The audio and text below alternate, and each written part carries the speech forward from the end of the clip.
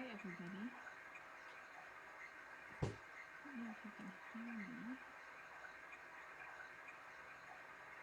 I'll have to wait a second and see.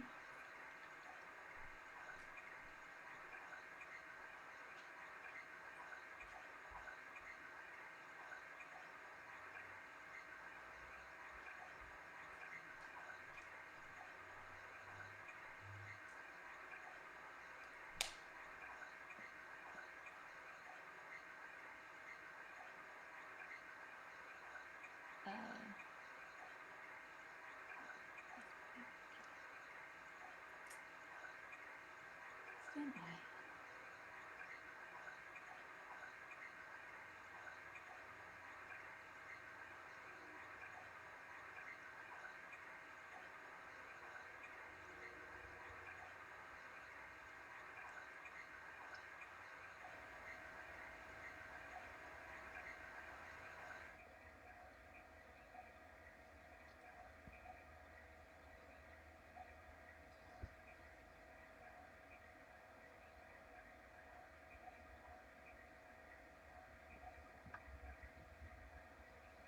I'm definitely not going in the room to turn the sound machine off, but I can turn the audio up once I can figure out how to hear myself.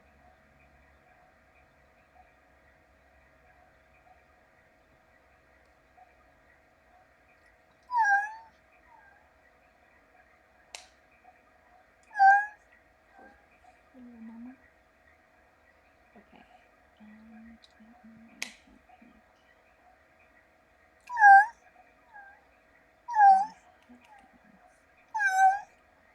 All right, plan B.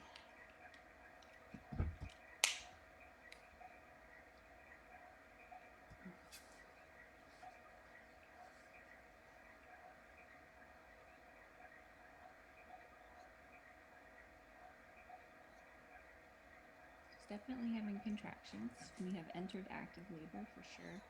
I'm just trying to get set up. So bear with me for a minute.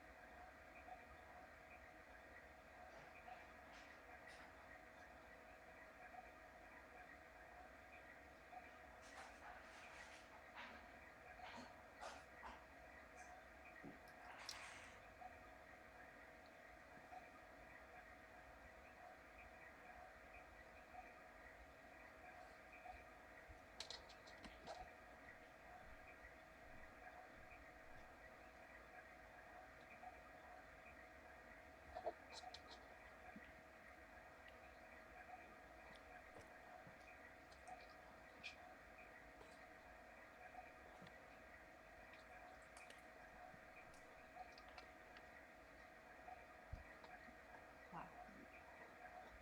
Okay. I can't, well, okay, I'll hear myself in the mirror, I think, and then I'll know if it's too loud or too quiet.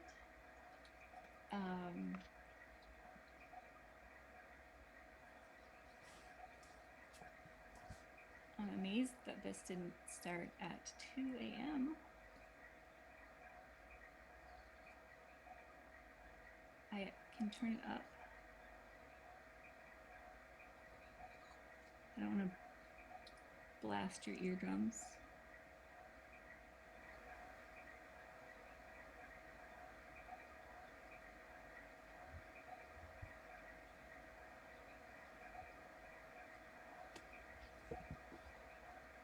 I'm hoping, of course, that she will make that hole that nice little nest hole she's dug for herself a little bit bigger so that we can see what's going on.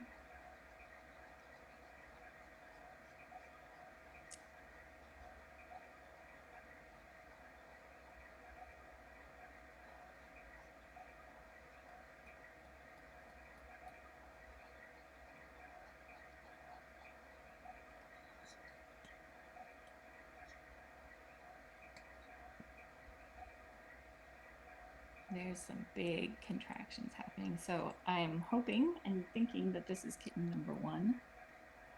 I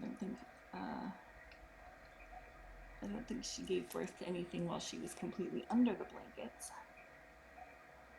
Let's see, I wonder if I turn the lights down in there in that nest, if she will. Let's give that a whirl. Oh, she is she? Oh no. I'm gonna go into nightlight mode.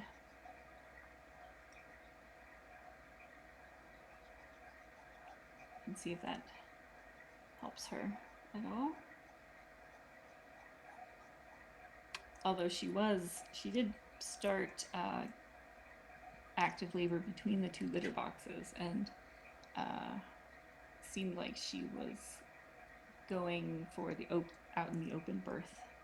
And then I opened the door a little bit to get her to go inside the nest. So, okay, what are we looking at? Now I wish I had more light. Is that her tail? She's definitely still pushing something, so I'm going to give her a little bit of the low light, and then I'll turn it back up so that I can make sure everything looks okay. So anyway, thank you for tuning in, everybody. This is Berkeley. She is a feral cat from a rural colony with more than 200 cats. We've been spaying and neutering.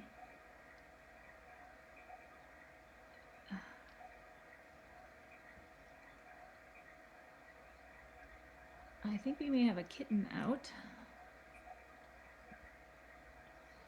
It's hard to tell. Oh, that's a blanket corner that I was looking at. Okay, nope, that's good, that's good. Because it wasn't really moving yet. Okay.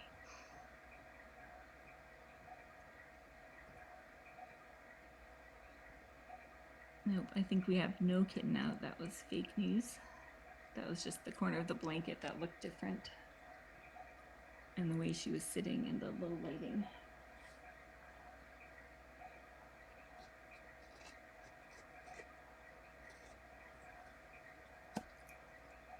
There we go. Move that blanket out of the way. Thank you.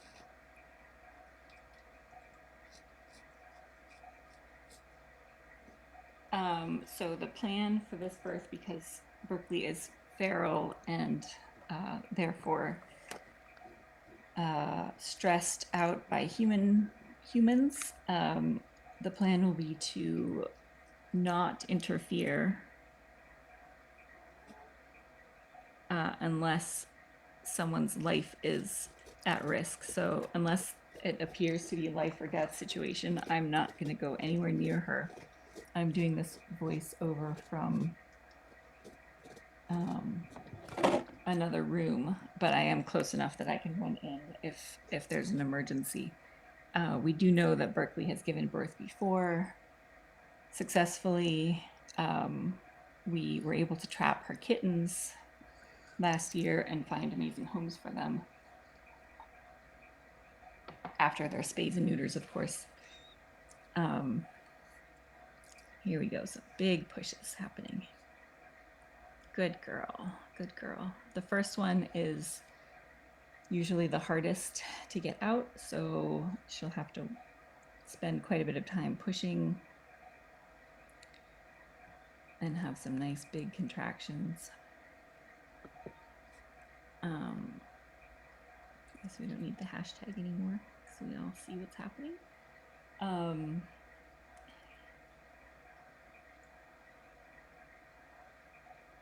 She was very restless for the last couple of days.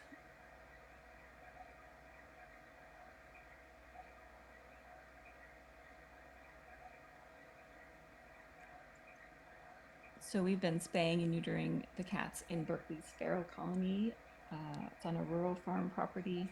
We're at about 80% of the 200 plus cats there for spay and neuter. So this spring has been exponentially better than last spring. As far as last spring, we had just started there, and there were just, every time we went, we were finding kittens and awful situations, and this year has been so much better so far. We still have a few unspayed females out there, but Berkeley is kind of our last regular female that we know of out there. We have a few cats that we don't know if they're boys or girls, and then we have a few that only show up sometimes. So we are making really good progress, thankfully. I don't think I could take another spring like last year. That was really hard.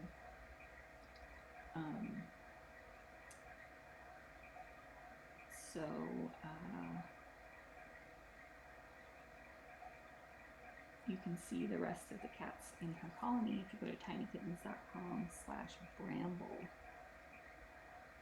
And you can follow our spay-neuter progress there.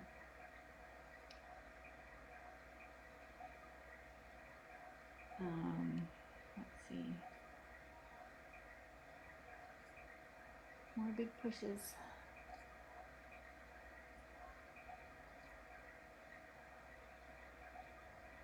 You got this, Mama.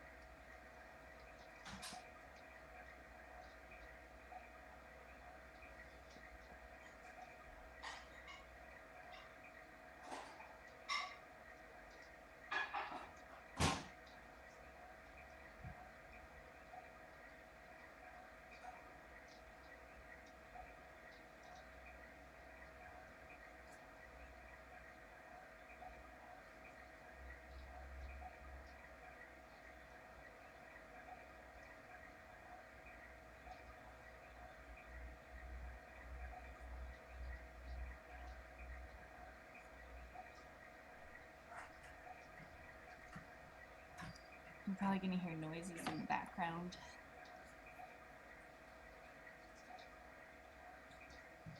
For my cats, Barlow is currently sharpening his claws.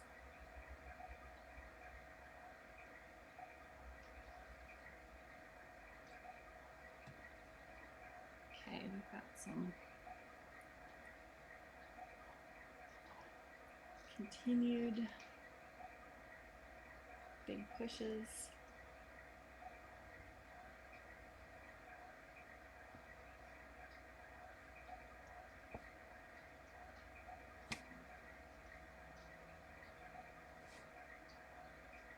You got this, Mama.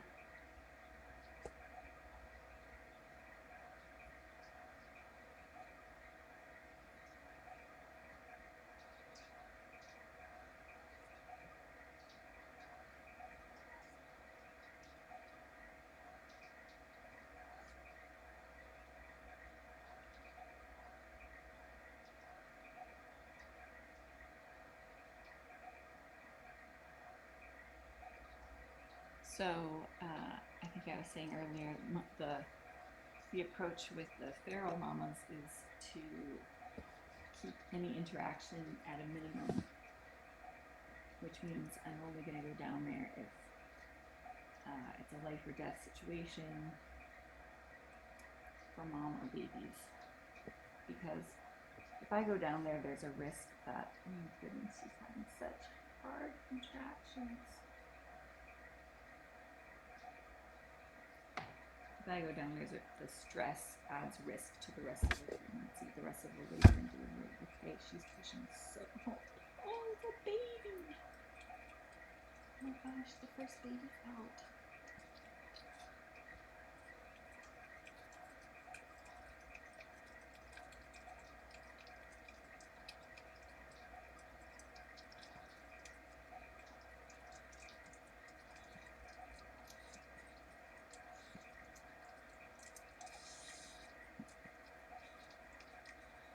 job, Mama. I'm so proud of her.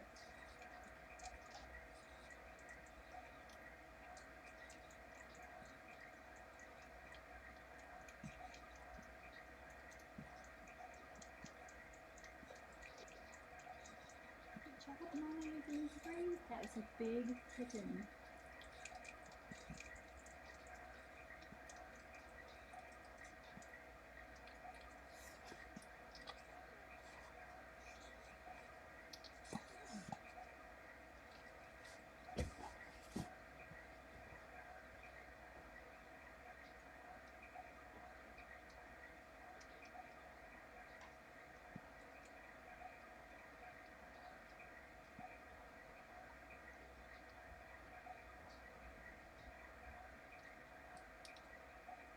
You got this, Mama. You're doing a great job. That was so good.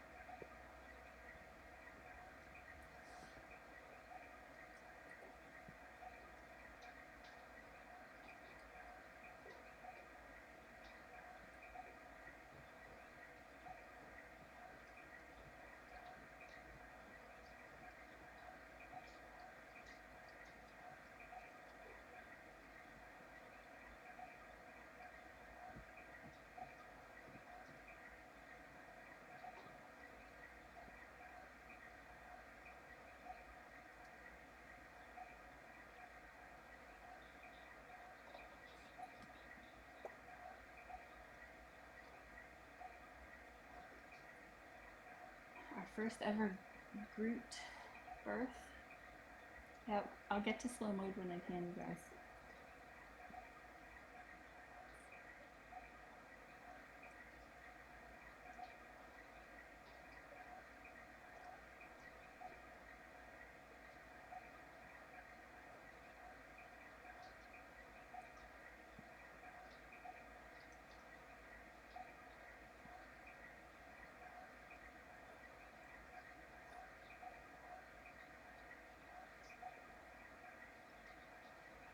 So she's cleaning off the kitten, clearing the membranes, and licking to stimulate circulation and breathing.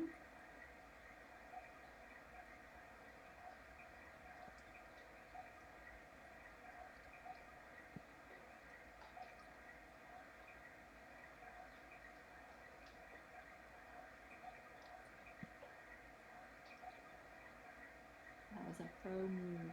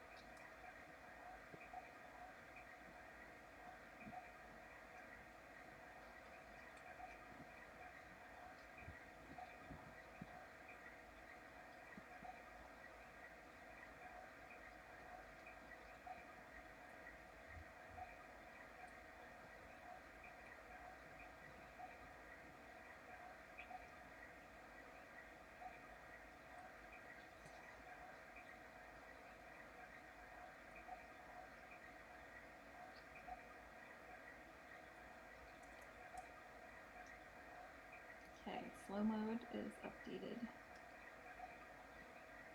There we go. And just waiting for a first glimpse of kitten. I'm going to change the light a little bit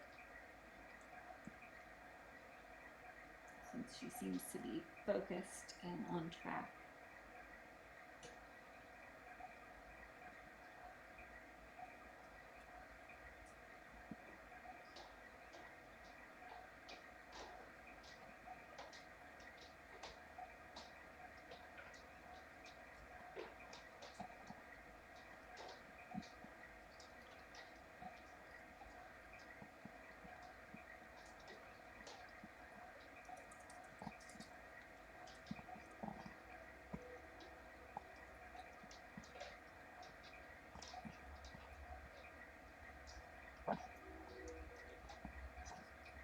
guys know I put many layers of blankets in there, so it's okay if she digs through or makes a little blanket fort for herself.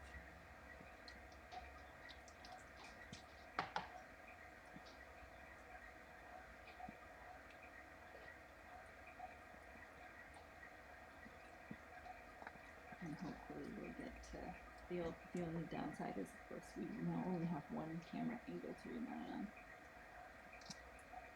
But maybe I can actually, see if I can reposition it a little bit. So we can see better. I'm just scared. But I do want to see what you're up to. Might give us a bit more visibility. I've been trying to get her used to the camera noises this week while she's been here.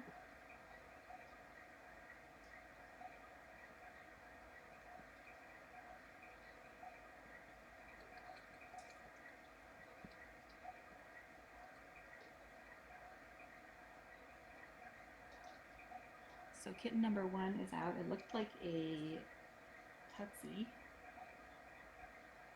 black kitten with white feet, potentially, and looked to be a really good size and quite vigorous, and actually came out pretty quickly. So for a kitten that size, she was able to get it out pretty quickly. That's a good thing. Let's see. Sees movement for sure. Good mama. She has great instincts. We don't know how many kittens we're gonna have. We did ultrasound her a week ago, and I was able to get 3 sacs in on the screen at the same time, so we know there are at least 3. Was it a week ago that she arrived? Let's see. We've been trying to 8 days, so she's been here for 8 days. We've been trying to trap her for a year, and finally we're able to trap her using our robo-trap, which allows us to monitor and trigger the trap remotely. And that's the only way we were going to get her, because she only ever came out at night, like overnight, and was very elusive. Like, we've never seen her during the daylight, other than when we were trapping her last litter of kittens. We got glimpses of her, and she would kind of growl at us from inside the brambles where we couldn't get to her.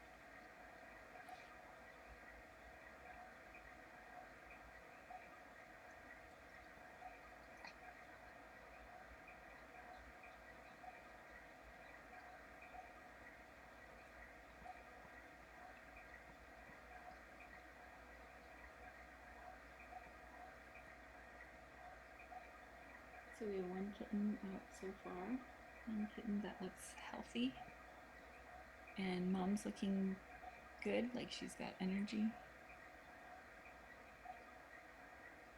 This is the last time she ever has to do this.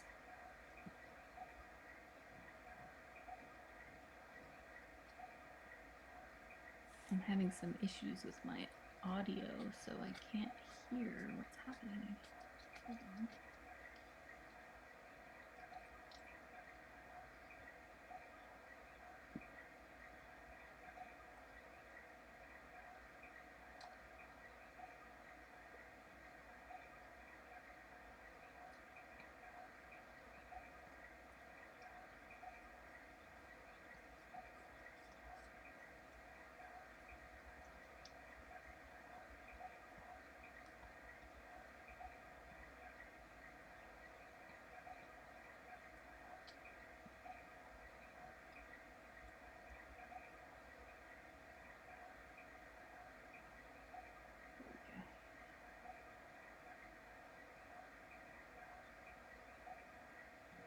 Alright, there it should be.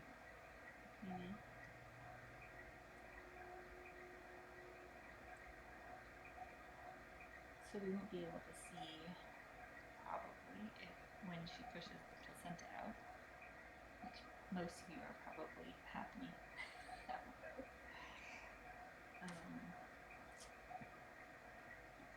But it's clear she has solid maternal instincts. She knows what to do. She's pretty efficient so far.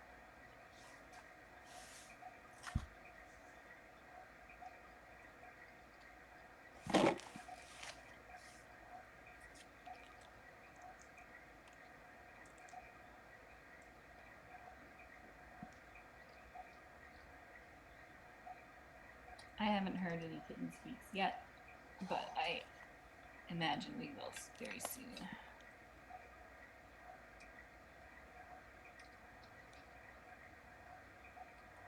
I think the kitten is cozy at the moment. So we may see a few more contractions to push out the placenta. That may be what that just was. And until the placenta comes out, the kitten will be tethered back there by the umbilical cord.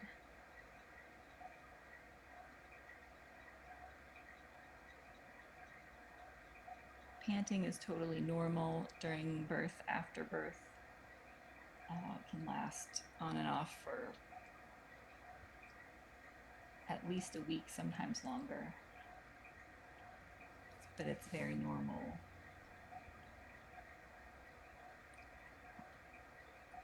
Nothing to be concerned about.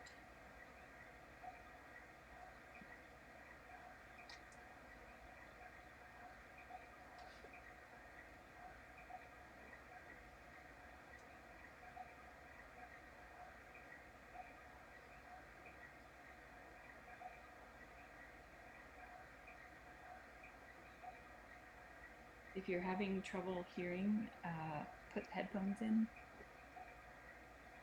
That will help.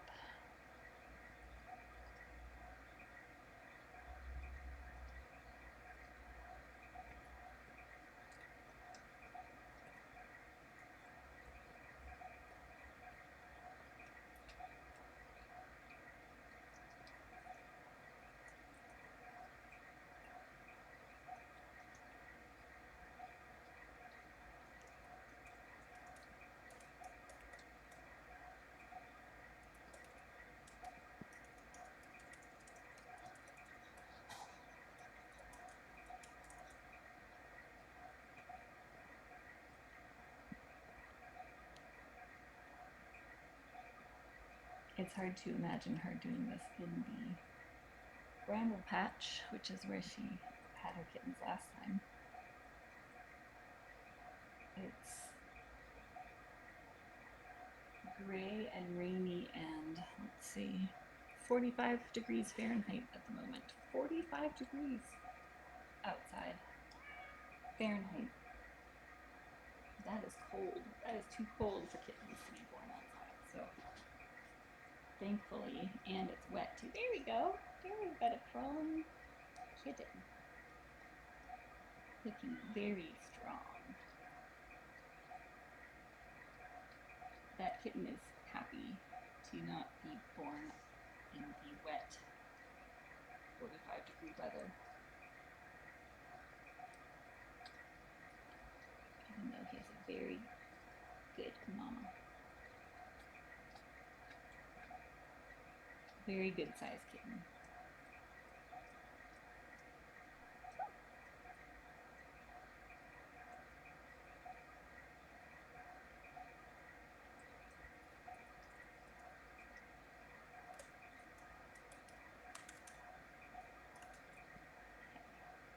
Usually once the birth is over, I will go and attempt to change the blankets so that they have dry blankets, and check pallets and check sexes and weigh them.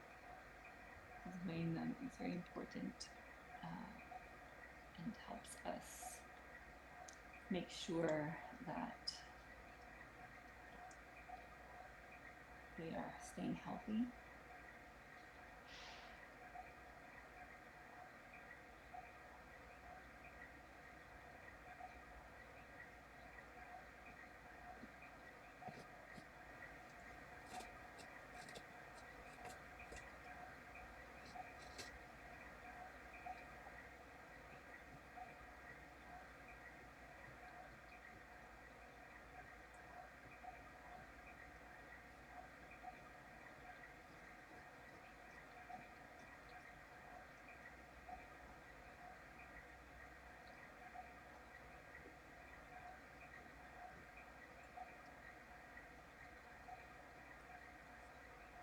Good job, Mama. We've got one kitten out and safe.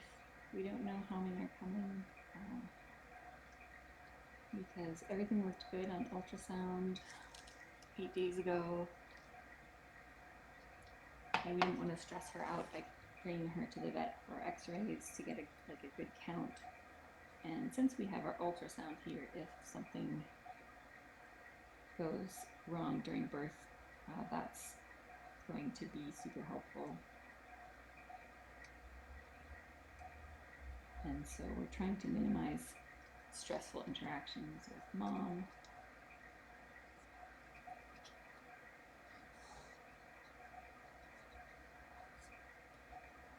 We've got contractions. And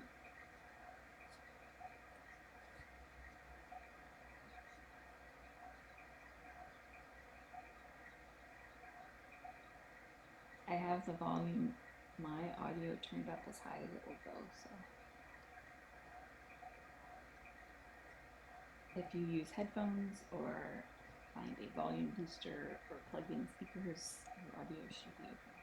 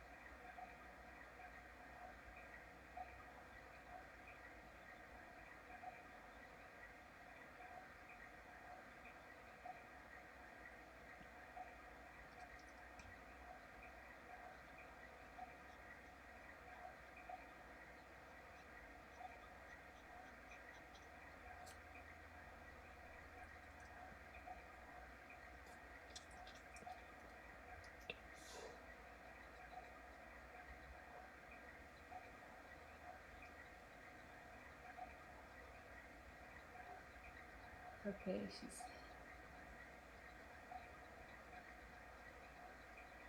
getting into position for some more pushing.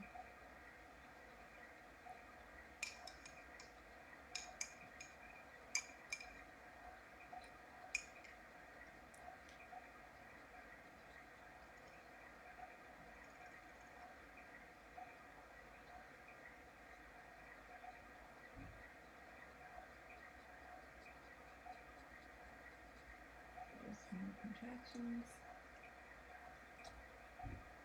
It is still unclear to me whether this is placenta she's pushing out.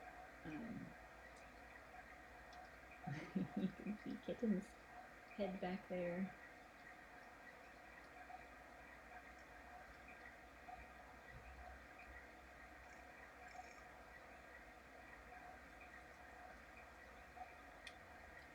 Sometimes we get a placenta and a kitten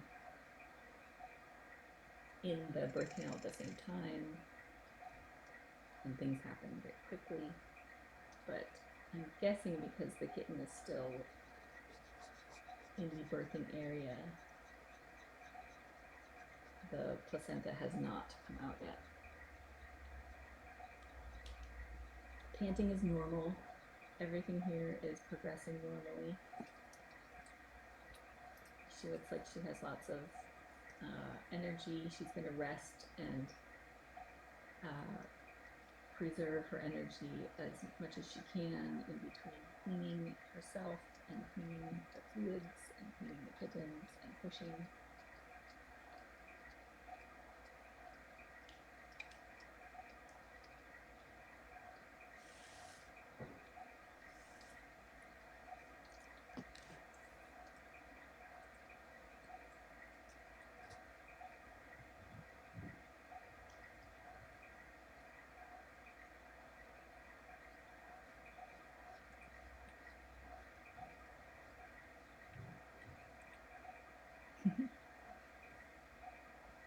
Kitten number 1 has a nice cozy spot.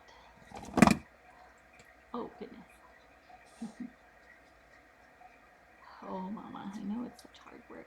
So everybody watching, this is why we spay and neuter. Giving birth is not a pleasant process. It's hard on them and it's exhausting and a really wonderful way to spare your own cats from having to go through this is to become a foster parent for your local shelter or rescue. And that way you can have kittens around whenever you want them. And you will be saving lives instead of creating more lives that we don't have enough homes for. And also veterinary care is getting very expensive, just like everything else in the world. So if you foster, then you don't have to pay for all that stuff yourself.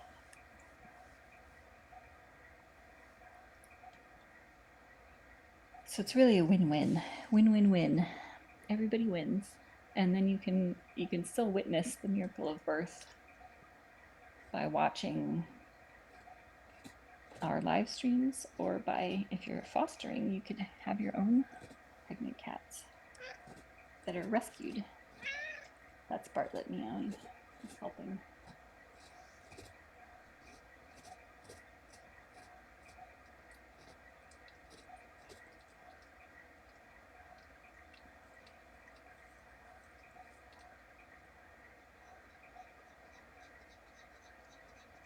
I'm glad she at least came out from under the blankets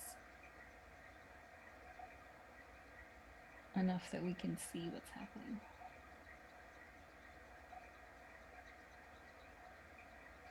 It's especially important with the feral births that we have good visibility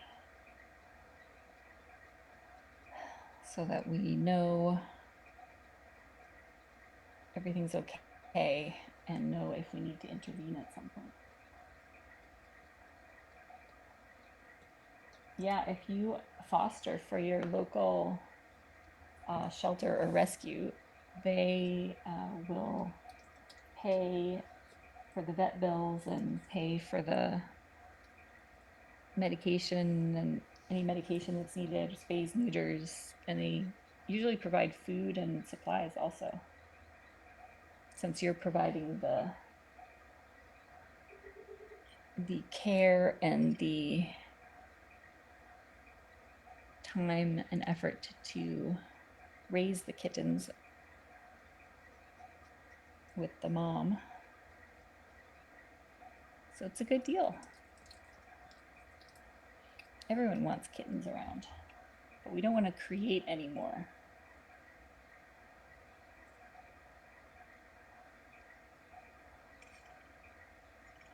I'm very excited that this is happening during the day because usually our births are overnight, in the middle of the night. I was sure she was going to give birth starting around 2 a.m. And thankfully she waited a little bit longer. So this is all perfectly normal, everything you're seeing. I think we must still be waiting for placenta to come out. She's doing a little maintenance cleaning in between while we wait. And then once the placenta comes out, she will probably eat it and cut the cord, and then the kitten will be free to move into a better position and start looking for the milk bar.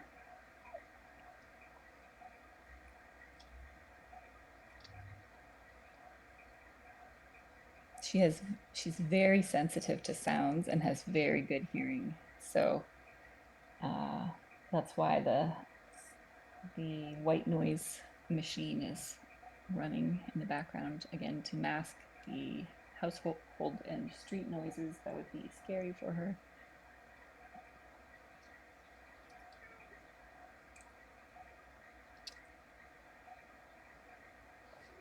Hey, Bunny. Bunny's coming to help now, too. Okay, I think now that kitten is, let's see, that kitten may be detached from placenta.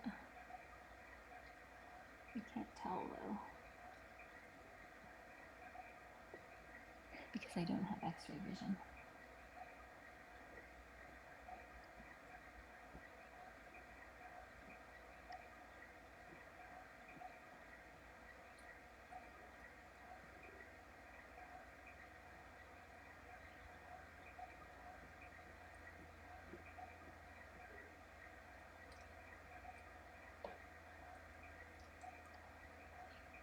You're doing so good, Mama.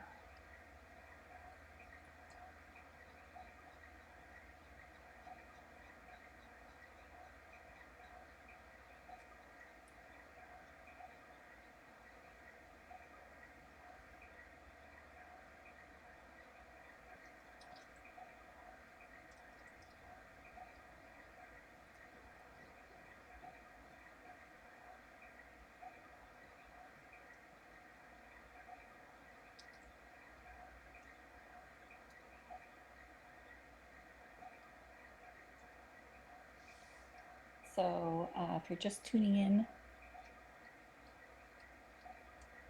this is Berkeley. She is a feral cat from a farm property that has over 200 cats that we are working on spaying and neutering.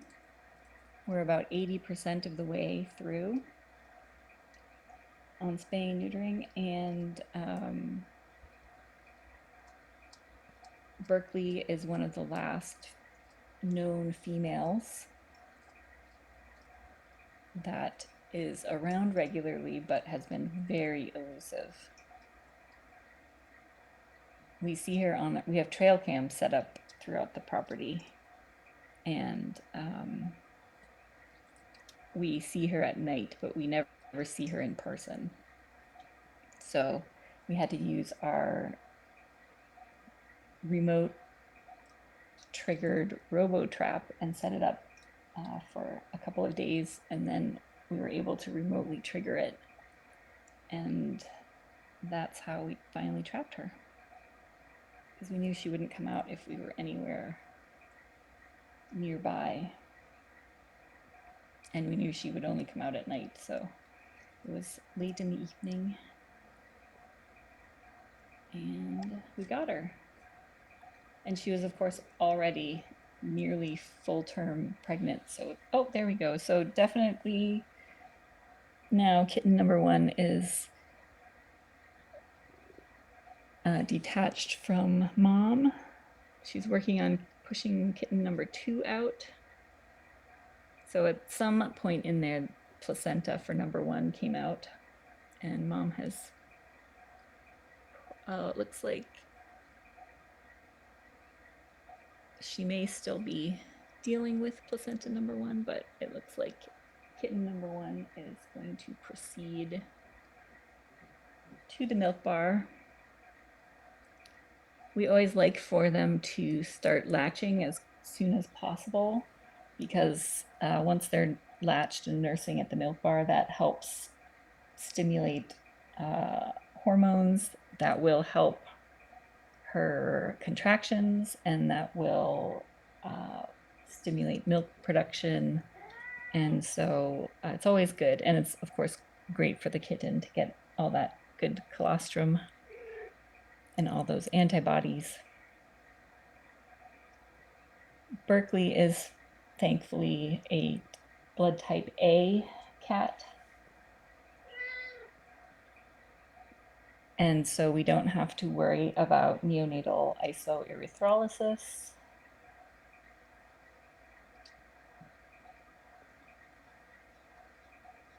Let me see what our percentage of type B cats is in this colony. I haven't looked at the stats in a few. 43% of the cats in this colony have been type B blood, which is considered rare, a rare blood type, but our research has indicated a significantly higher proportion of type B cats. Okay, mama. We've got number 2. Number 1 is trying to get in there at the milk bar, looking very good. And number 2 is in the birth canal. We're having some good, strong contractions. After the first couple of kittens are out, it will be easier for her to reach back there and easier for her to maneuver.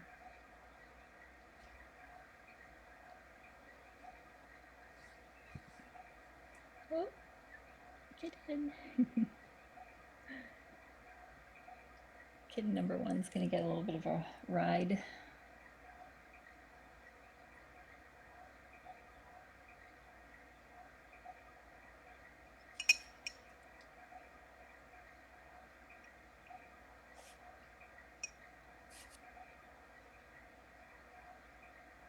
And again, please spay and neuter your own cats, because pregnancy and birth are hard. It's hard on the mamas, and there are already too many unwanted kitties out there.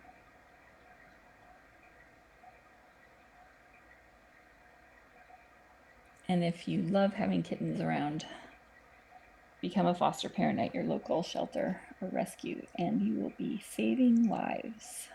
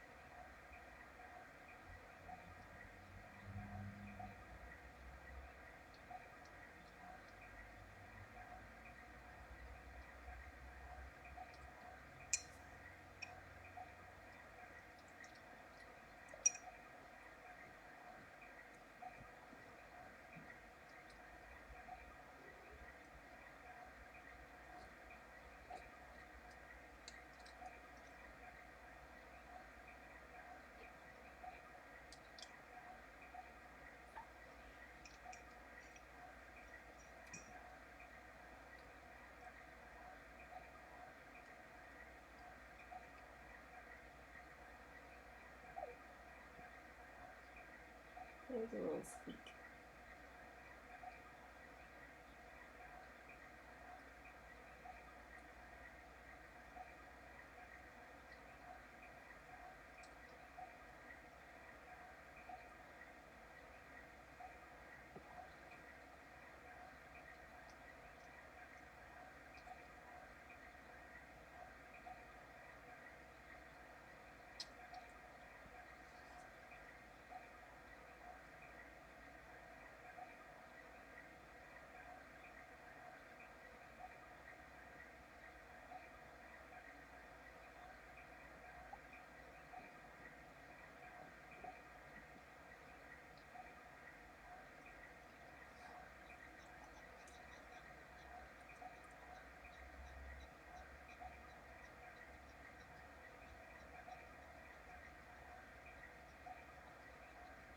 Panting is normal during birth and can continue after birth for quite a few days.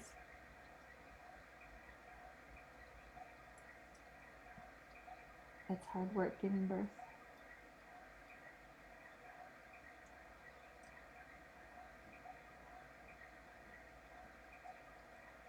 We know that Berkeley gave birth to 2 type A kittens and 2 type B kittens in her last litter.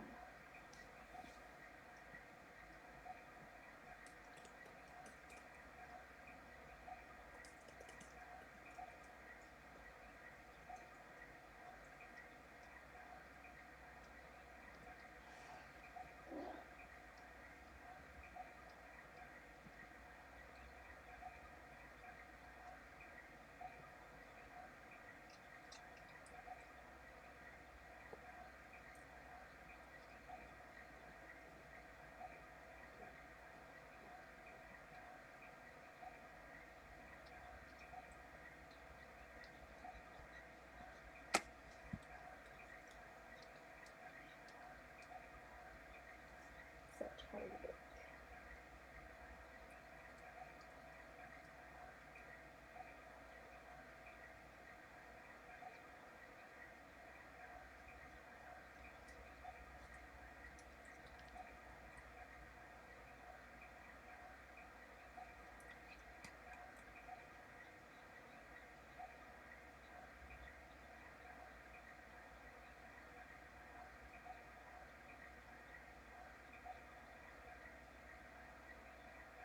I'm going to try to go in closer.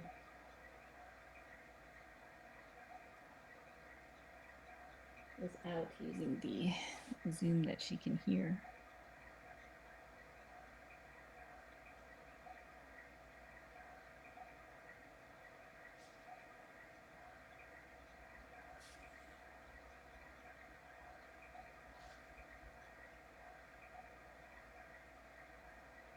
Oops.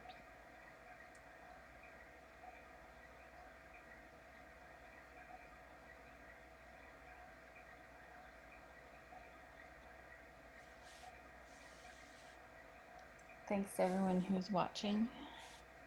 We appreciate you taking the time and supporting us. You'll be able to watch Berkeley's kittens grow up from birth to adoption.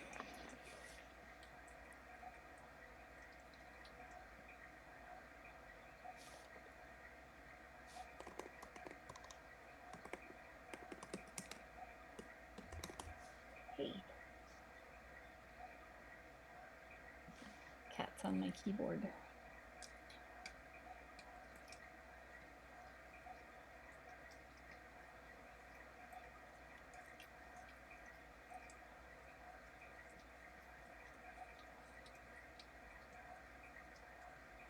Oops.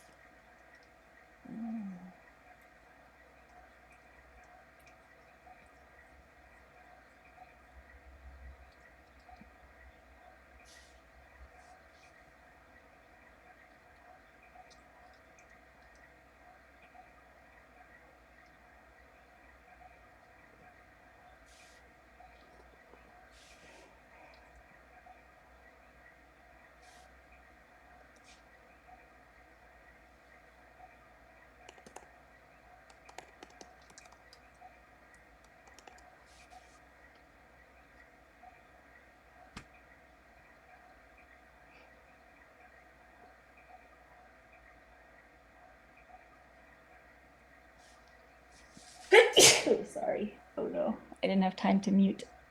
Sorry.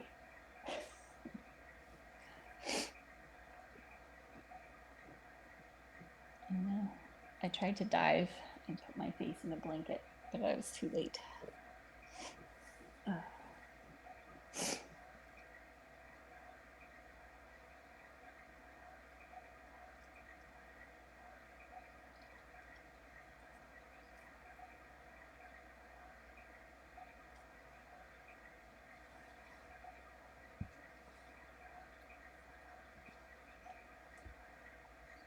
Alright, let's see. Zoom it back out.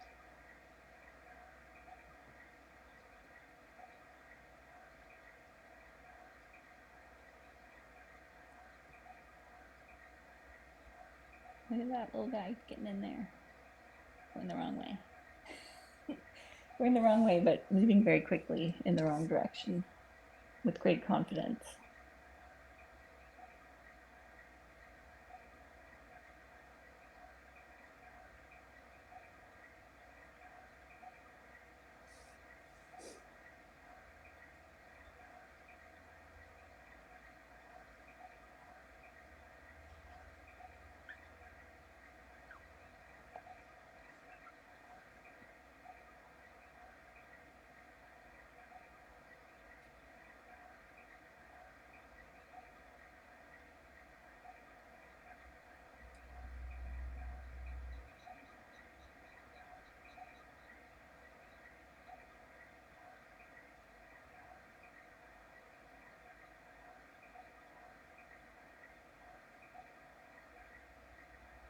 Don't you guys just want to go and pull that top blanket out of the way?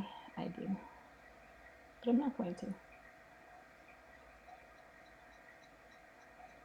I'm going to restrain myself.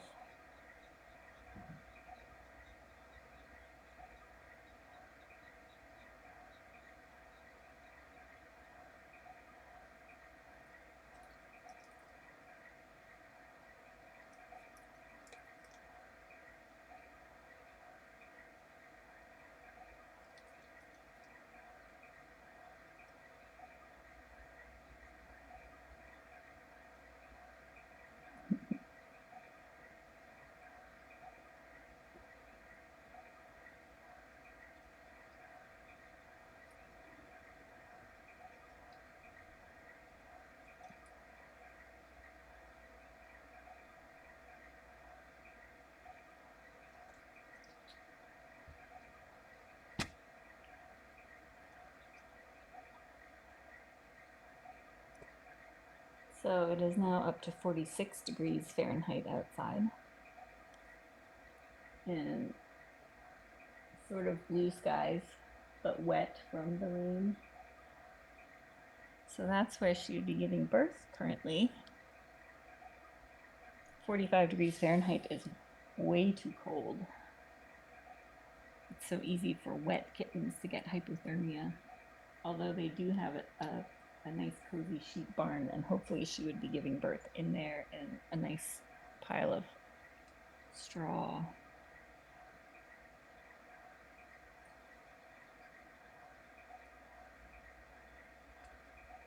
But still, the air temperature is still cold,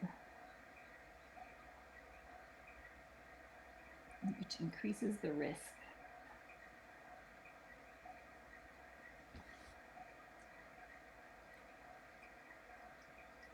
All right, so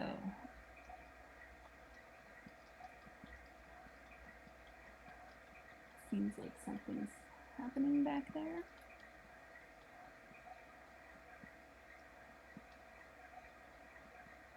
I think we may have kitten number 2 based on the amount of licking she's doing. I can't confirm that. That's what it looks like.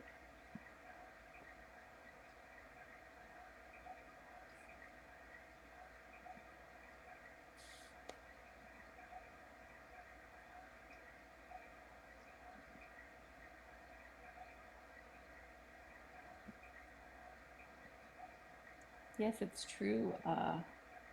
Only 1 in 4 kittens survives in the wild. And we certainly saw that in person last spring when we first started at this colony. We saw that statistic. I think our survival rate there may have even been lower than that for the cats that gave birth out there.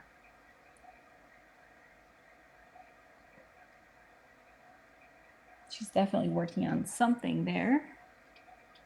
Let's see what we've got. Do we have a kitten?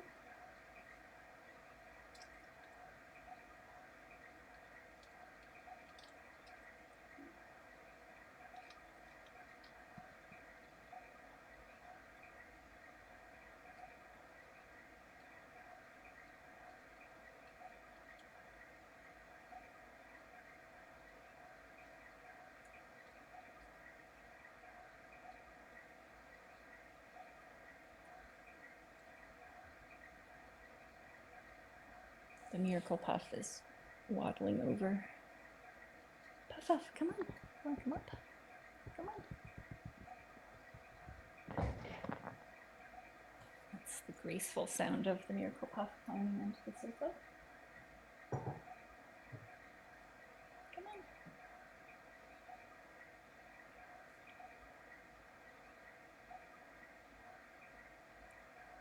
Yes, last spring was horrible for all of us. Our mental health definitely took a hit, having to see all the stuff that we didn't have control over. But this year, it's great because we still go there every day to feed the cats and to monitor everything, and we haven't had a single kitten out there that we found. So it's really great to be able to compare the carnage of last year with the peacefulness of this year so far. Where are you going, Miracle Puff? Oh. Oh gosh, there's cords everywhere. Don't get tangled.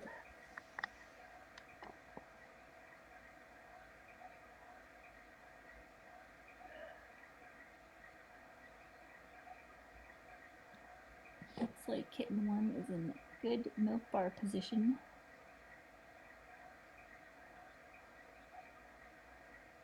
I think that's her tail, that the dark thing we're seeing like between her back feet. I think it's her tail, but it's possible it's a kitten.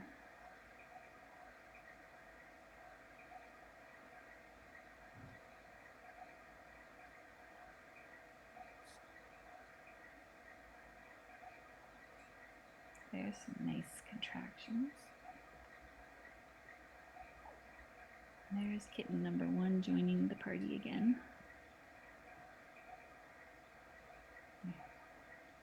Going to welcome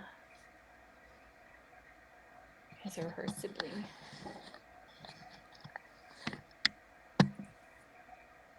Okay, here you can sit here.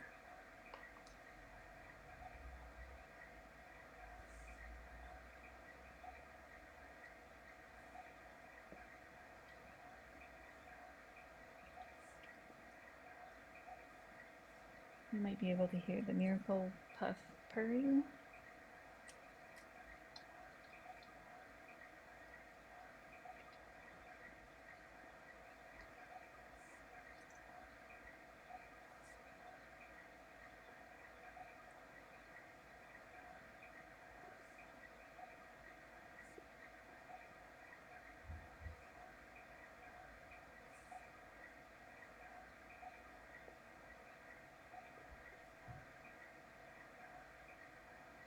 We will blood type these kittens too, just so that we know and so that our adopters know.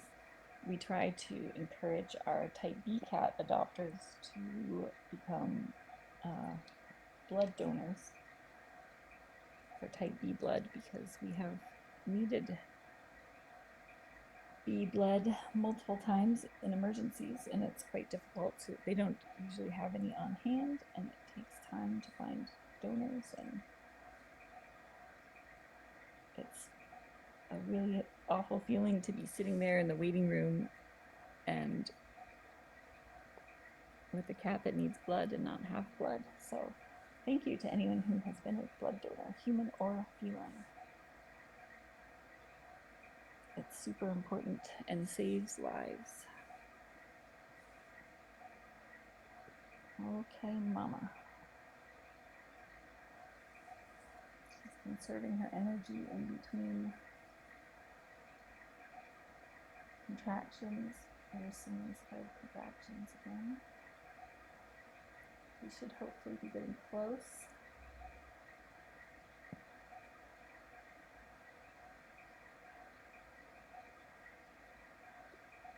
You got this, mama. Big push. One more big push.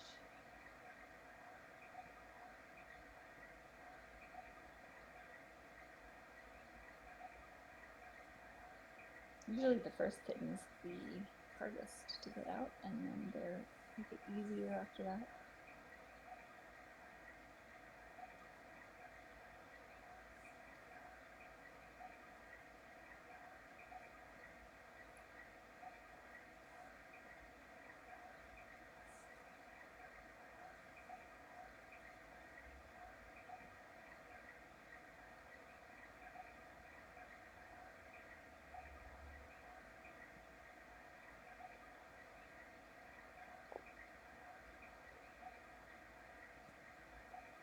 There you go, mama. You got the big pushes. Yeah, such big pushes.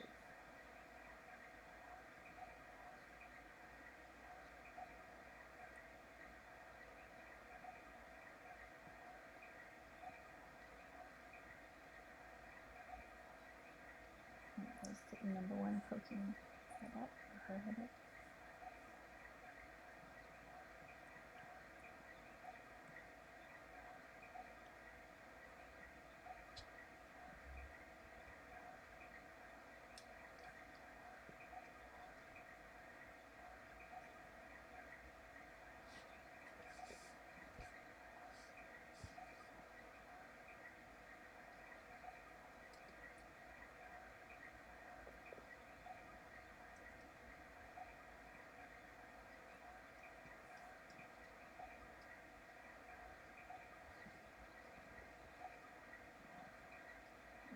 Another ninja roll.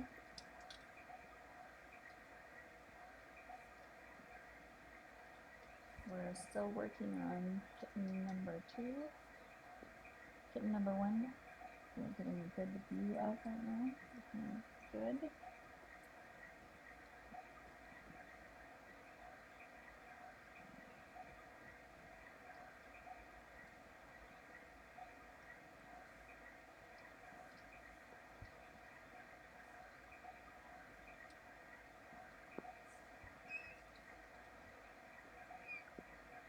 Tiny squeaks.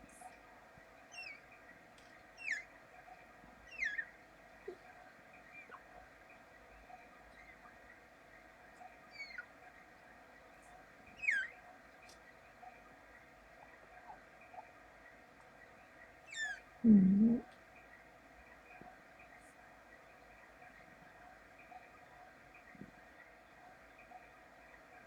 Big contractions, good birthing position there. I'm hoping that we can get that kitten out.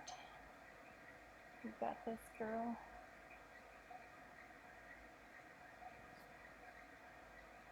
Oh, such good pushes. This must be a big one. She's working hard.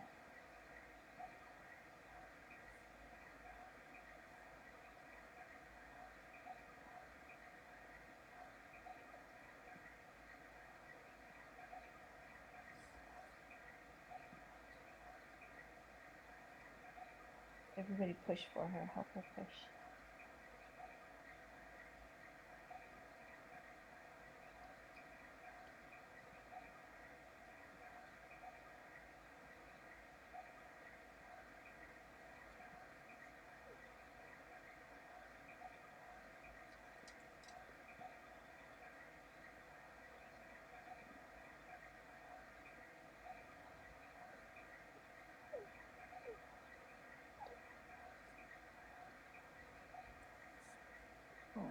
Goodness, pushing so hard. Oh, Mama, get that kitten out. Oh, I just want to push for her.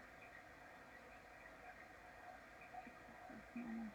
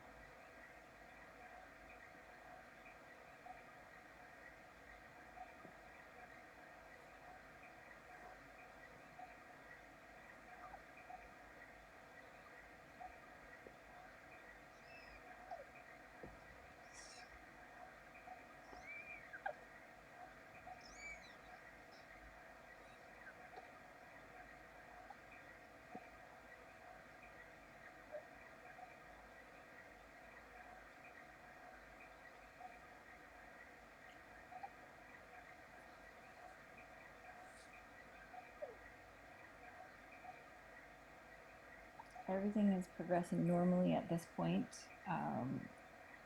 These are hefty kittens, and so they are probably going to need lots of pushing. We do have, of course, the option to do a C-section if we need to, but that is an option of last resort. We only do that when it is clear that the mom is in trouble, or if there is an issue, like an emergency issue. So currently everything is normal, progressing normally.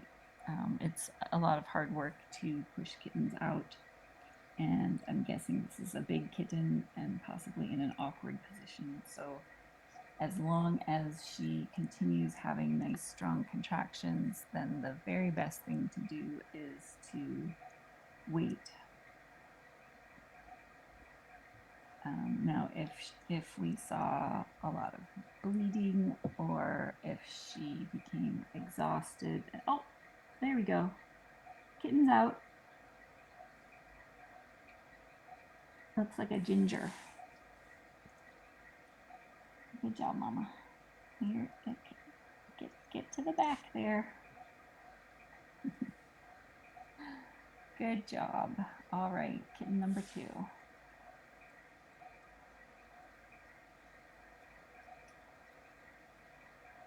It's always hard to wait and watch. Trust me, I know. But we have also learned over the course of many complicated births, patience. Patience is our friend. Patience is not actually my friend, but I try.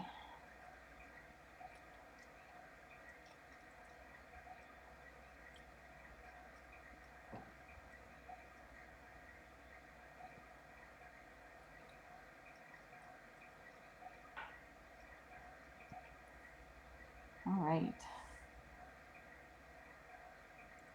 So it's been about an hour in between kittens. That's pretty normal.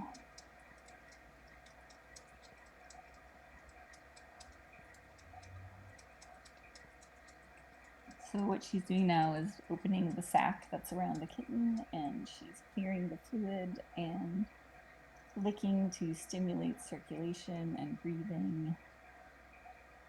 And then she'll probably have some more contractions to push the placenta out.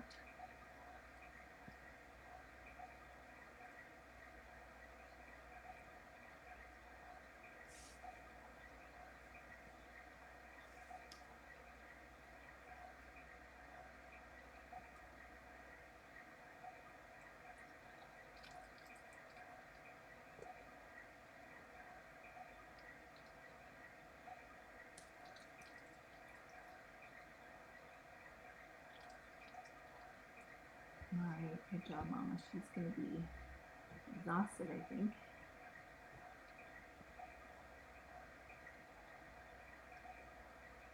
Maybe need a little rest before the next ones.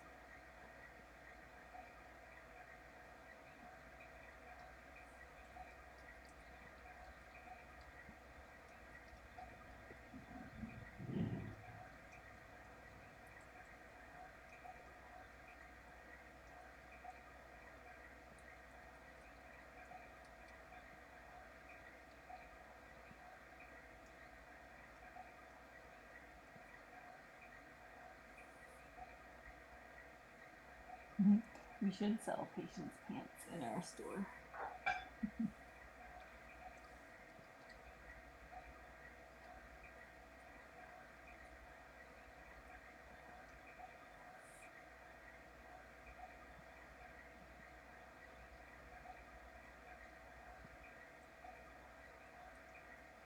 She's doing a great job. She has great instincts.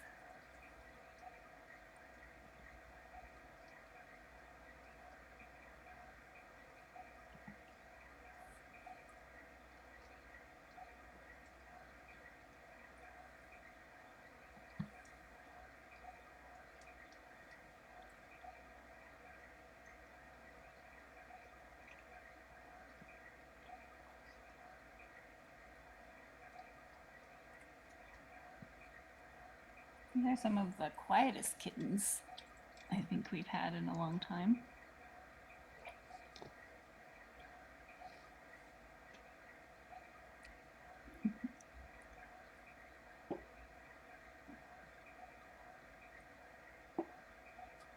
I think number one's gonna get on the milk bar if he hasn't already, or she.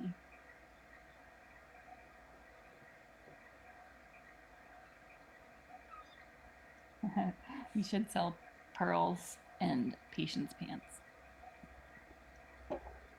both of which I need personally.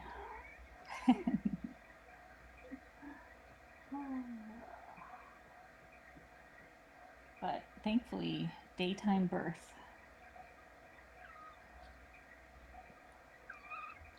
which means we have better access to help if we need it. There's our little number 2 kitten. Let's see what we've got going on there. Oh, we've got more contractions happening.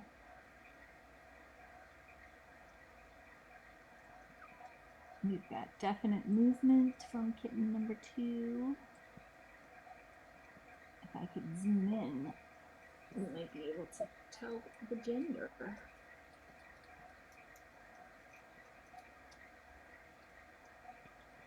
See how fast I can get zoomed.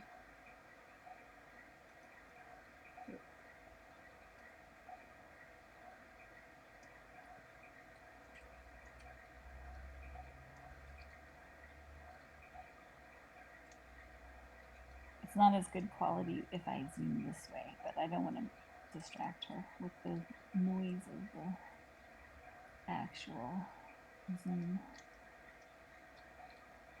There's a little foot.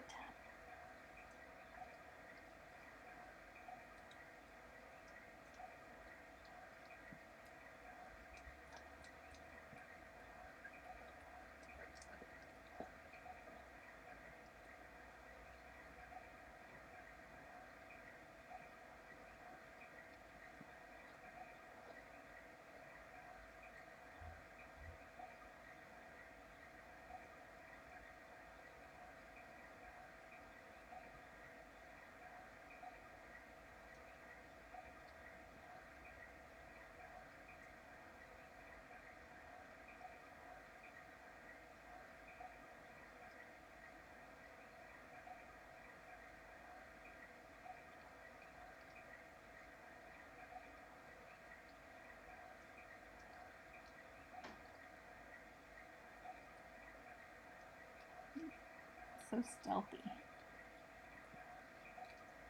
with her birthing.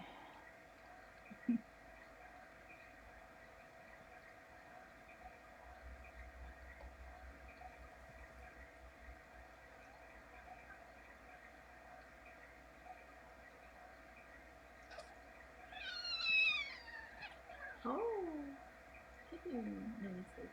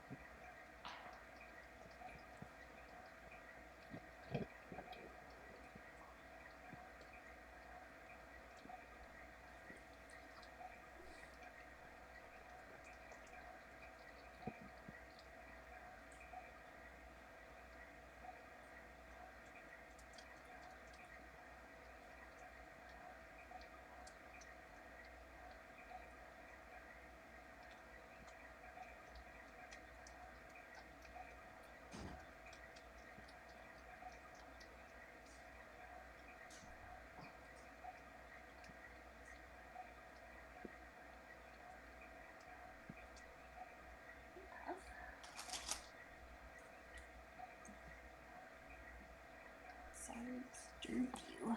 Come back. Ooh.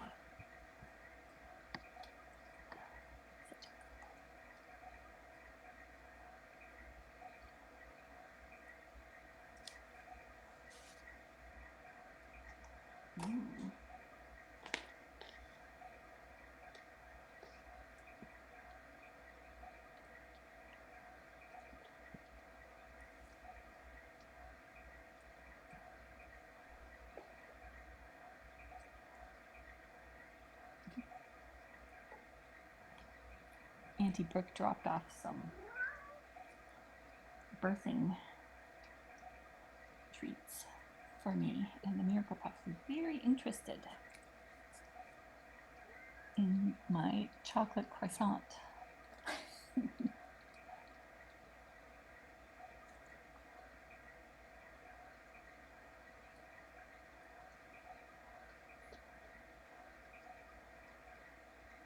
Thank you all so much for watching and for your support, and those of you who have donated. We are extremely grateful. We can't do the work that we do without you. And also, those of you who aren't in a position to donate, we love you too. You support us in so many ways other than financially. And we could not do what we do without our amazing tiny village and your love and encouragement and advocacy and financial support and sharing on social media and all of the things. So we love you big time. And if you're new here, welcome, and thank you for joining, and hopefully you'll stick around. You can watch these adorable kittens and their adorable spicy mama from birth through adoption. And a huge thank you to our mods. They're all volunteers, and they work so hard. They are so incredibly essential to what we do, keeping our chat inclusive and family friendly and informative, and compassionate and also monitoring for us. They let us know. I used to stay up all night for weeks checking the live stream overnight when we were on Kitten Watch every hour and not getting any sleep. And then I'd be so exhausted by the time birth came around. And now the mods are so great. They monitor overnight and they call me if something's happening, and that has been such a huge help. So thank you, mods. I apologize that you've had to CC all of this. I'm so rambly, and they closed captioned it for everybody, and that's amazing. So I believe they're looking for new mods also. So if you're watching and you would love to be part of the most amazing mod squad on the internet, then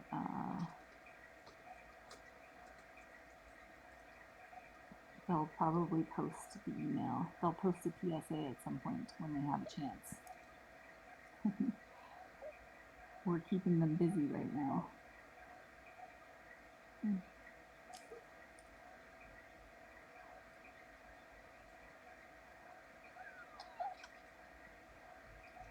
Okay, we've got 2 kittens. I can see, I have eyes on one. I see number 1 is in there somewhere. Number 2 is in good milk bar position and appears to be free of placental encumbrances.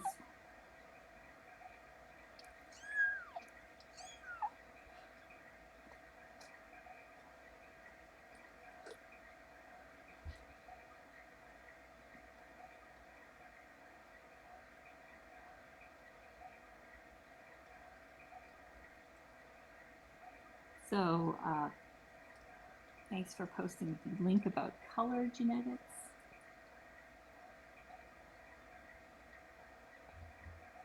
Color is carried on the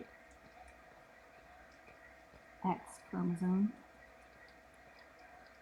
So female kittens get one color from mom and one from dad. Male kittens get their color from their mom. Berkeley being I don't actually know what technically her color is. She's like a calico point snowshoe something or other. Very unique calico pattern on top of her points, and then she also has the snowshoe feet. So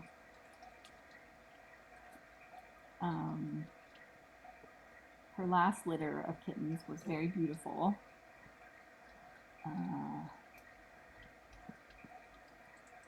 And 2 of those kittens were pointed, but of course, as we continue to spay and neuter, we're neutering out maybe some of her previous baby daddies, so we don't know.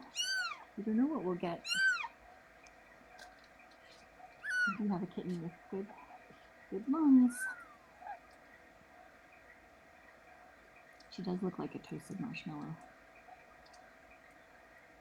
So we could get, I think, pretty much any kind of color combination, but it does take the recessive pointed gene from the dad and hers in order to produce a pointed kitten. So it's less likely,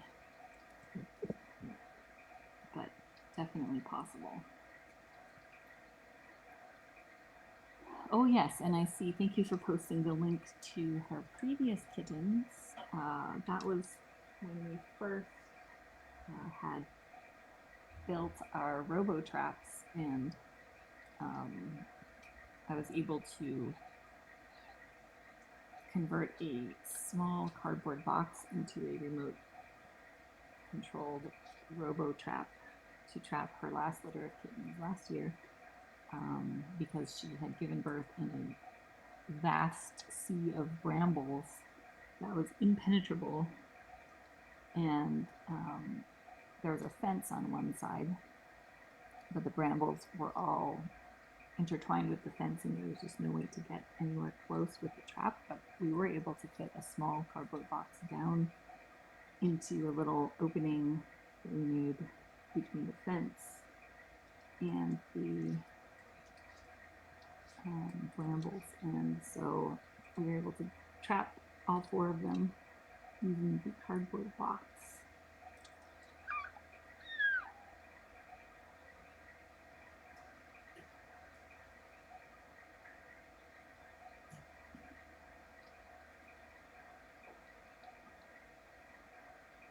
But we weren't able to get Mom that way because she was too big.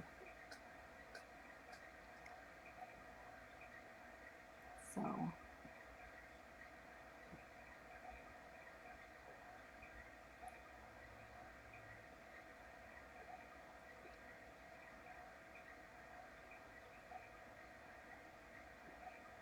yeah, it's very possible that the ginger kitten would be a female, because we know Mom has ginger color to pass on, and there are still a few unneutered ginger males. There are more black males out there at this point.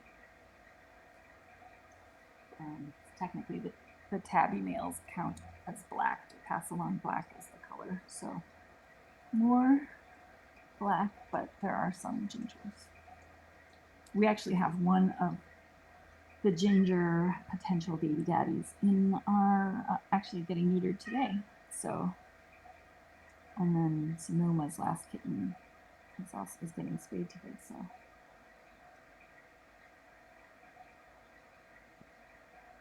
I don't know if we may be behind on our,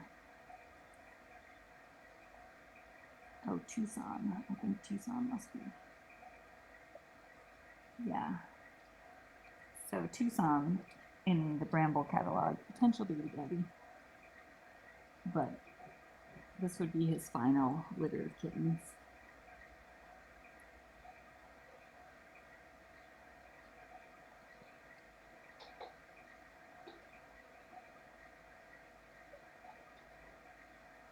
So if the little ginger is a female, then it is likely that her dad is Tucson. If it's a male, then we have no idea, because his color only came from Mom.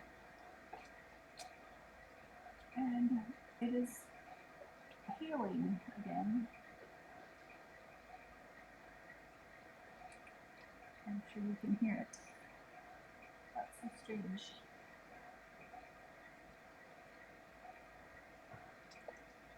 Last 2 times I did updates from the sofa, we had hail. But just another reminder that if she was outside, she would be getting hailed on right now.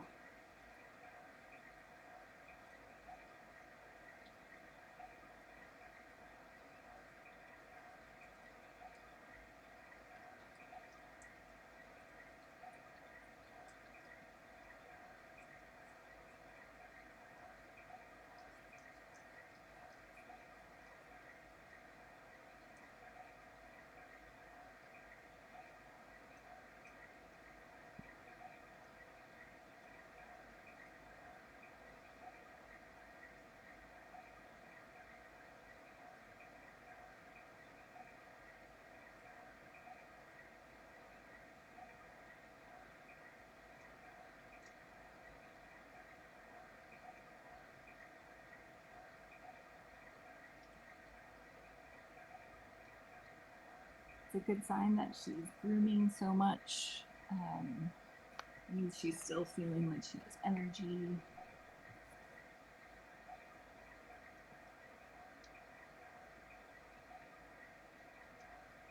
Sometimes when they are feral and stressed and have had a million litters of kittens, and their bodies are depleted, will see them very clearly get extremely fatigued, and then that increases risk of problems during birth. So it is encouraging to see that she still has the energy to clean herself, and very engaged with kittens, even though we can't see them.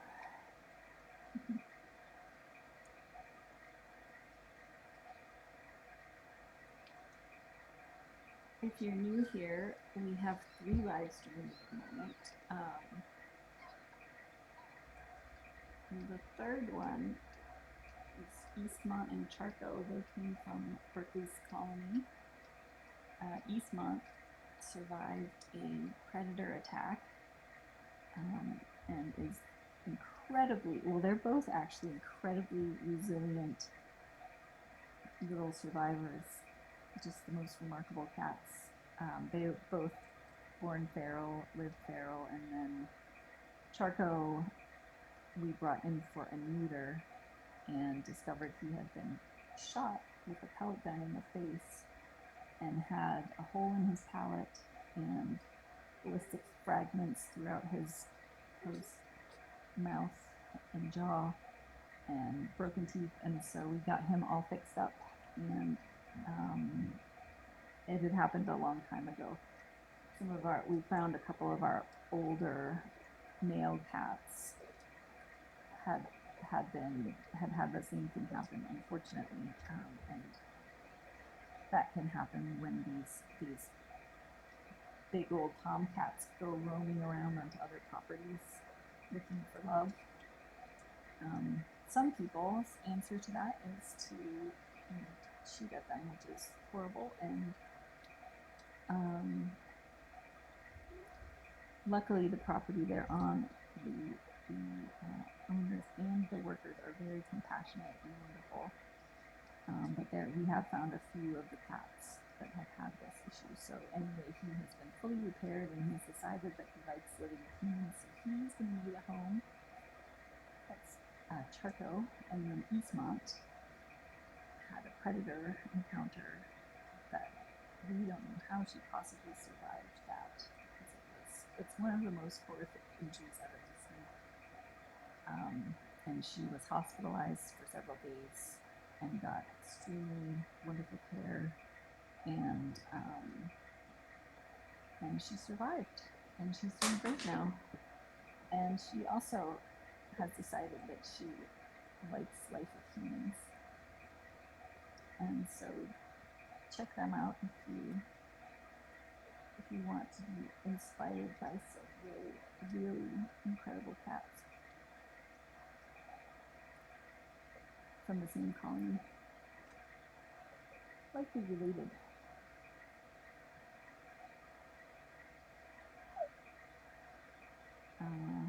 So we currently have 2 kittens born, one black and white tuxie, one ginger. Mom's looking good.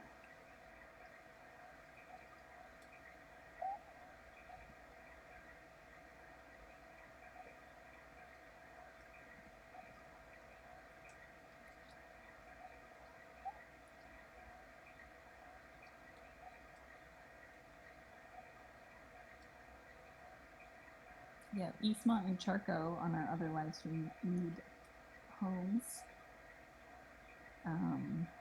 They're amazing cats. Impossible not to fall in love with.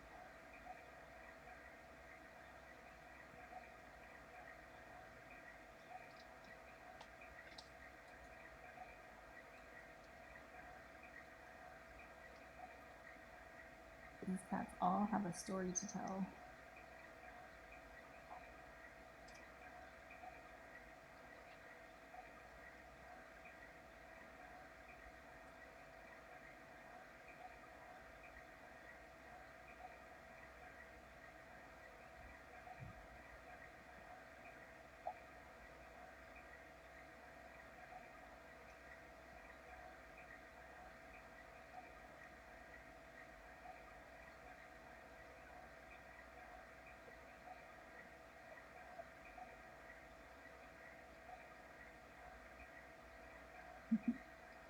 Thank you to everyone who's watching.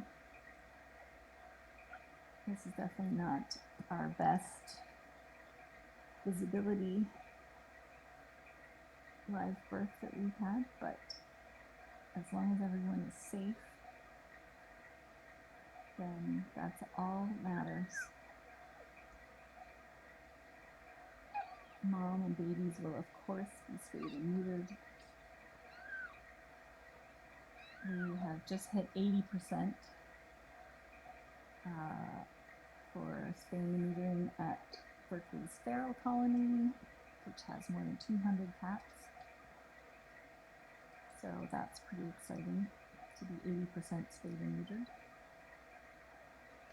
We've been able to see the dramatic difference between last spring when 0 were spayed and neutered and this spring with 80% spayed and neutered. It's such a relief to go to the property now when we feed the cats. We go every day to feed cats. And it's such a relief to not be stumbling over kittens and casualties of overpopulation. Okay, there's kitten number 1. I'm not sure where number 2 is at the moment, but oh, there's number 2. Number 2 is, sounds like someone's getting latched there. It sounded like a latch to me. That's good. The more nursing they do now, the more they'll stimulate contractions and milk production, so it's really helpful for them to get latched and nursing during labor. They both look great.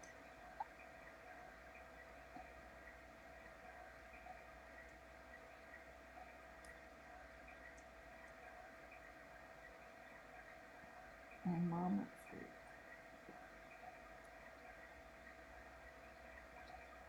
We don't know how many kittens we're expecting.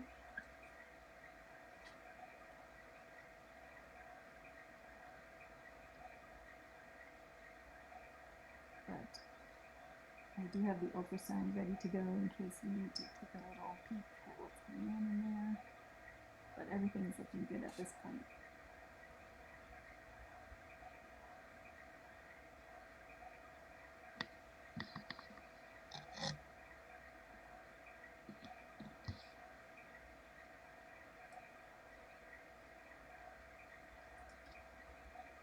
Once they're born, the next challenge will be getting them weighed and examined, checking palates, checking genders,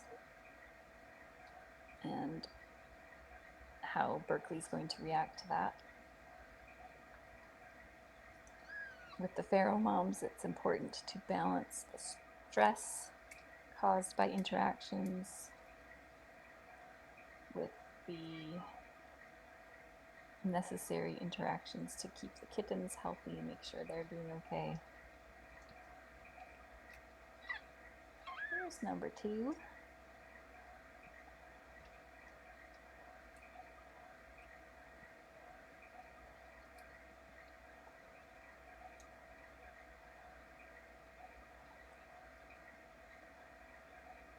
The feline uterus is comprised of 2 horns. Each kitten has its own sac and its own placenta, and they line up along each horn. So we'll often have one kitten come out from one horn, one from the next horn, and then a little bit of a break while her body moves the next 2 kittens closer down the horn. So that's what's happening now, is her body is repositioning the next 2 kittens to come out. And then we'll start seeing some of those big contractions again as soon as the 3rd kitten enters the birth canal.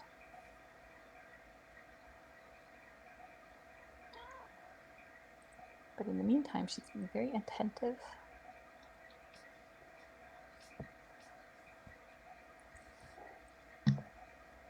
Oh, there we go.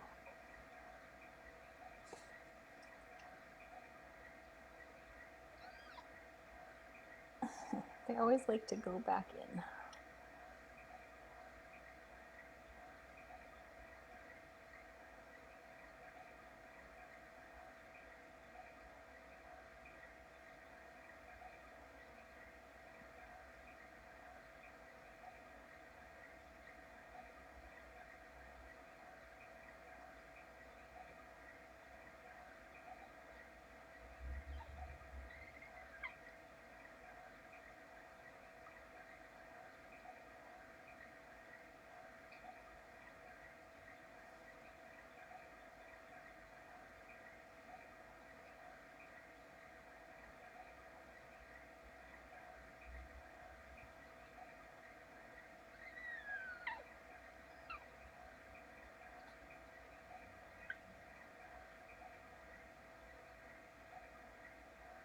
This would be a good time for kittens to get latched and help mama out with some stimulation of hormones. There's some contractions. So number 3 is entering the birth canal.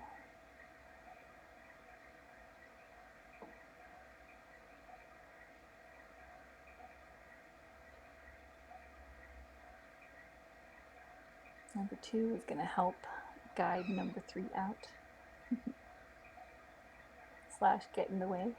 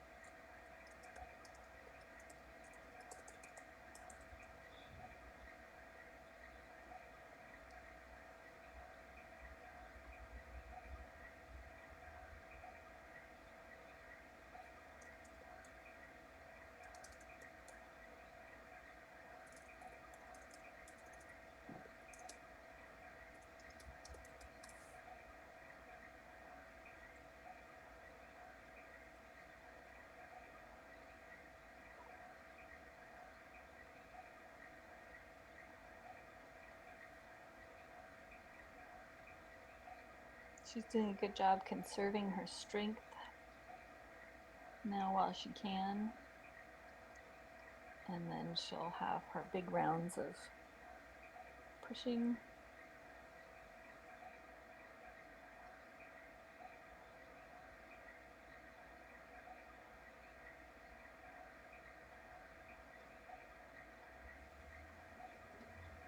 And there we go with some hard contractions.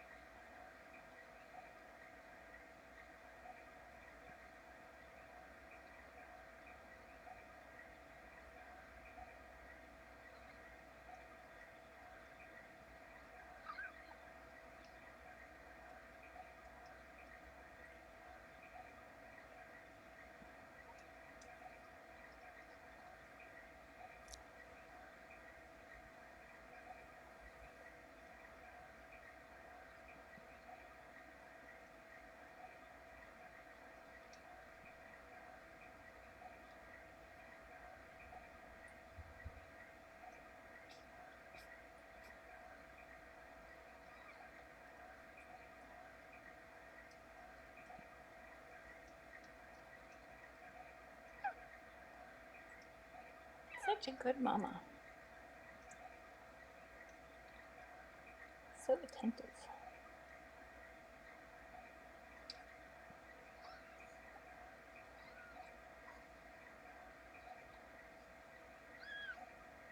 Number 2 is a good size too. Hefty kittens.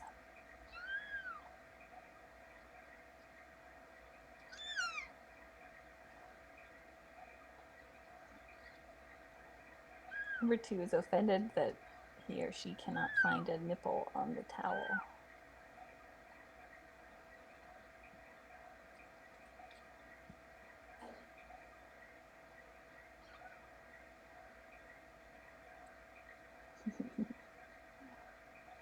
Such a good mama, guiding him back in. Oh, a little too far. They'll find it.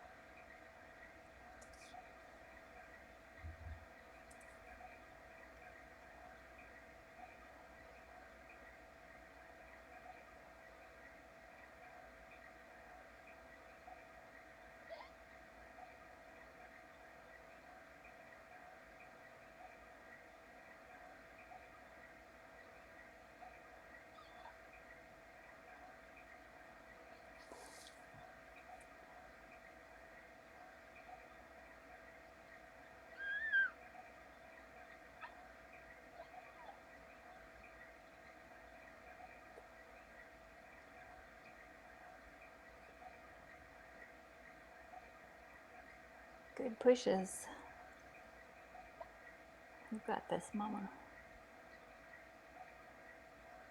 Let's hope number 3 just slides on out.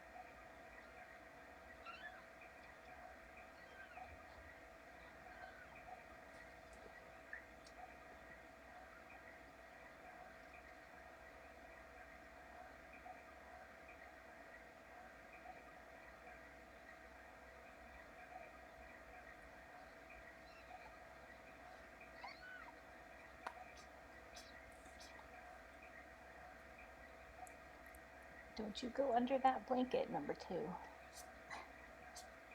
This is why we are so grateful for the people who send us perfectly fitted nest blankets. Because unless we have a mama who does a little creative nest rearranging like Berkeley has, the blankets stay down and then the kittens don't wander off underneath the blankets. It's okay. Number 2 will find his or her way back out, but it's just one thing we don't need to have to worry about.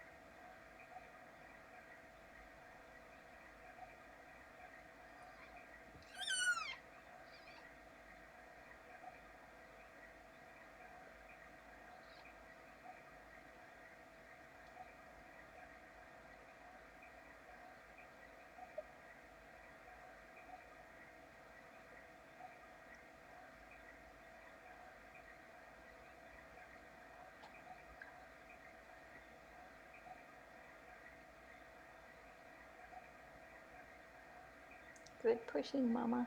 Good pushing.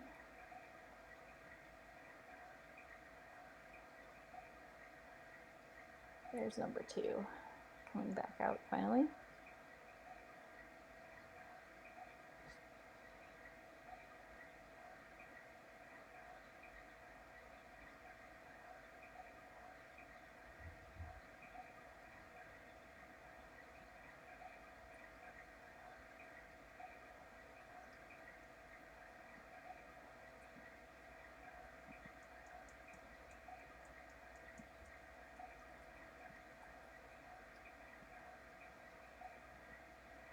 Those were some good big pushes, so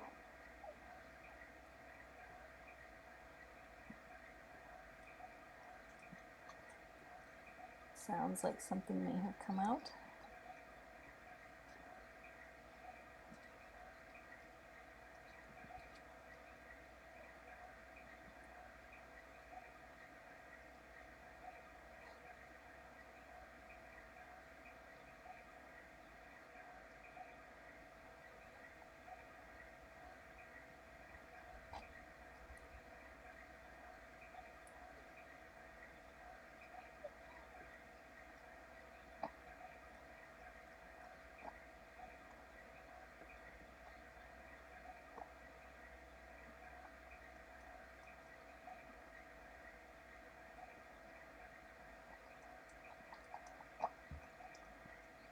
Sounds like she's slurping some fluids.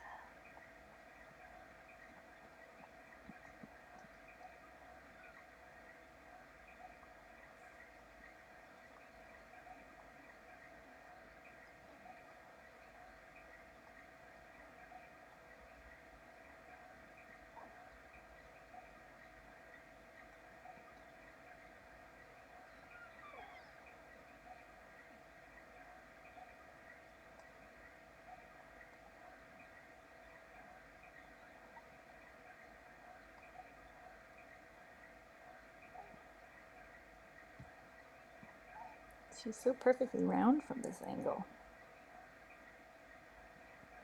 It's impressive.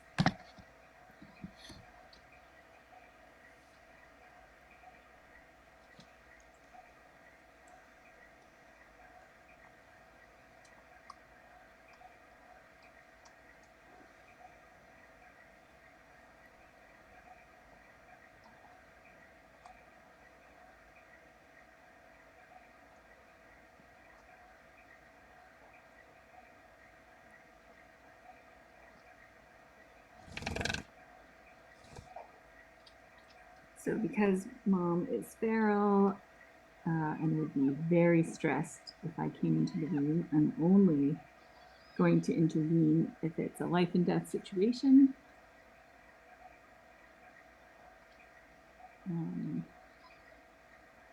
The stress of me going in there could cause problems with birth. And so there's a risk attached to me going in there. And so as long as things appear to be progressing normally, then I'm going to stay quiet and stay away and let her do her thing. And everything does appear to be progressing nicely.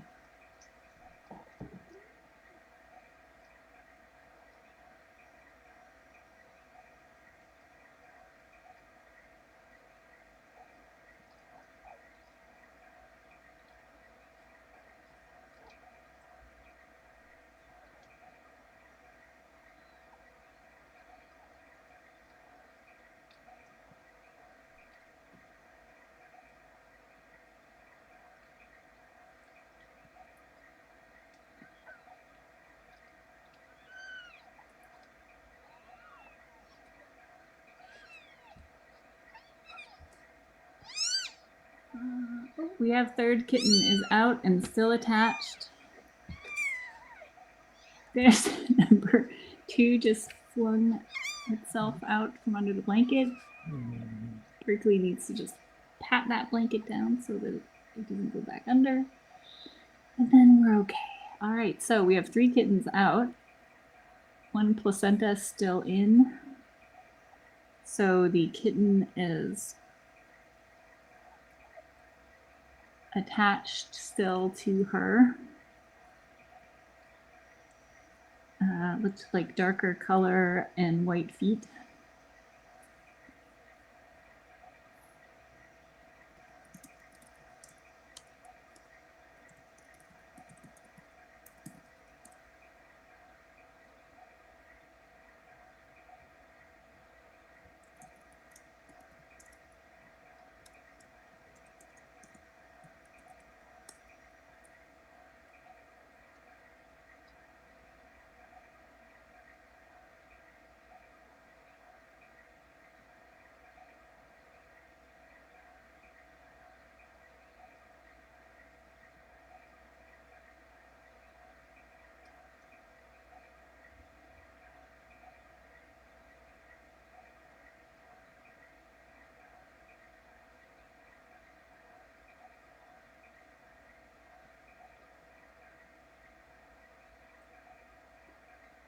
So we'll probably see a few more contractions for her to push the placenta out. And then she'll be able to set the kitten free of its placental encumbrances.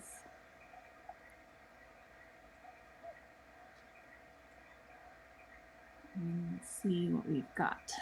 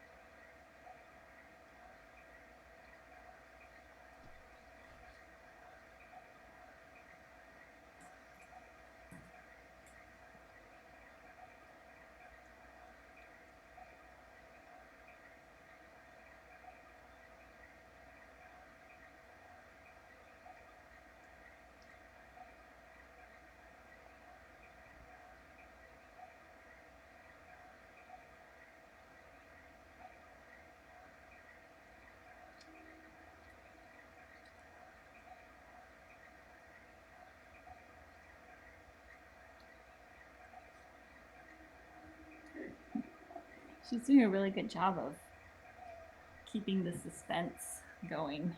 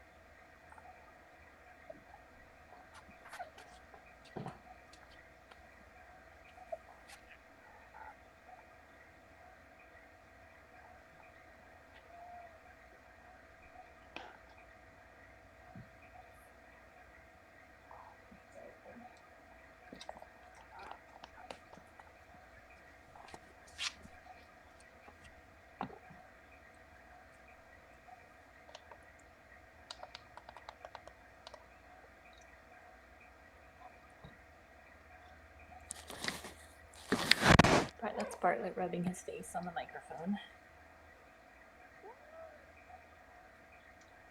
You put me down here? Okay.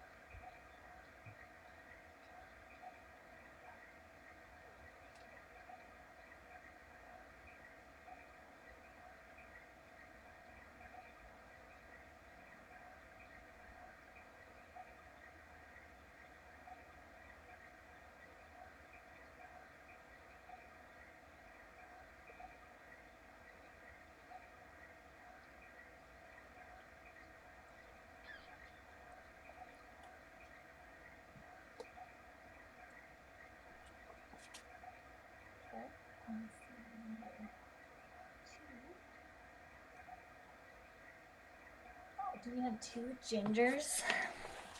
Possibly? What's happening? Or just a lighter colored face? Or is that not a face? Suspense.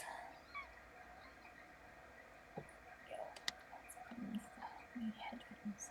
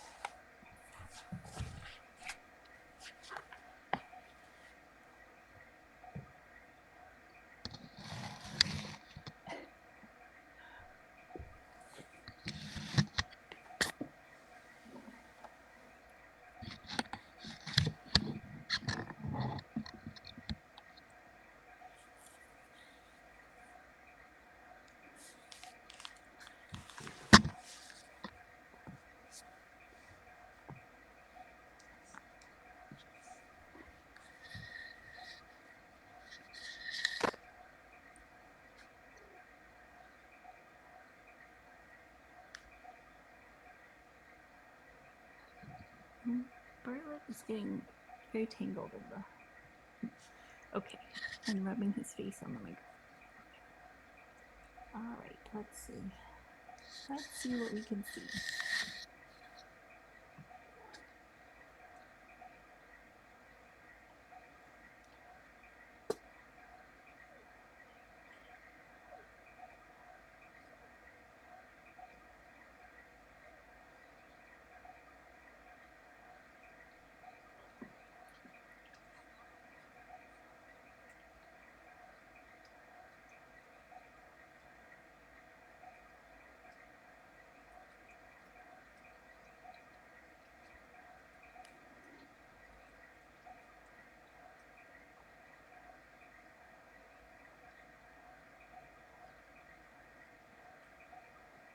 Oh, there's number one under her right armpit. Number two is by the tail. And number 3 is also by the tail.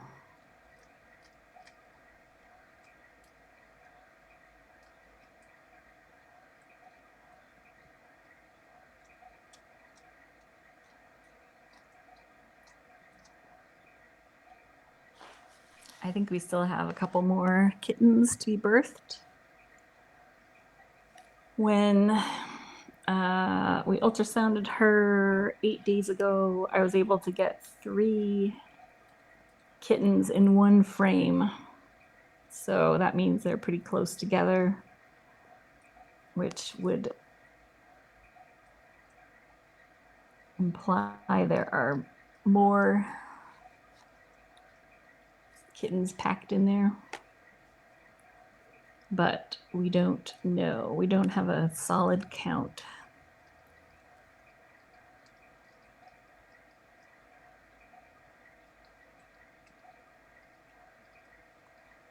So I'm going to guess there's a couple more in there.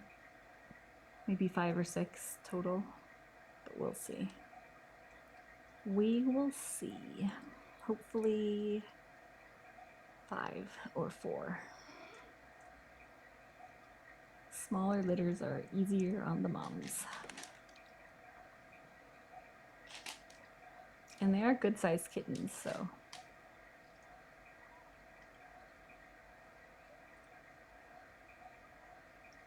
That would support a smaller litter.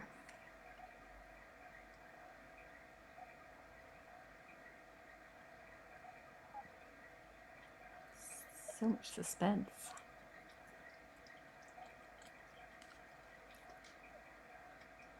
Thanks to everyone who has tuned in. We really appreciate your support and you spending your time with us. We have 3 kittens out. Not sure how many to go. All 3 seem to be doing well so far. We haven't gotten a good look at the 3rd one yet. But I thought it was a dark color. It's possible that we had. I'm not going to say that yet. I'm not going to say anything until I see it.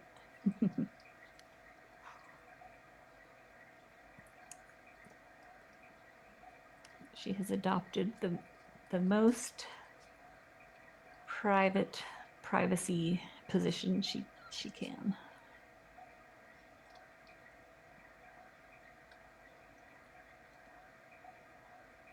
There we've got 2 heads. Is that a head? Oh, that's a butt.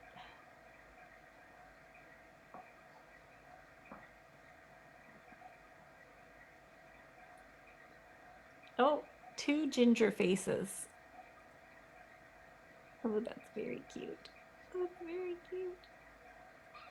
Kitten number 3 looked dark to me when I got the first glimpse. But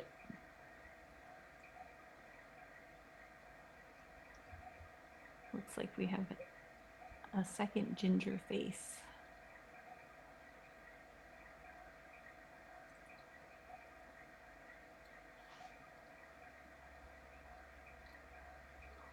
They're all looking quite robust.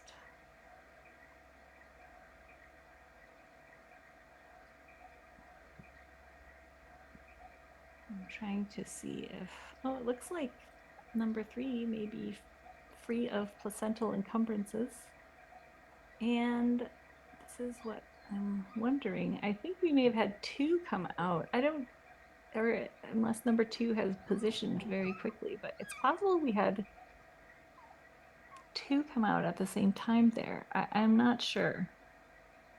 Don't quote me on that, but that's what I stopped myself from saying earlier because I just can't confirm it. And it could very well be the angle and the lighting. But there's a ginger face between the wall and her bum. And I'm pretty sure there were 2 gingery faces.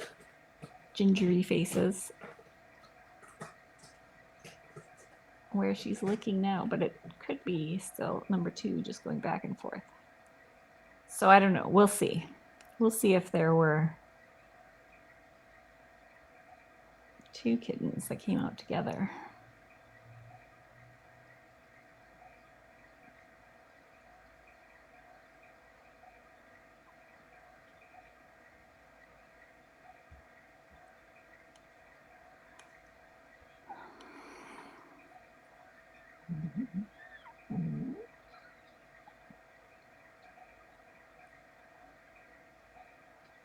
Does that not look like, well, multiple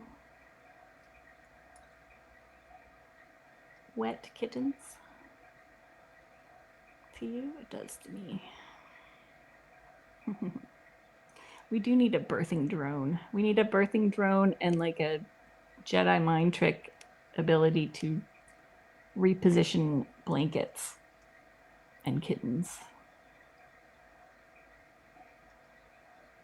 My Jedi mind trick skills are just not very good.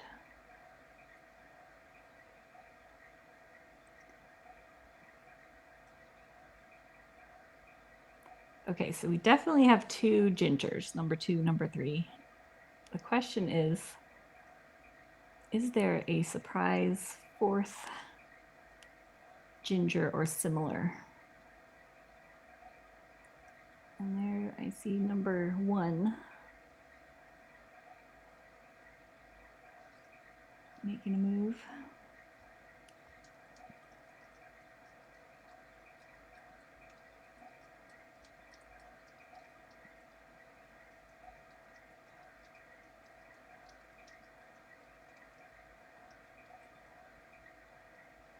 She's such a good mama. She's doing such a great job.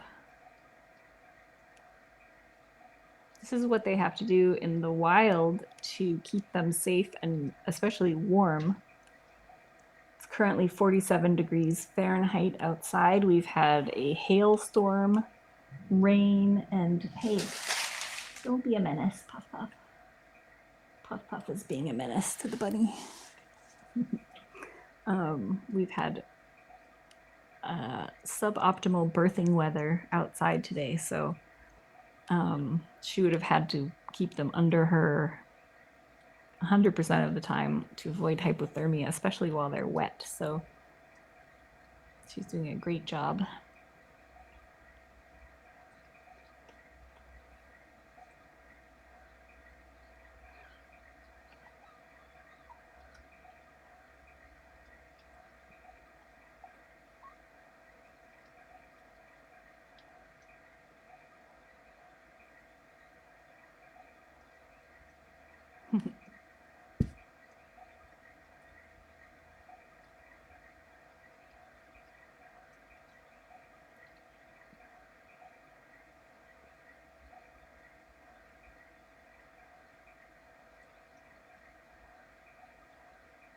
Okay, we're about to get the big reveal.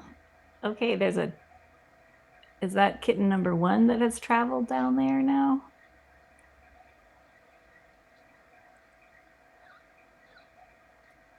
Along with 2 wet gingers, little twinsies.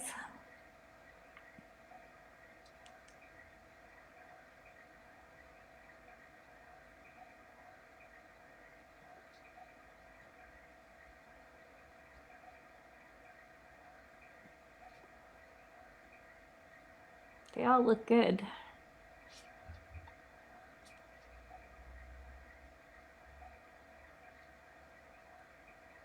They move so fast. Oh, now we have thunder.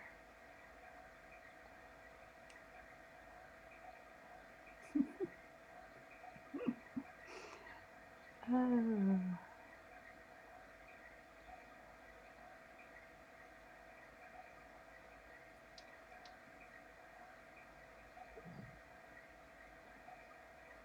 I have eyes on 2 gingers currently.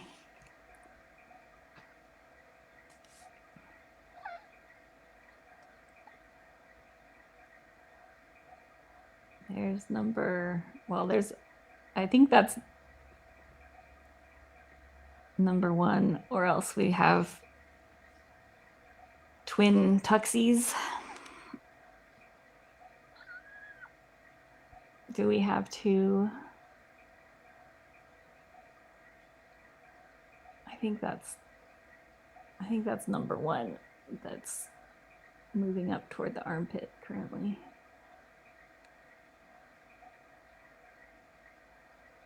And I think the ginger we see at the milk bar is like 3 or 4 because it looks wetter. However, I don't know.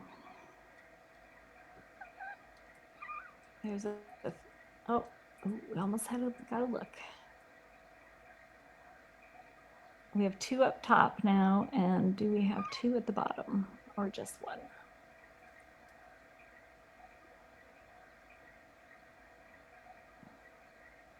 They're very mobile.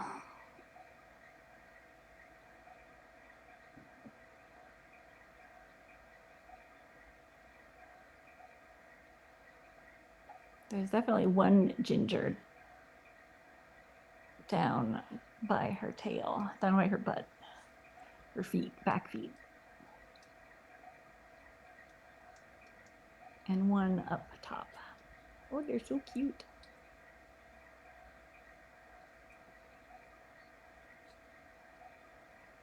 There goes. Okay, I see one.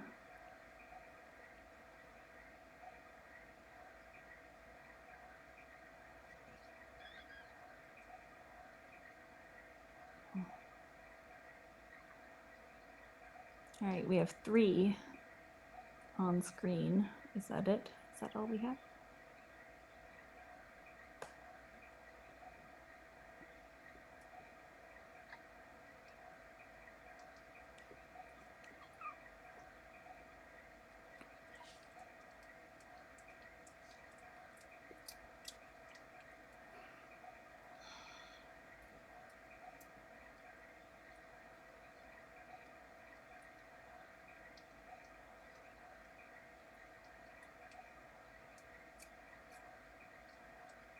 Definitely some latch noises happening.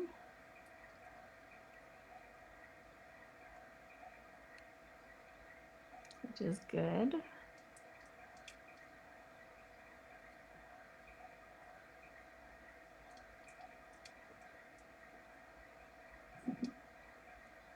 Oh, wait a second. So there's now are all 3 up by her armpit head area?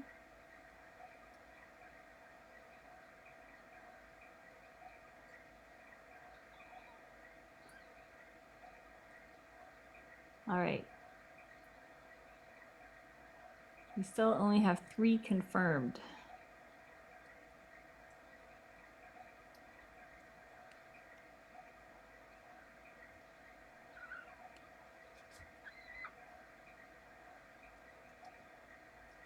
Such suspense.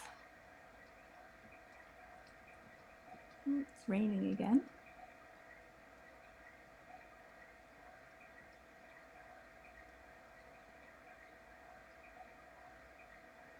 Only 1 in 4 kittens born outside in the wild survives. So one more reason to spay and neuter. Oh, now we're getting hail.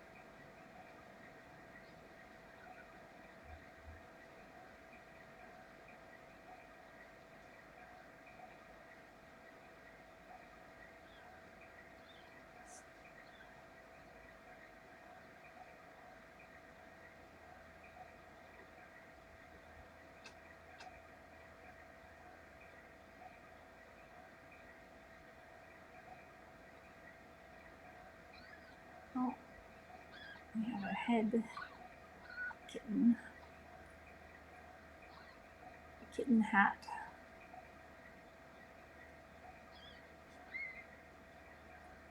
Don't go under that blanket. Make good choices. There you go. Now turn right.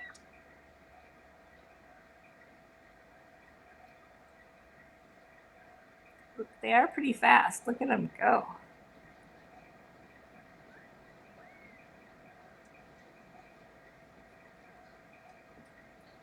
You can probably hear the hailstorm over there. Just got up.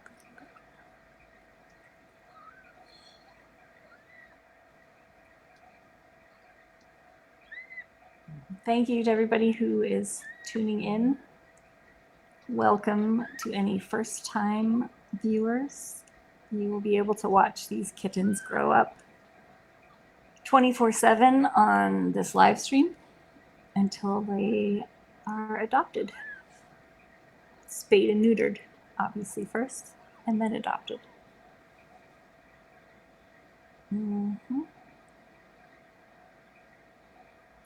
Still seeing 2 gingers.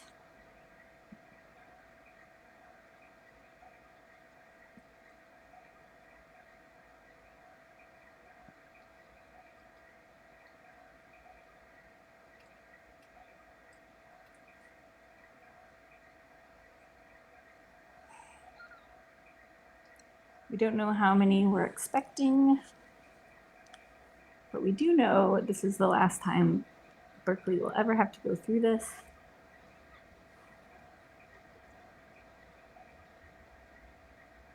And the first time she is not having to go through it in a hailstorm and 47-degree weather.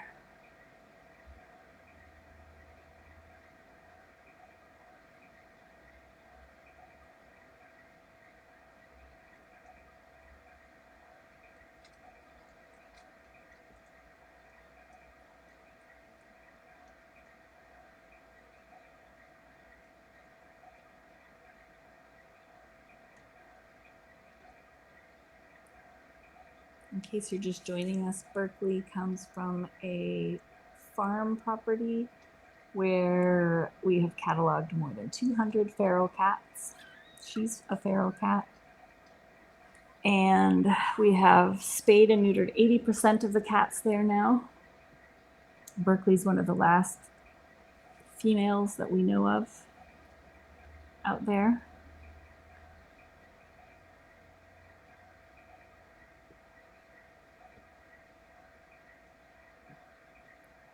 This colony has been yet another great case study for how well trap neuter return works, how effective it is, and how much happier and healthier the cats are as a result.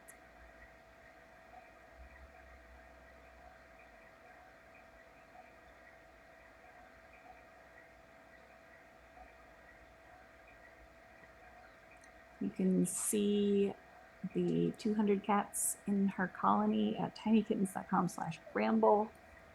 You can apply to adopt at tinykittens.com/adopt. We have 2 other live streams with amazing, remarkable cats and kittens.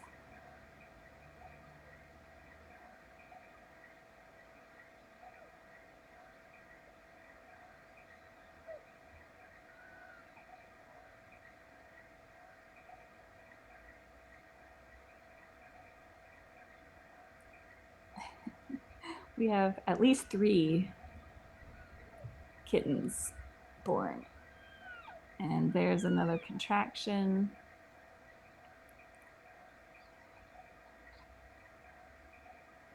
Mama has rearranged the nest to her liking, which has made it a bit difficult to see what's going on.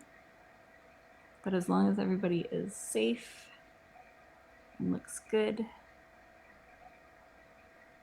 that's all that matters.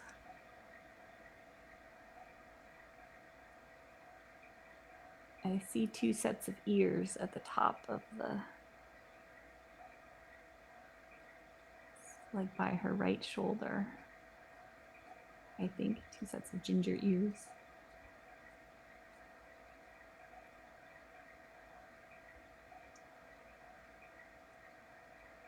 So we have 3 kittens confirmed.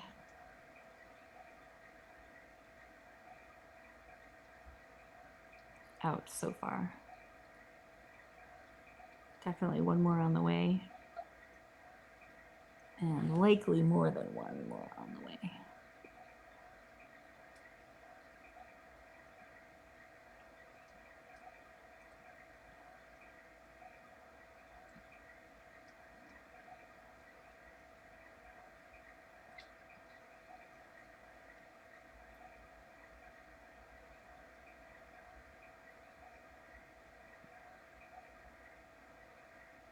Berkeley's doing an amazing job. She has great instincts. The kittens are hefty. They look hefty, which is great. Once she's done giving birth, I will go down and weigh them and check their palates and make sure they look good, check what sex they are, so that we can monitor and make sure that they're all staying healthy and able to nurse and keep them healthy.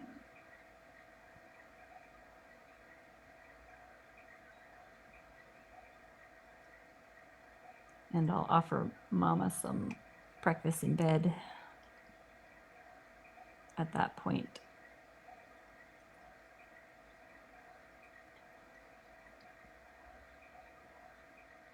For the friendly mamas we get, or the socialized mamas, the birthing process looks a little bit different. The last litter of kittens that were in this room were born in my lap. So we just have to tailor our approach to the emotional and physical needs of each cat.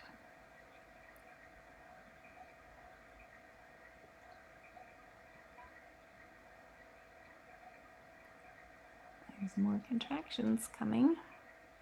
If we have a cleft palate kitten, then we have to tube feed and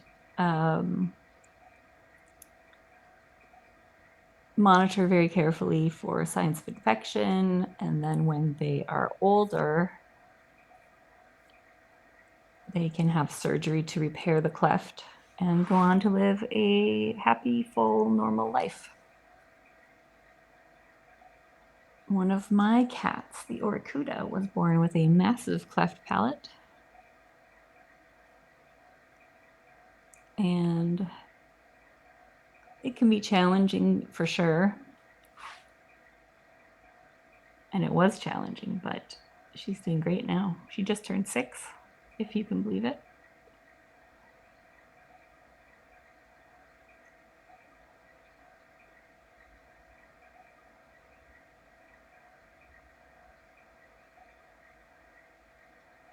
We've helped advise quite a few other rescues now on their cleft palate kittens, because we learned so much with the Oracuda.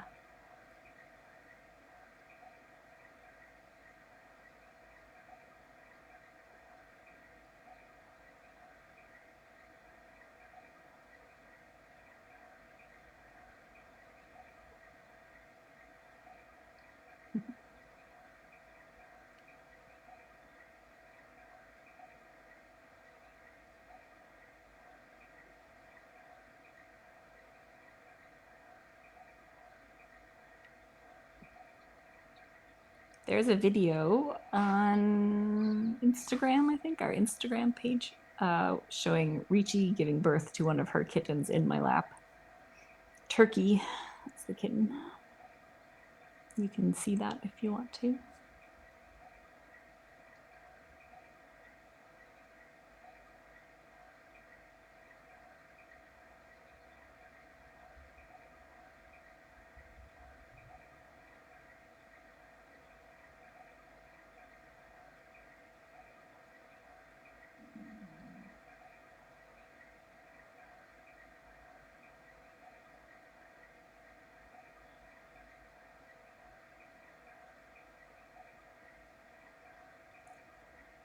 The Oracuda's mom sadly passed away.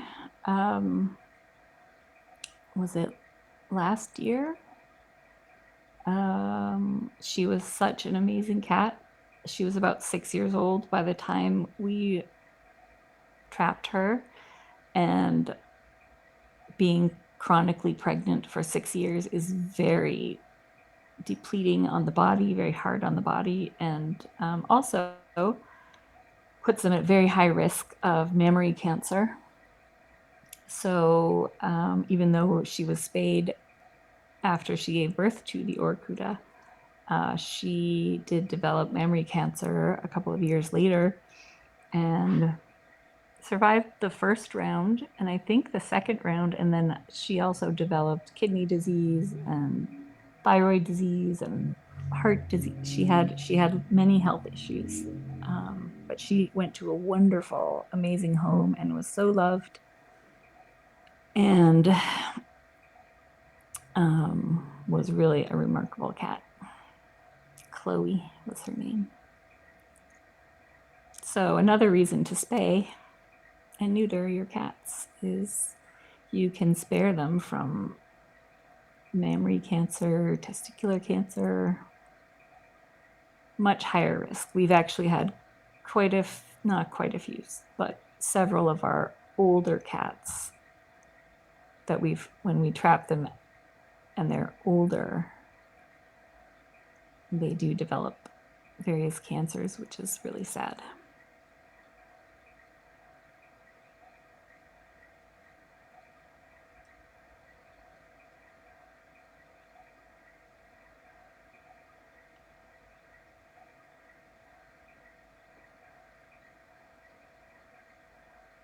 Mom is resting as much as she can in between sets of contractions. This seems to be her process. She's done this now for all of them.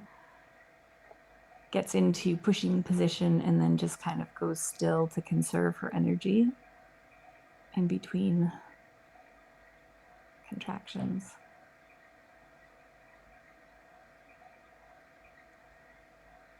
It is very hard work giving birth.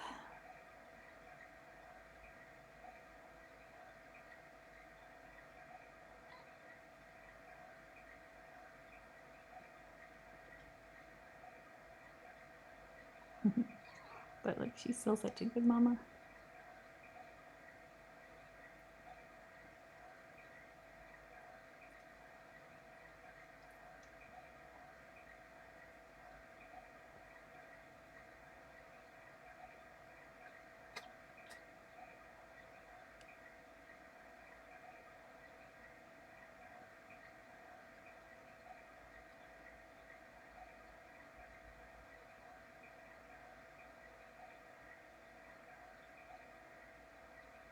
So we check palates right after birth, because if they try to nurse and they have a cleft palate, then they can aspirate and develop pneumonia very quickly.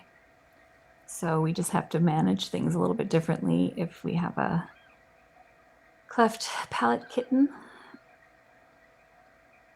And it's important to determine that as soon as possible after birth, but also weighing the stress level of the mom and how everything else is going. So it's a bit of a delicate balancing act,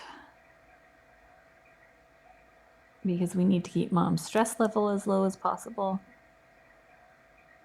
but we also need to do essential interactions to optimize the health and monitoring of the kittens. We've also had all of our pregnant mamas that we've trapped from this colony have had postpartum infections. We've had a very severe resistant E. coli mastitis for Scotia that required an 8-day hospitalization. And she was very close to not surviving that, because it took a while for them to figure out what they could treat it with because it was very resistant to antibiotics. And Orinda had metritis, which is a uterine infection, and Eden had metritis. And who else have we had? So anyway, monitoring is very important.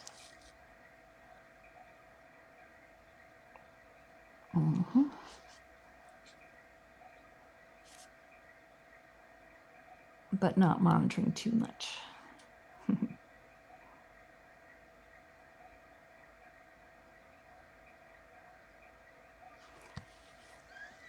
Berkeley's blood type is thankfully type A, which means her kittens are not at risk for neonatal isoerythrolysis. 43% of the cats in this colony have type B blood, which is considered to be a rare blood type.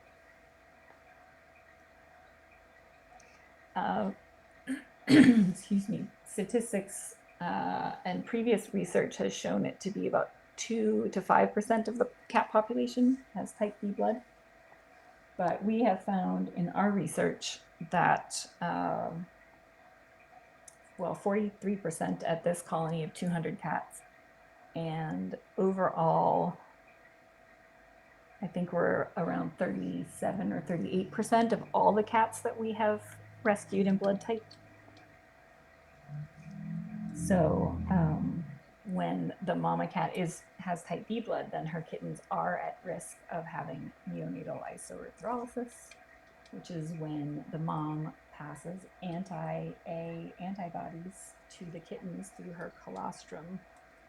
And those anti-A antibodies are absorbed into the bloodstream and then kill the red blood cells of the kitten.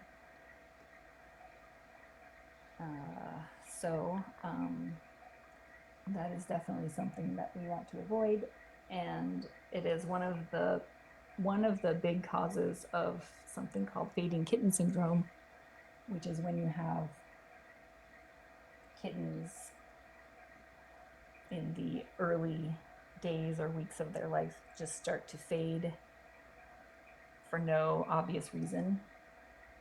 So you don't know why they're not thriving, but they suddenly stop thriving, they're not gaining weight, they're not latching as much, and then they just go downhill and die. That's called fading kitten syndrome. One of the reasons for that is neonatal isoerythrolysis, and we can prevent that completely and eliminate that risk by blood typing our pregnant cats. And if they are type B, then we blood type the kittens when they're born. And if any of those kittens are type A kittens, then we have to separate them for 24 hours and feed them formula, and then we can return them to mom after 24 hours because it's safe after 24 hours for them to nurse on mom. So we have done that many times and have not lost a single kitten to neonatal isoerythrolysis after since we've been blood typing. So that's something that many vets and most rescues don't do. And because just like we were told that it's not really a thing that happens, and it's such a small risk that there's no need to test for it. And then we lost some kittens, and I was able to find a blood typing test that we could do very easily ourselves, and so I wanted to rule that out as a potential risk factor. And so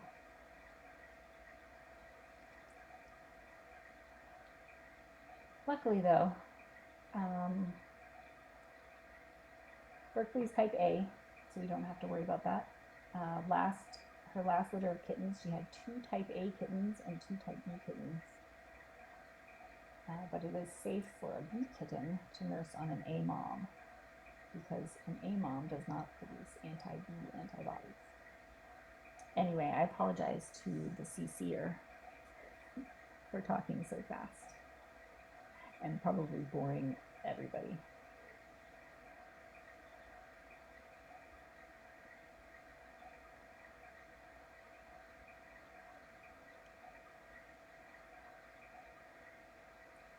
So I think we can confirm there are just 3 kittens at this point.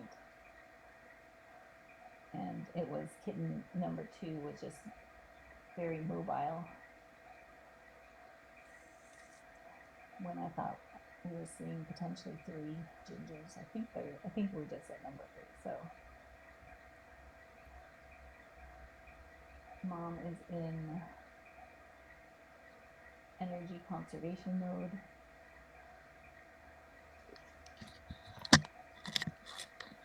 Into the mic. Is that better?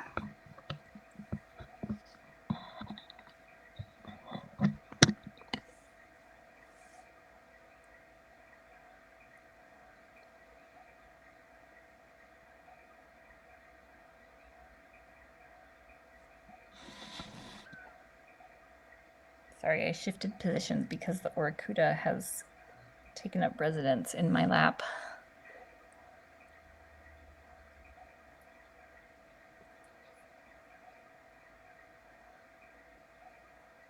We have learned a ton.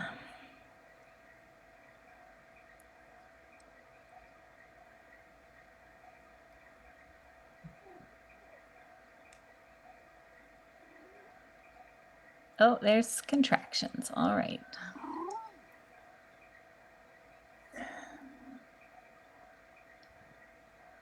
So kitten number 4 is getting positioned. She's got to move the up high kittens that are like closer to her rib cage down to the pelvis. So she'll have smaller contractions. And then when the kitten enters the birth canal, she'll start having those hard contractions again.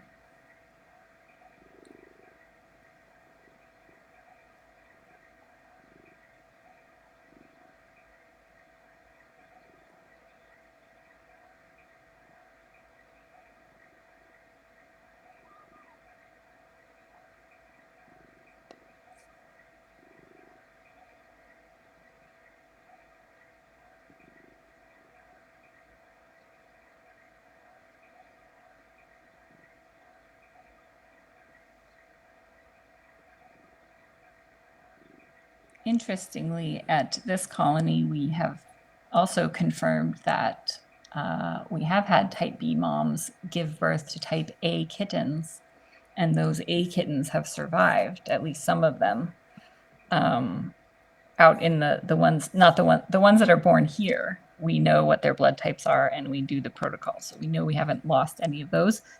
But the kittens that have been born at the colony that we bring in later, we blood type, and then once we get the moms in, we have had quite a few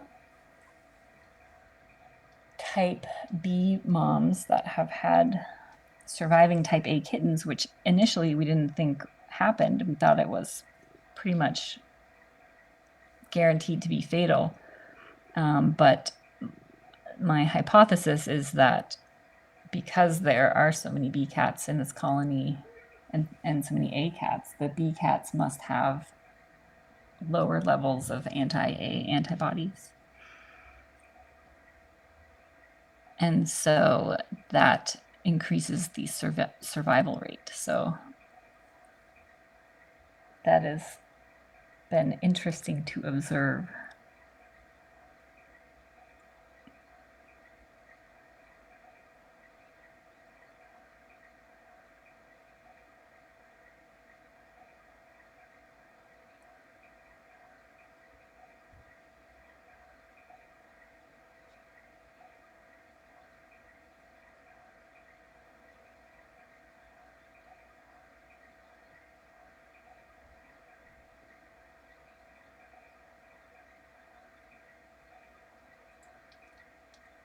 Ooh, I think someone's delivering a package.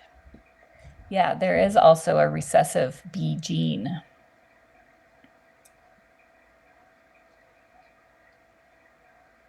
In type A cats, which our tests don't identify the recessive genes. So that is one thing we don't know about.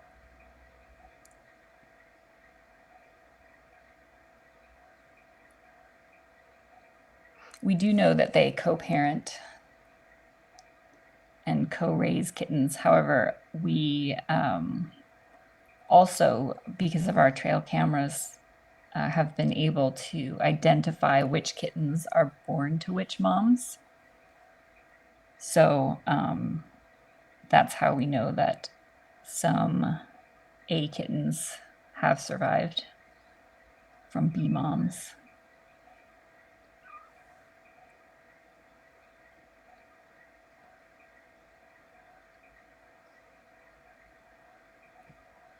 We learned lots of interesting things with this colony, like the co-parenting, and there was also a lot of like kitten swapping as they got a little bit older.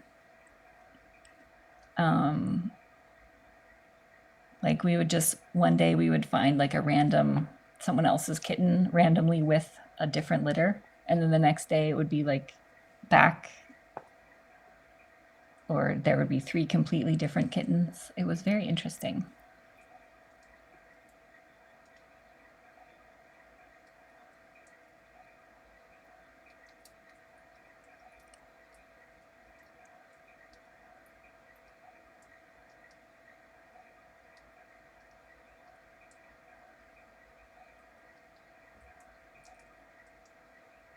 Yeah, we did have one, we've had one AB type mama cat.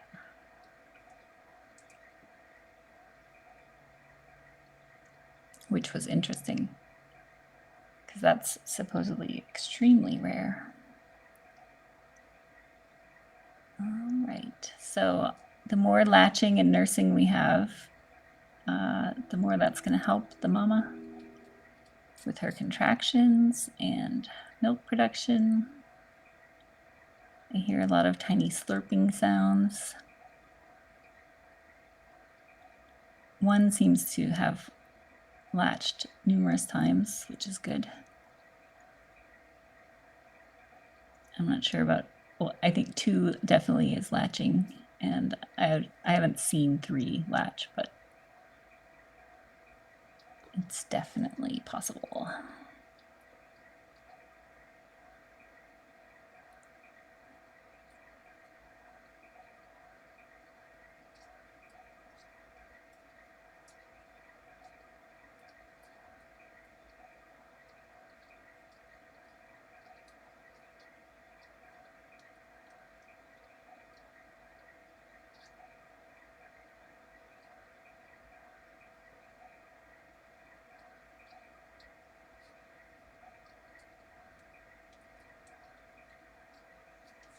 Yeah, so we are doing a study with Simon Fraser University to determine if regular feeding of feral cats reduces predation on wildlife.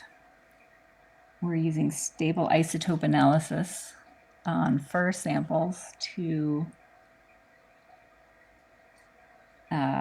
identify their diet. And we have all the data analyzed, and we're just waiting for our research PhD student to have time to compile the results.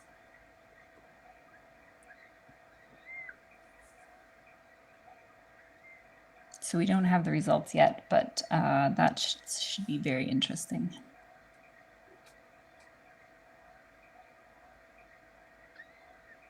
And hopefully we'll save some lives. So we will definitely publish that once we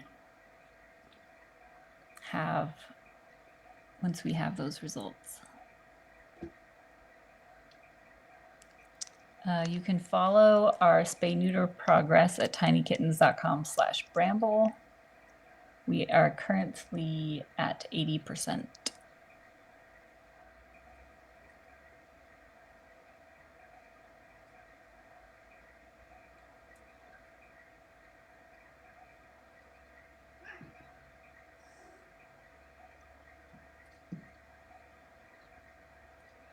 Yeah, so the data, so we look at the carbon, nitrogen, and sulfur signatures, and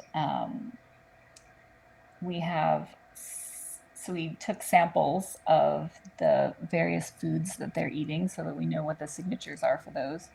And then we also brought in some skeletal remains of rodents and birds.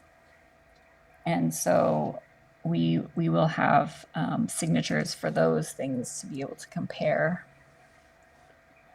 with the cat, the fur samples from the cats. It's very fascinating stuff. Hey, Bartlett.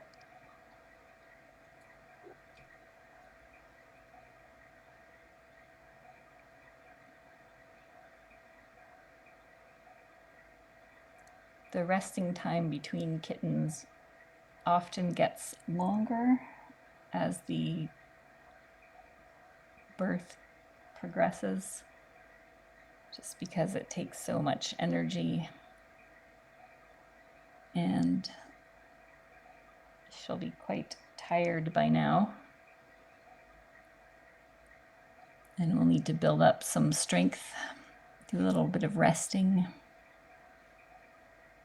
and then back at it. I'm going to zoom in a little bit and see if we can see kitten movement in her belly still.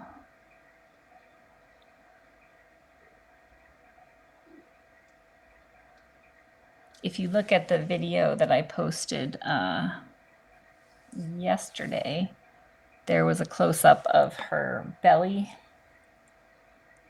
and you can see the kittens moving around inside of her quite clearly.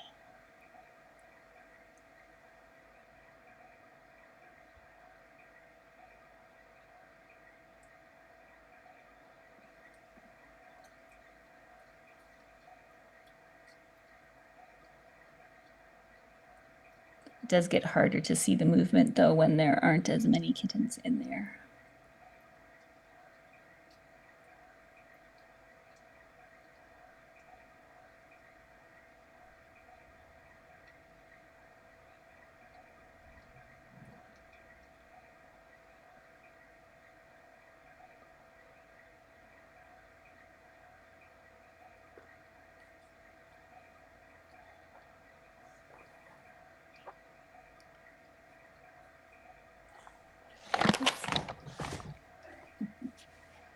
It just caused the cat stampede.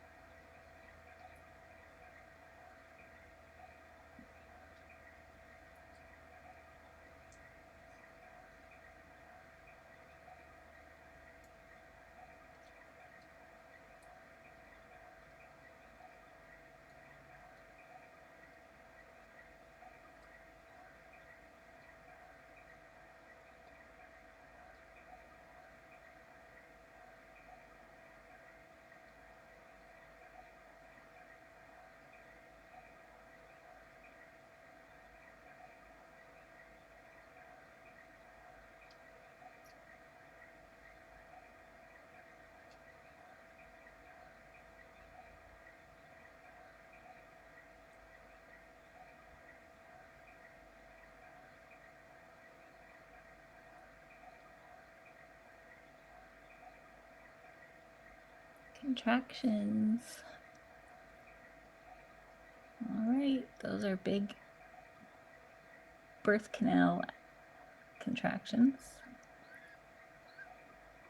So we've got a kitten on the way.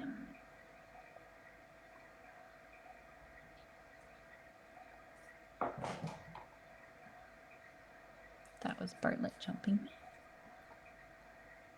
Oh, good job, Mama. Those are good contractions.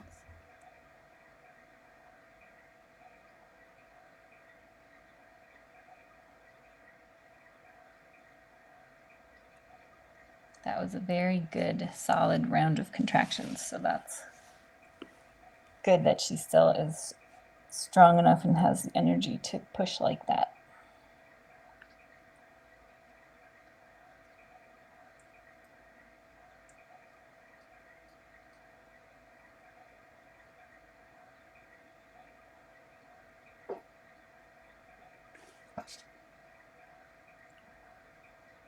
Come on, Mama, you can do it. This is the last time you ever have to do this.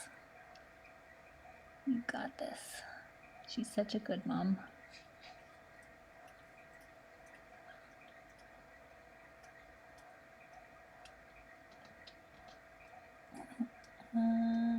Can't see.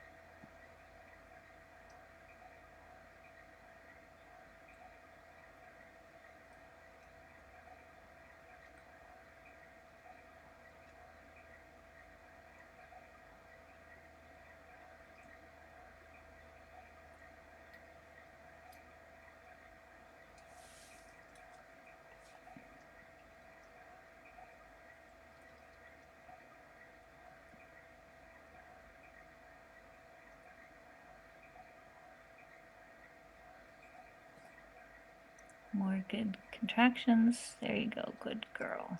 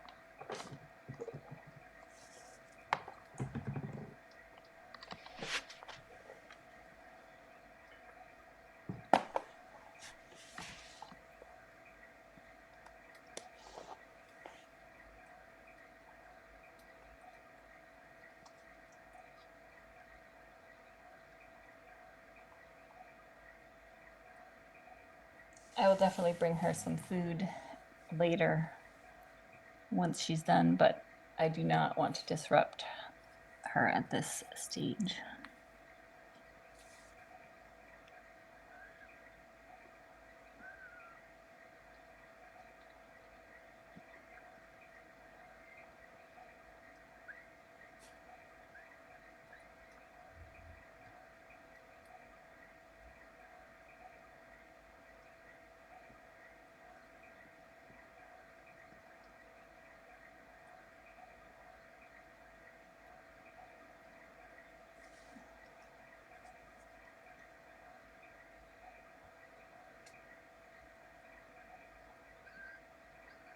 She's got her process all figured out. Great instincts, doing a great job. Everything is progressing smoothly so far.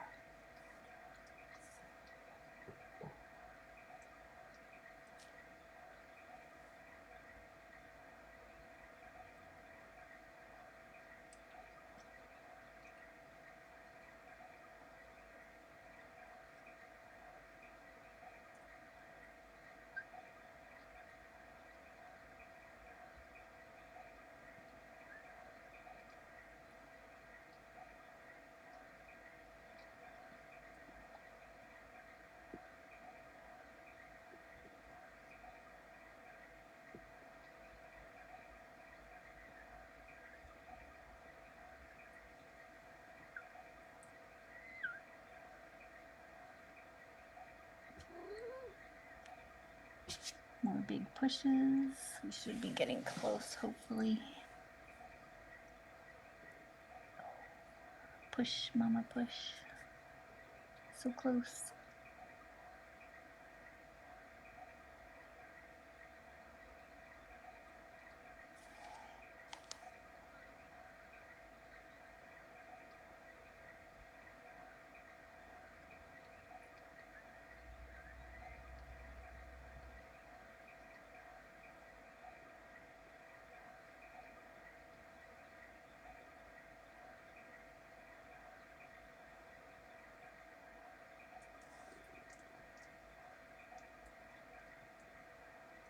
The kittens are doing a great job nursing and helping to stimulate her contractions and get the milk production going.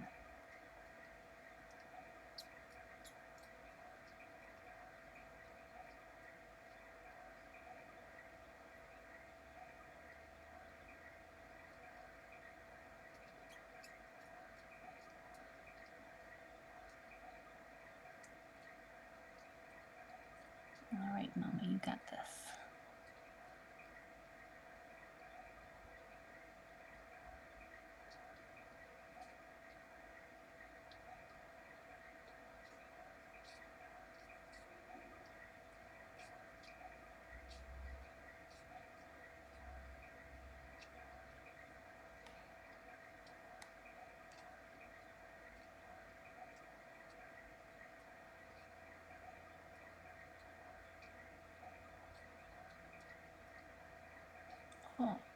Oh, that's someone else's tail.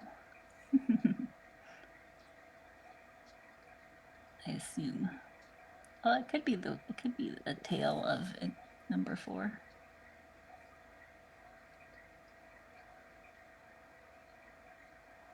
Breech births are pretty common and can be more challenging to push out if they have a big head or if they're the first kitten especially. Sometimes it takes longer to push, but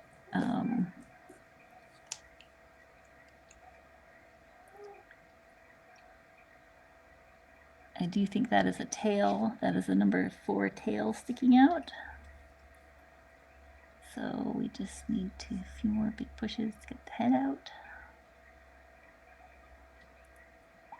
Unless that just happened.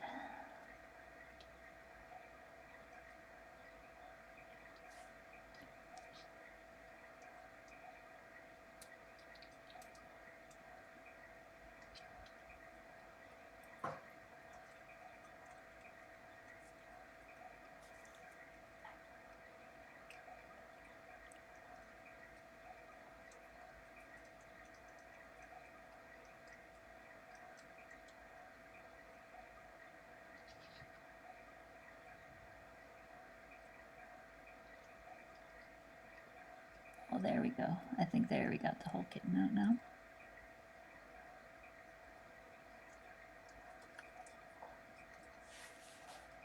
So we have 4 kittens out.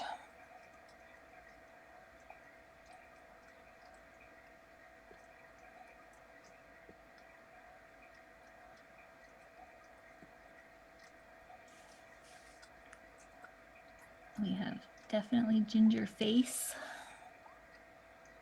Or I guess it could be also birthing fluid colored, but it looks gingery to me from this angle.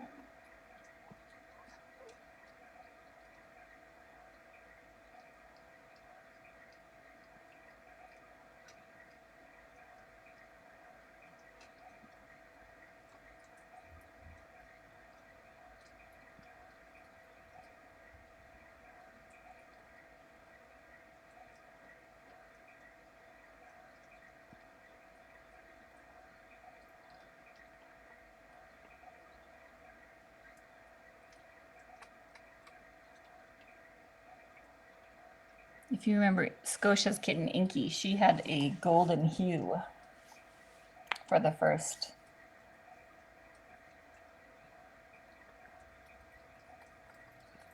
couple of days, maybe. She looked like she was very, very light ginger, and then she turned into a full-on seal point kitten.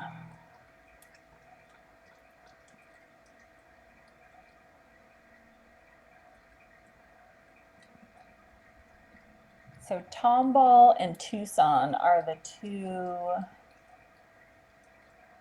gingers that could have been baby daddies. Tomball visits both the upper and the lower colonies.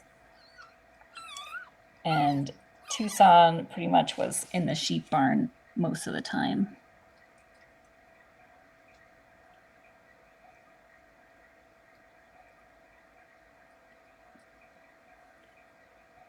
So it could be,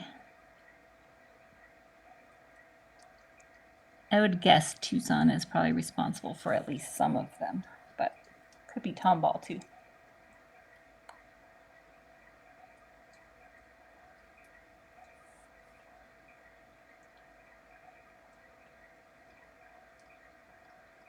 Tucson's testicles are being retired today.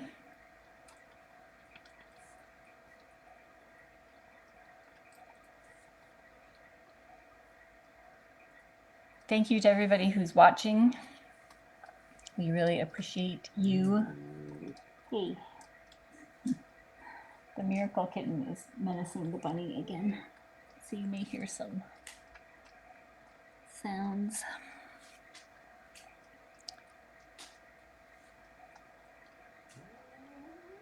Oh, I know. No, you're. Oh gosh. Then they're getting tangled in all the cords. Exciting. All right, so 4 kittens out. Everything's looking good so far. Everything that we can see, anyway. Tomball is extremely handsome. Tomball and Eastmont were roommates at the colony. They had a little shack that they stayed in together. Eastmont is currently on one of our other live streams after surviving a predator attack. And she's recovering fully and extremely cute and has decided that she enjoys life with humans, so she will need a home. So if anyone out there is looking for an incredibly remarkable, resilient, beautiful, sweet, playful, magical cat with a special story, Eastmont is your girl.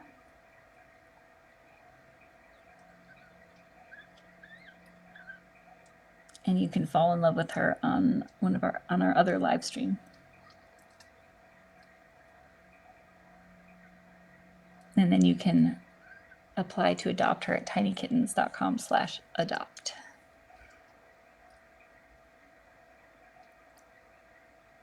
Okay, I see movement.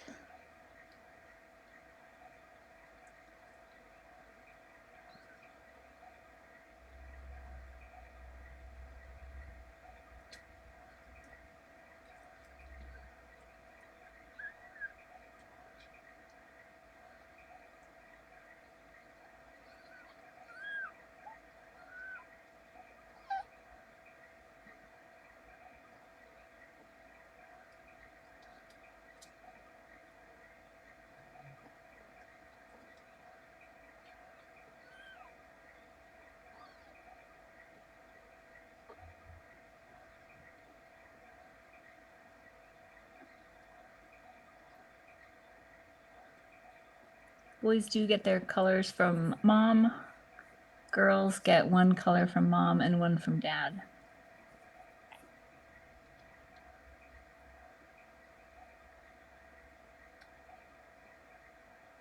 So if any of these gingers are female, we will know that baby daddy was a ginger.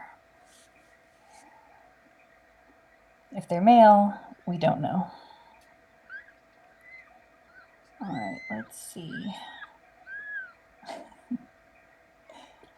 Dramatic. The first three are dramatic. So I think the placenta is still in the birth canal, so we will be seeing a few contractions to get the placenta delivered. And until that happens, the kitten will stay put because he or she is tethered by the umbilical cord and the placenta.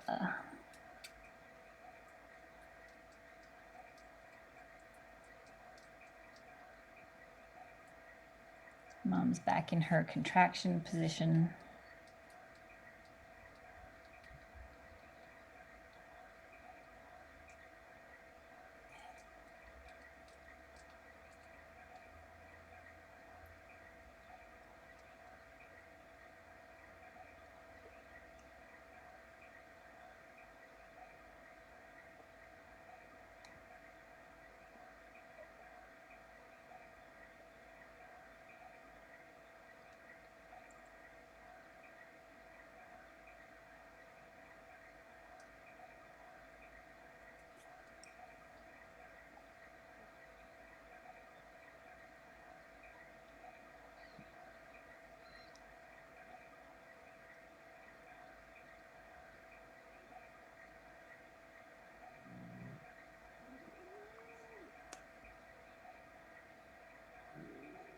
Kitten number 4 was definitely born breech, which is pretty common with cats and not usually a big deal unless it's the first kitten or has a large head, and then it can cause some difficulty during birth.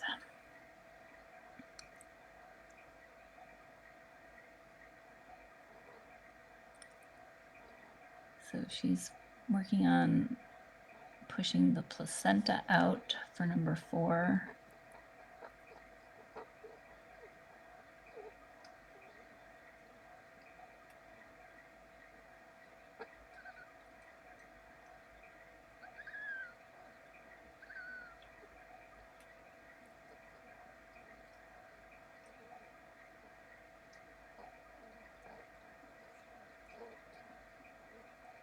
We'll see if that is.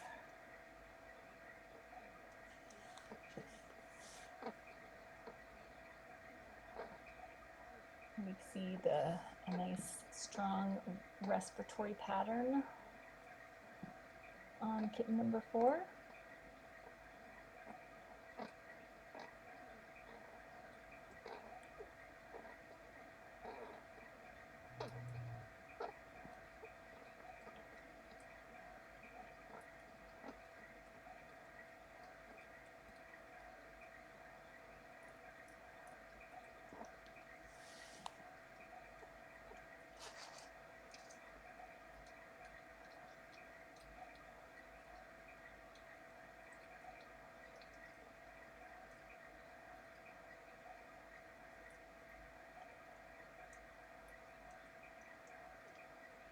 Okay, I think we're seeing some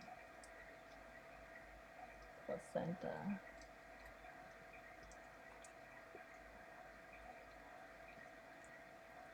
Oh, yeah.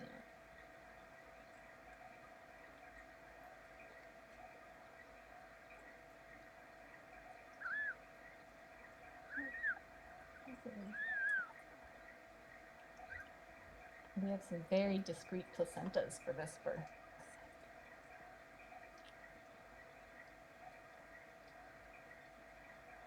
Placental discretion.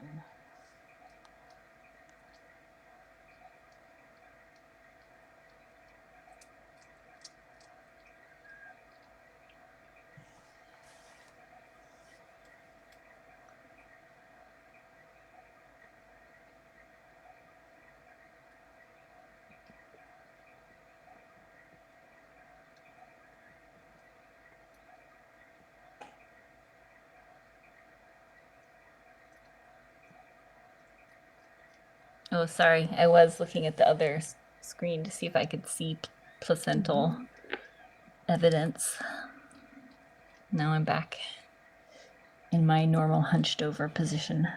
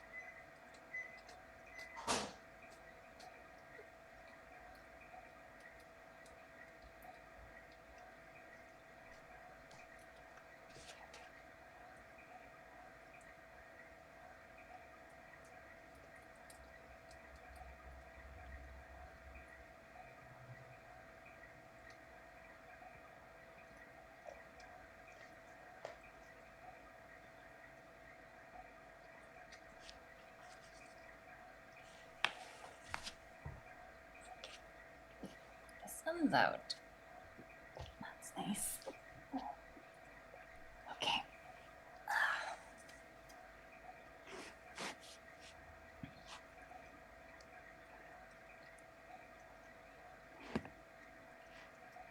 Okay. There's a little kitten. Let's see.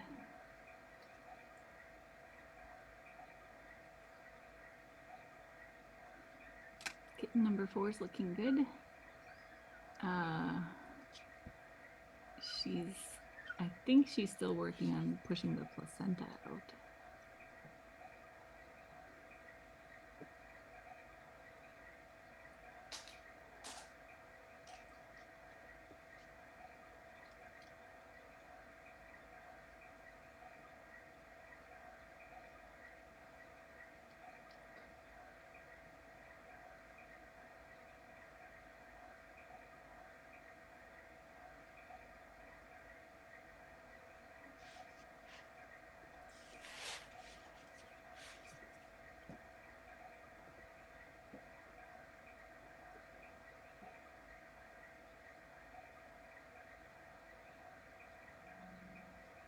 Number 4 is looking for the milk bar.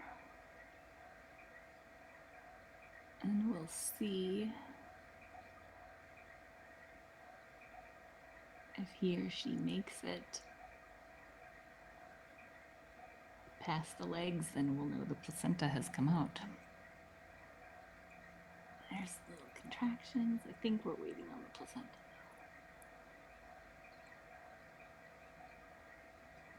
Ah, there we go. Placenta.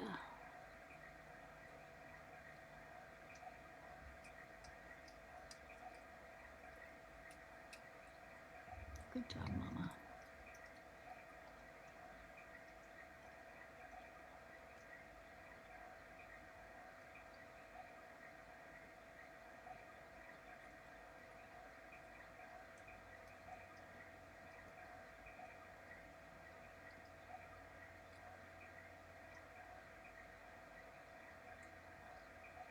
job, kitten.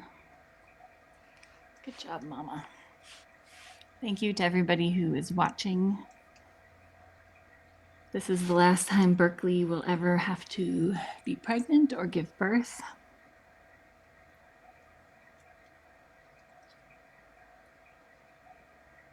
She and her babies will all be spayed and neutered.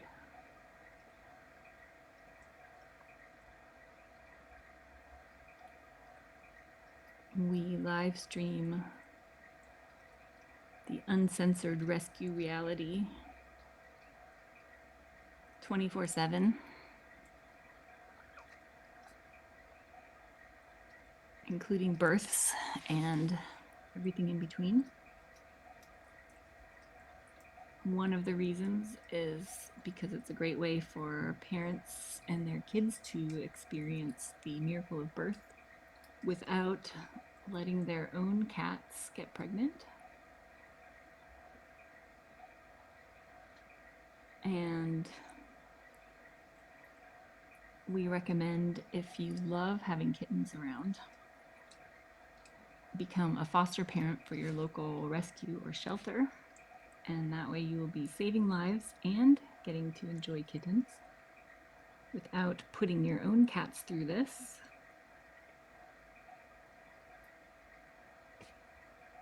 And creating more unwanted kittens.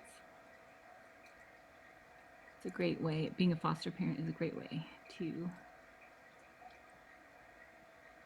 help be part of the solution. And the rescue or shelter will pay your expenses. So all you have to do is provide the love.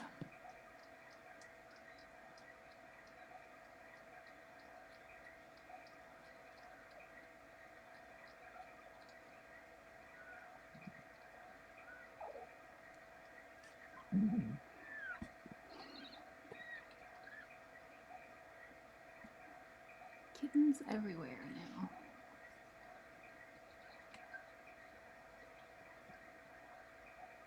Okay, now let's see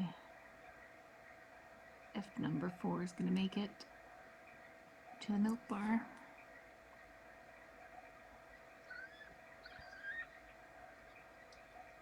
Or if we still have some placental obligations.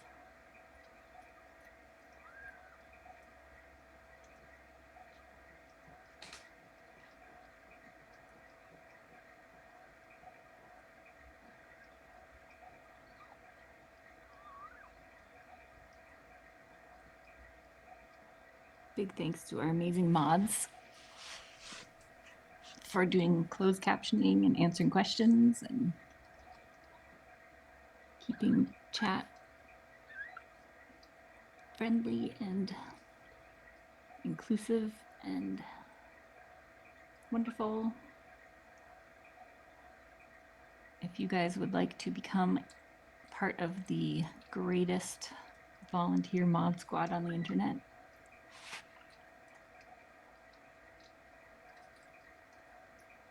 you can email modsquadapp@gmail.com, and the mods have posted some links there in chat. You can click for more info. We love our mods.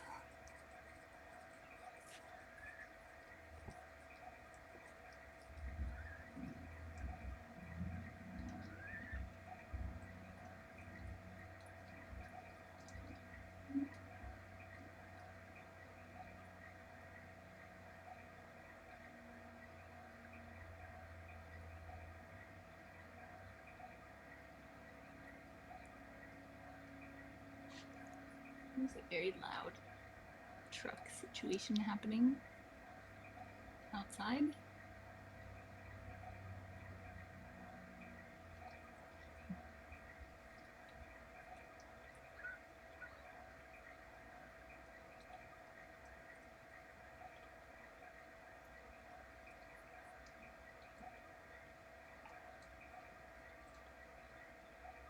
I don't know why they always have to drive backwards down this street.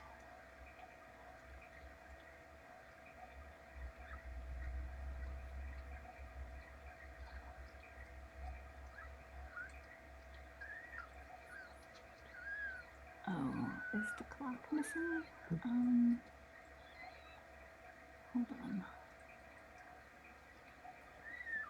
I might have done that. How did I do that? There, sorry. I don't know how that happened. Maybe the Oracuda was doing some production.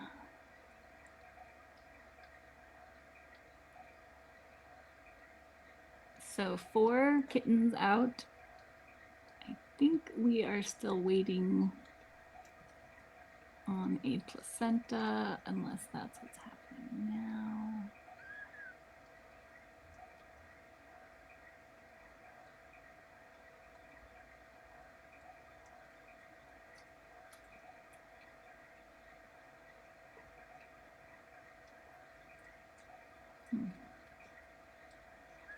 The zooming should not have any effect on the clock.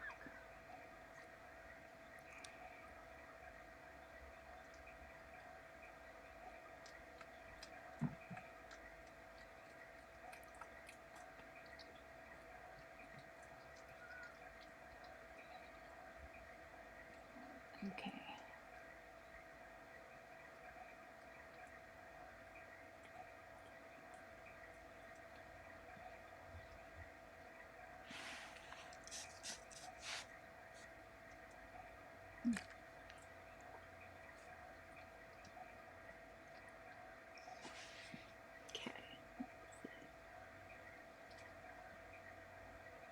Oh, there.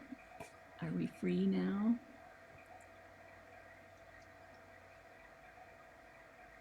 I don't know.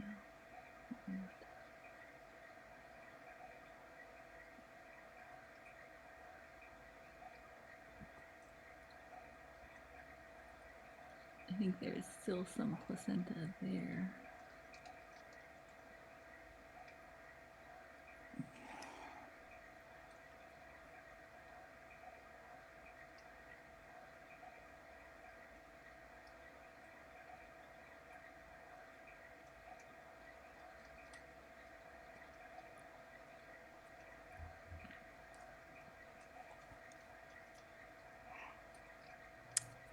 Yeah, so with the feral moms, we let them decide if they want a luxurious, pampered life with humans or to return to their friends and family at the colony.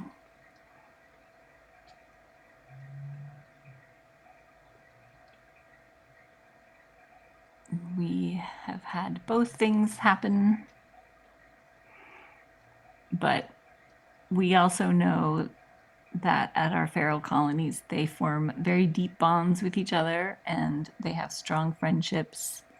And that's the only home they've known. And so returning them there is often what will give them the happiest life. And so if that's the case, that's what we do. And if they change their minds and decide they enjoy living with humans, then we are thrilled and we'll find them amazing homes.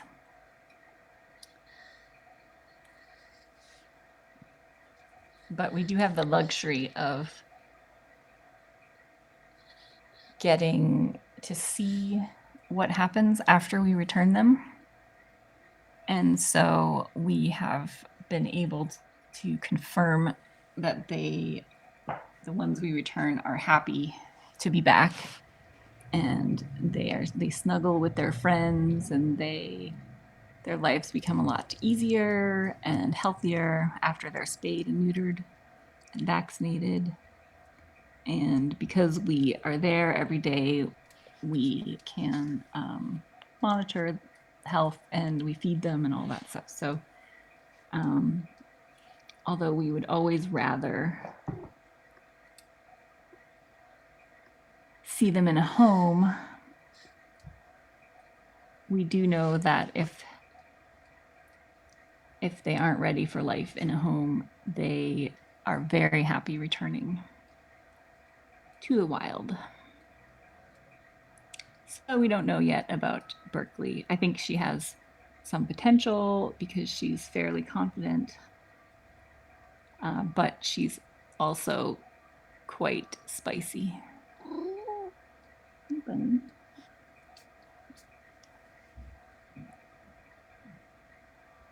So we will have to see.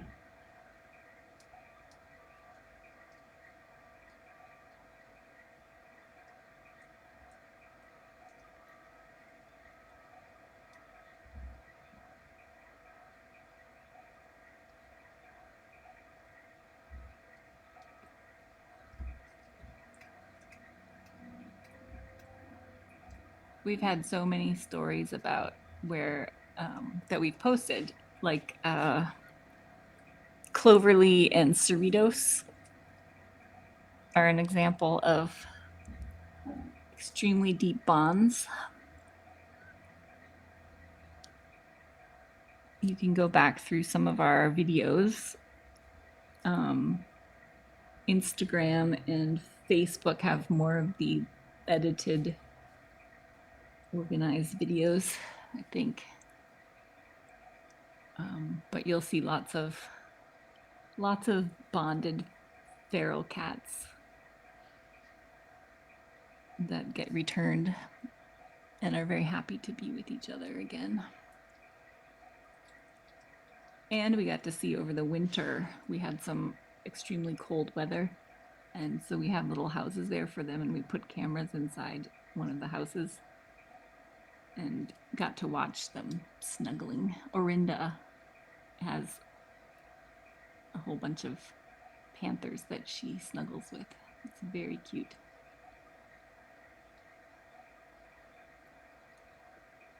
Yes, Berkeley's looking quite tired. She's still pushing something. I'm not sure if there's still some placenta left or if this is kitten number 5 that she's working on. It seems like more contractions. Oh, there's a placenta, I think, or a kitten. Looked like placenta for a second there.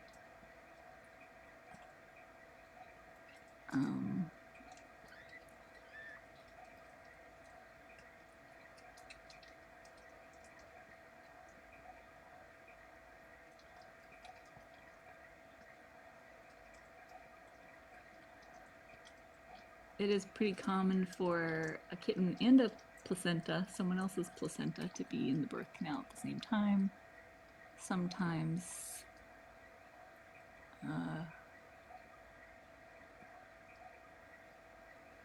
that makes things a little more interesting, and may be why it takes longer for some placentas to come out. Sometimes they get a little bit tangled, or the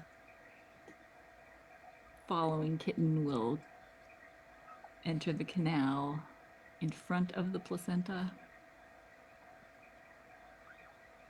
of the previous kitten. So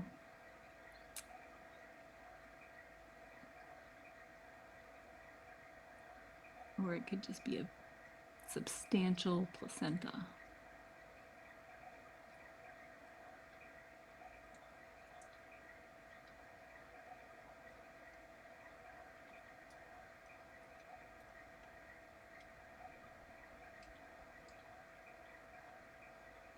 Candy and Cookie are another great example of a feral love story.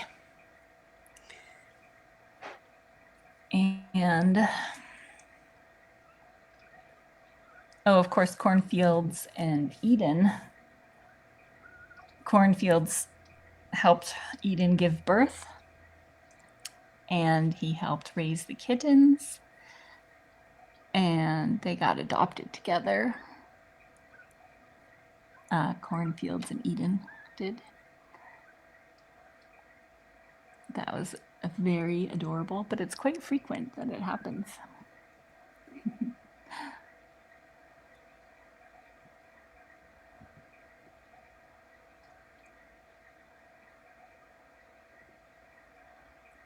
Oh, there we go. Number 4 is making a move.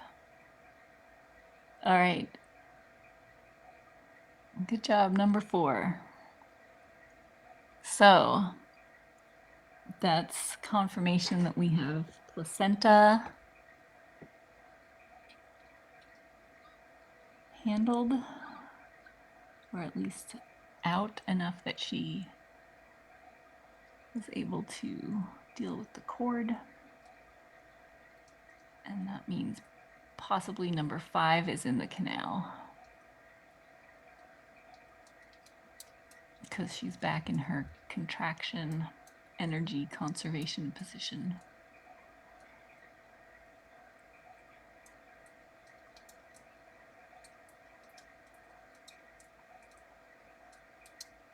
First 4 kittens are looking great. She's done an amazing job. She's probably getting quite exhausted at this point, but she's doing great. And this is the last time she'll ever have to go through it.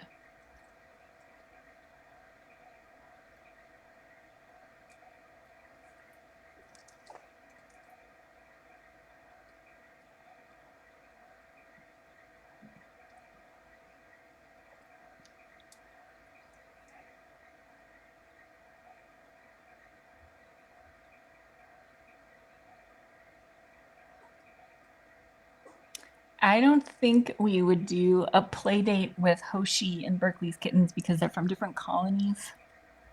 And so they will have exposure to different mutations of viruses and things like that. So it'd be a little bit risky to combine them in the future.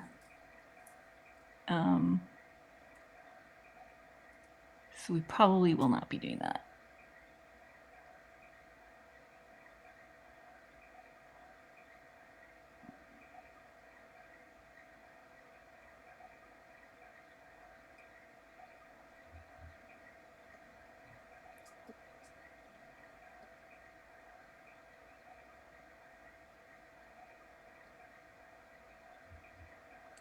All 4 kittens looked like they're good sizes.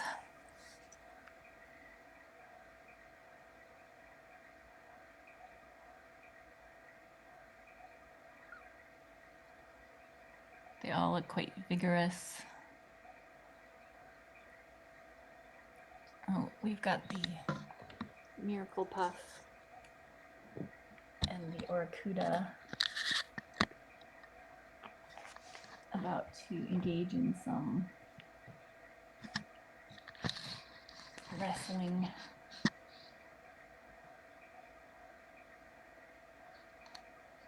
Interrupt your regularly scheduled programming for a second.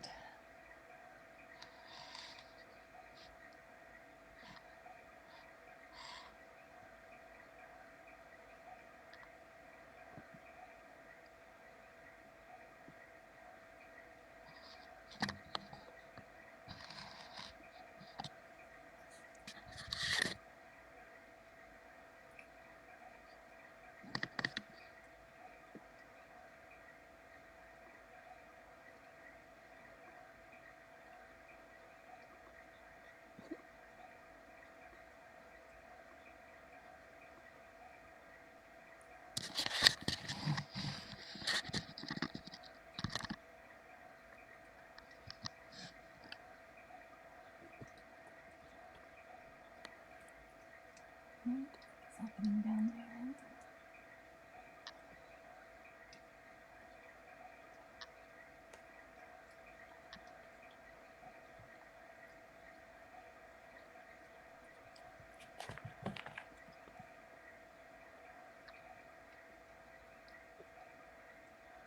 In the picture we have the Oracuda.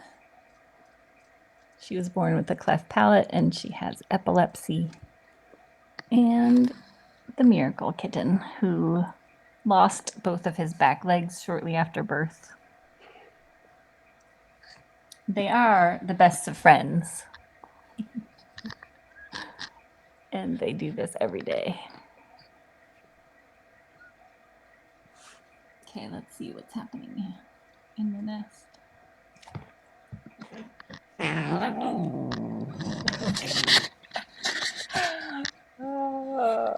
I'm turning the mic around so you don't have to hear the shenanigans. Okay, I think she's just doing cleanup. Get a closer look.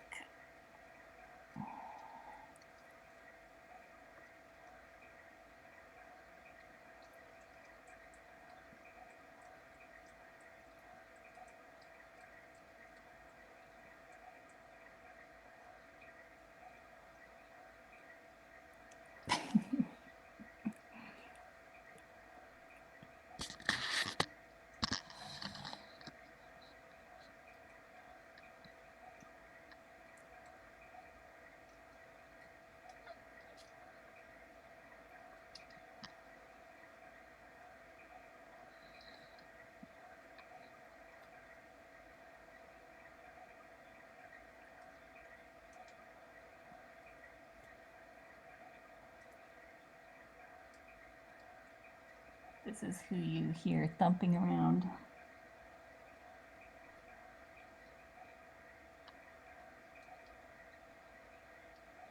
Because the birthing room is right underneath that area of the house.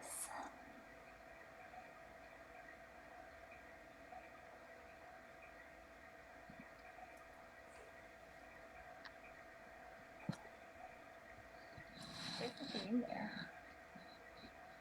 Hardly ate your snacks.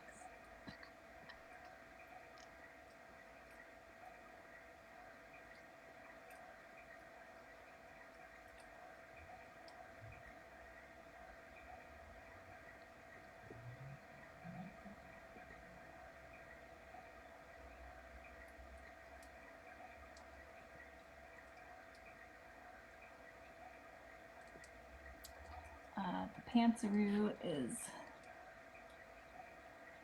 there. Bunny is there, and Bartlett is there on the chair. And Puff is on his way to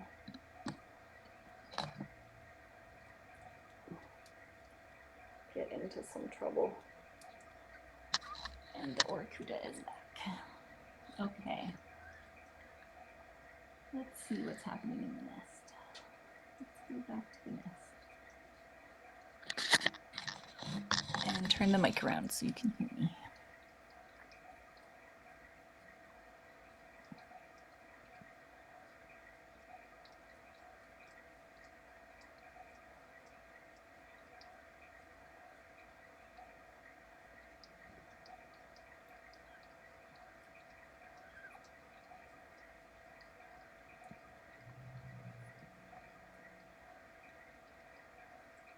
Okay.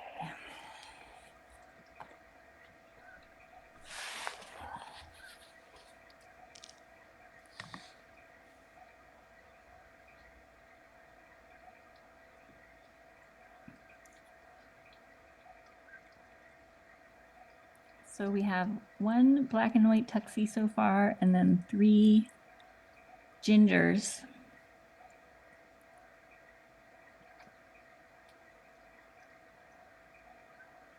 And I think we have a 5th kitten on the way.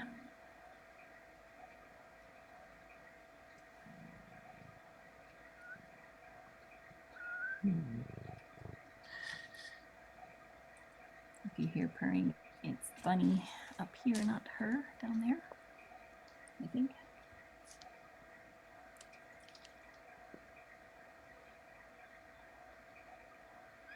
She's a very good mama. Let's see what I can hear.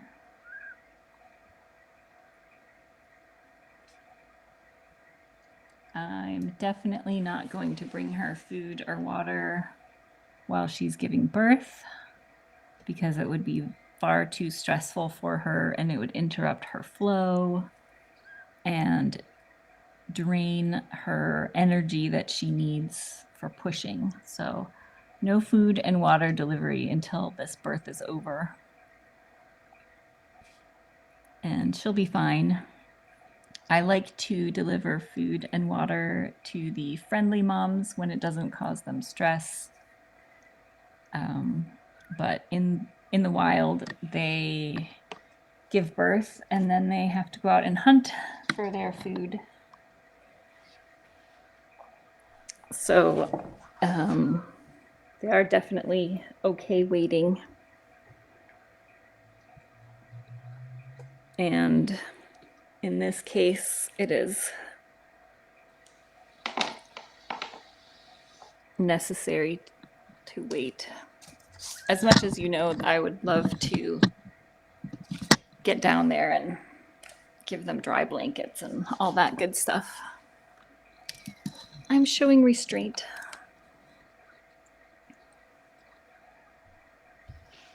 Because for the feral cats, it's very, very important to reduce stress as much as possible.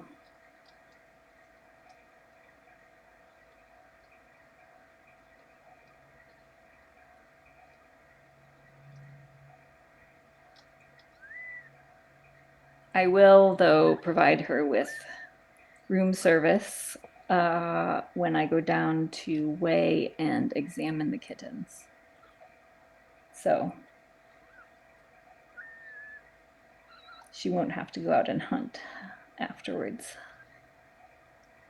Blood is normal during birth. It comes from the placentas. When you see like a bigger spot of blood, it's from eating the placenta. There's a blood supply in the placenta, and it is bright red like that.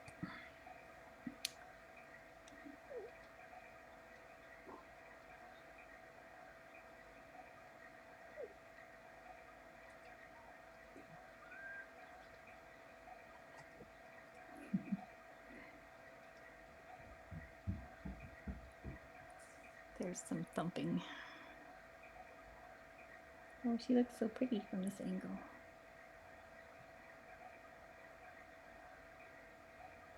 And so tired.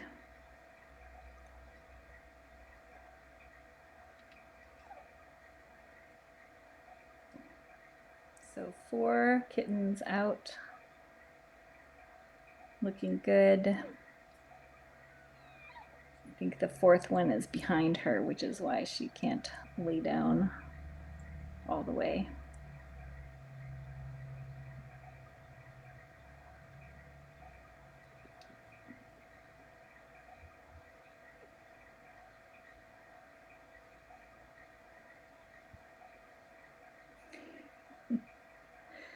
You need to move that kitten, Mama.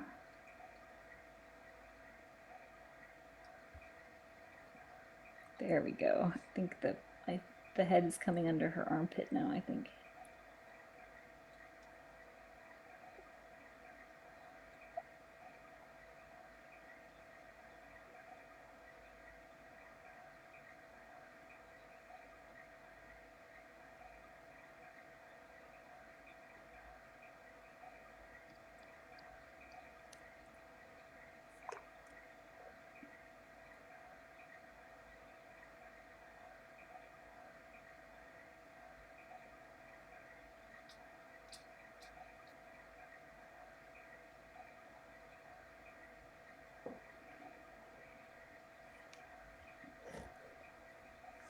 She's very good at this.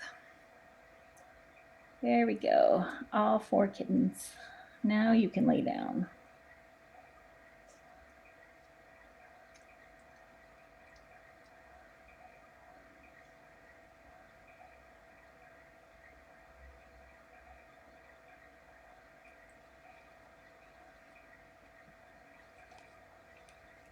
Oh, she's gonna. Let's see where she's going. Oh, well, you can't really see because she took out the camera last night. Oh, good girl. She's having a little drink. Let's get a look at the kittens.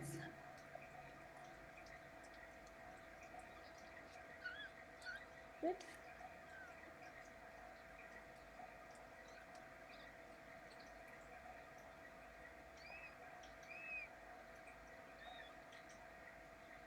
Three gingers and a tuxie.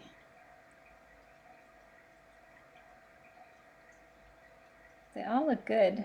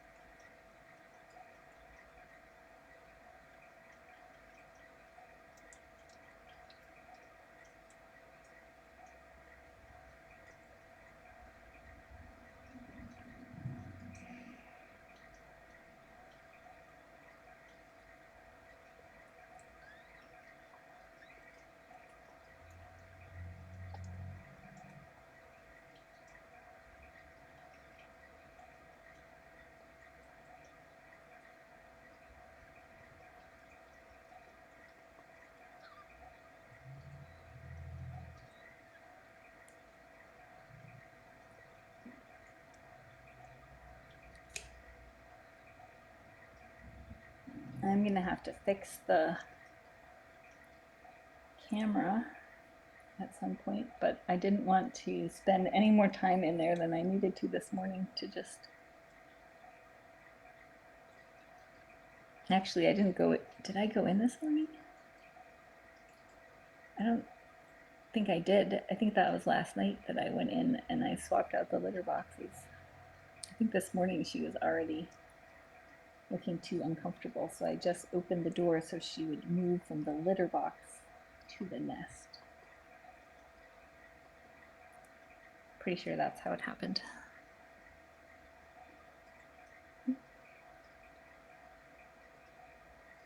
So she does have lots of food in there, but I need to do camera fix, and look what I can do now though, now that she's not in there. I can get a proper zoom.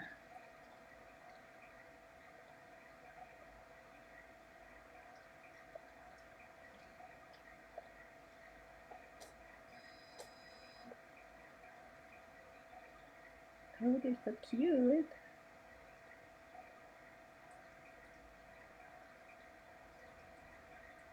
They're doing a good job clumping. Definitely have a ginger tuxie in there, at least one.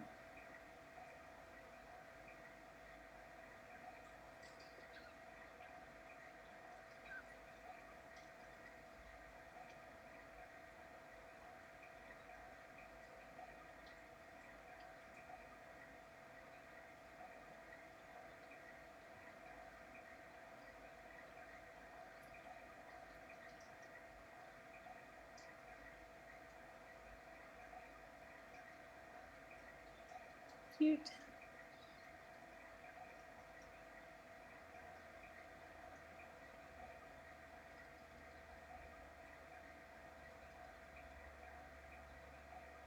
So it's possible that we're done at 4. That would be cool.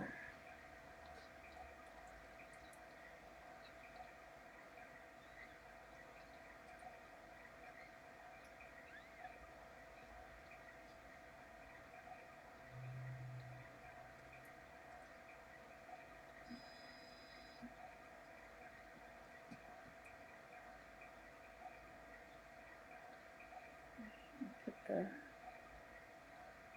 overhead camera.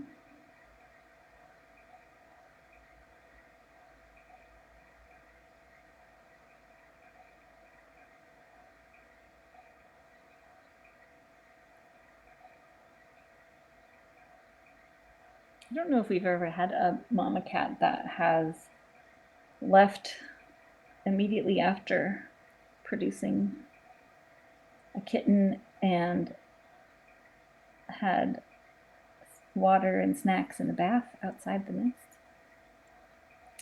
Every mama's different.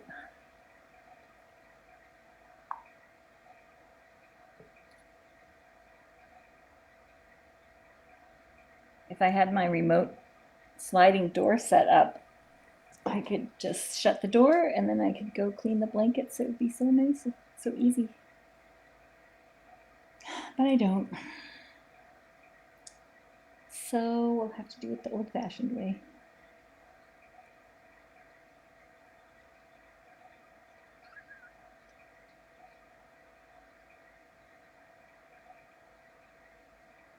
That's a big ginger.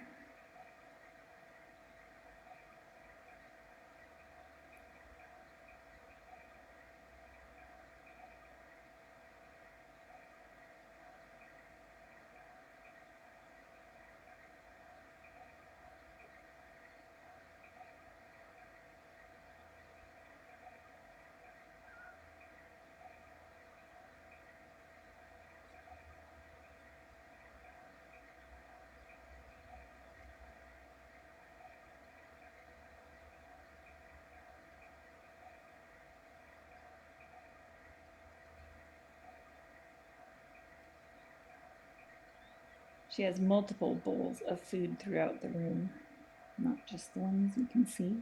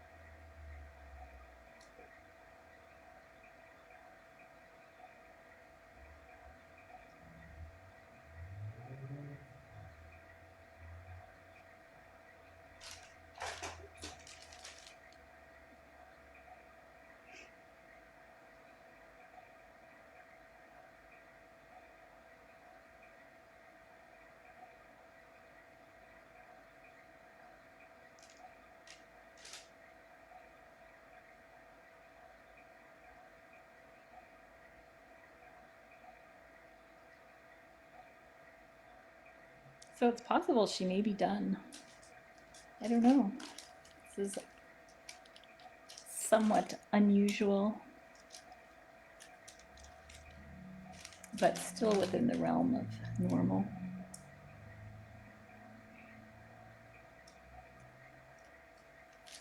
That'd be nice. 4 is a nice manageable number.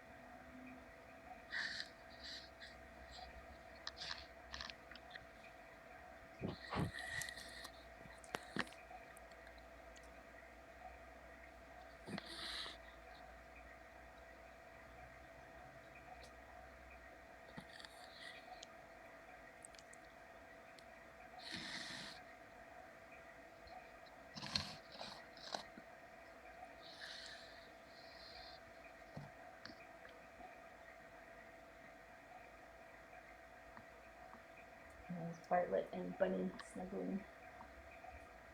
So cute.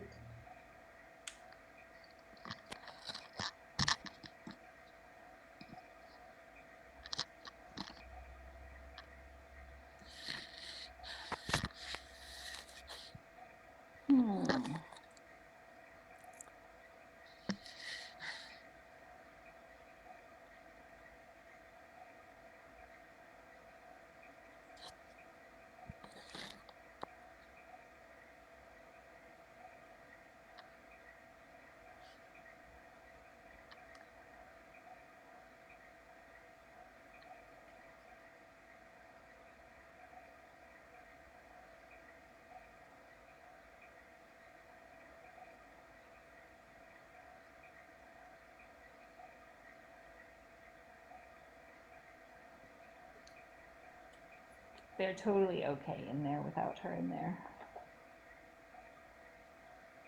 for this time. She would be out. She'd have to go out hunting if she was still at the colony.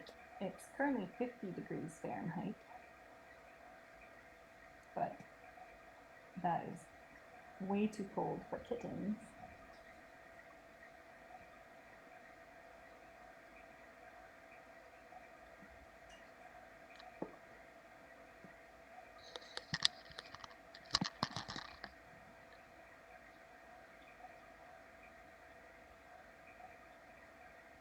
But if it looks like she's done in a little bit, I'm going to give her a little more time.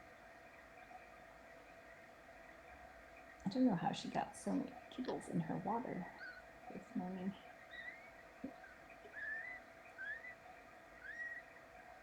We'll see if they squeak if she runs back in there.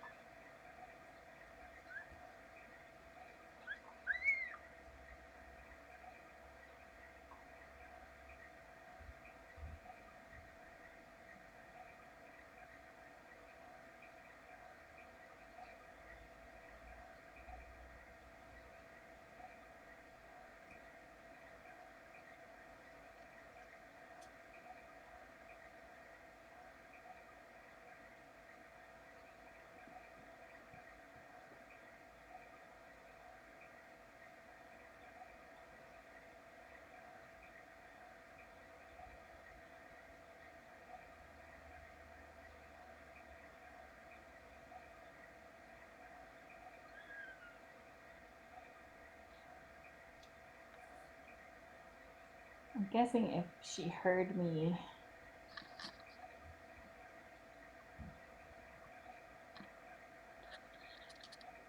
she would go running back into the nest.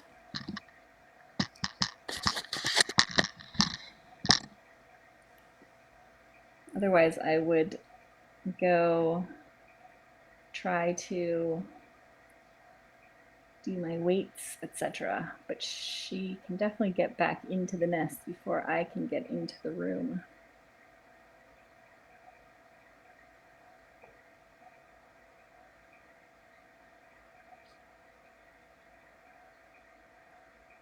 If she moves a little further away, though, maybe.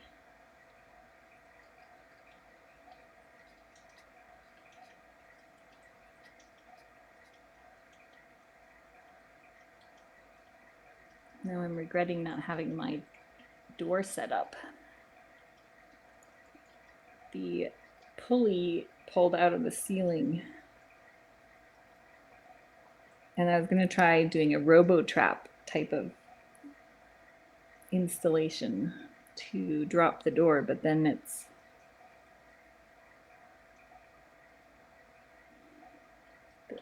all of the methods have drawbacks, but it would be nice if I could close off the nest in times like these,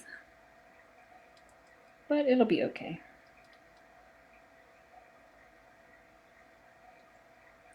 I'm not sure what she's looking at. On top of the nest. She's listening intently. Such a good mama.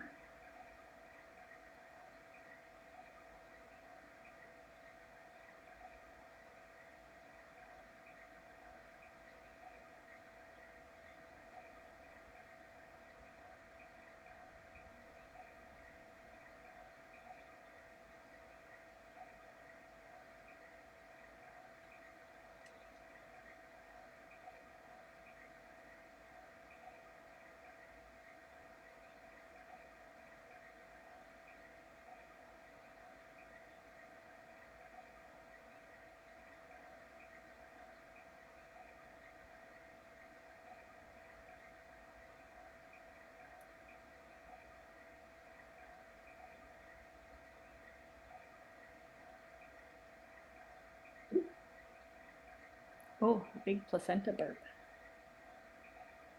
Placenta water.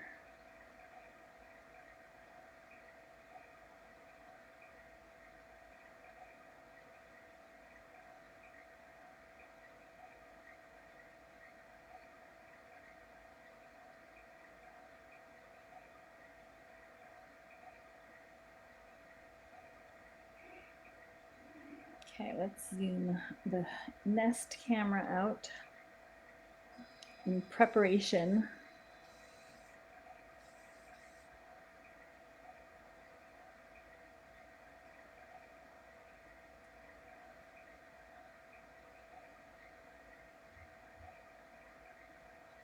Oops, too far.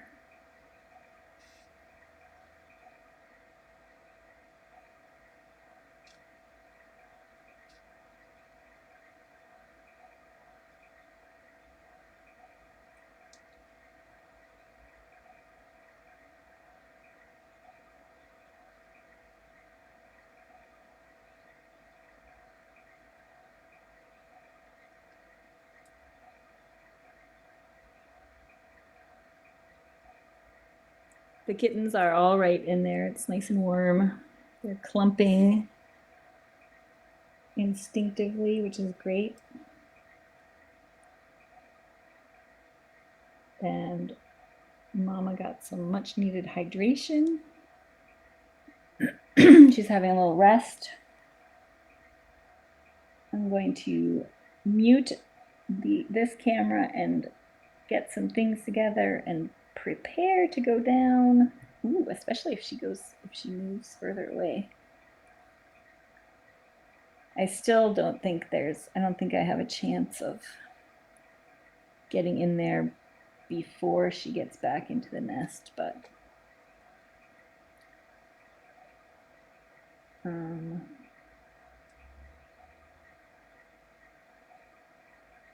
at least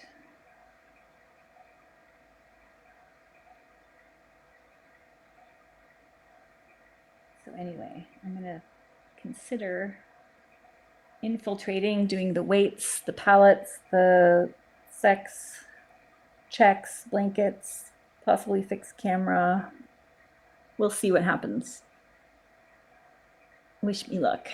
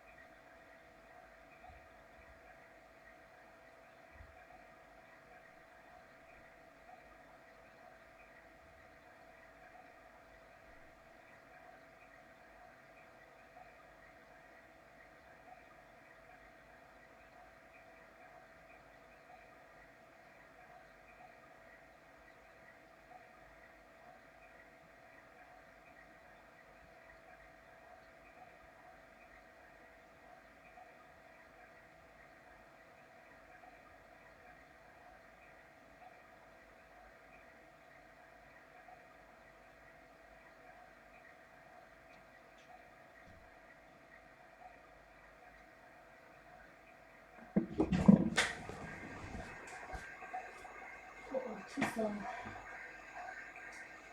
That's okay. Okay, Mama, I'm just gonna do a little bit.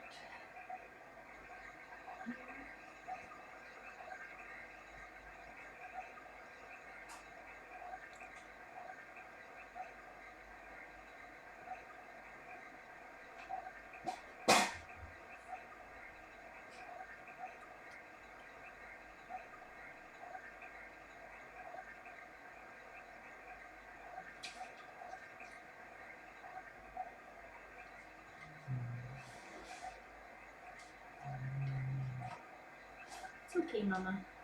I'm gonna bring you some food.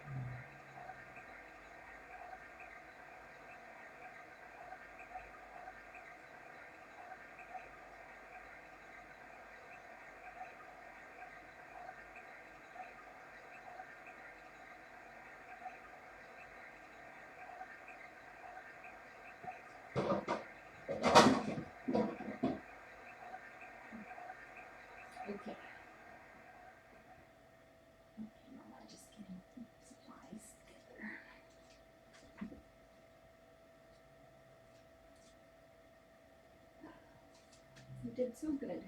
Let's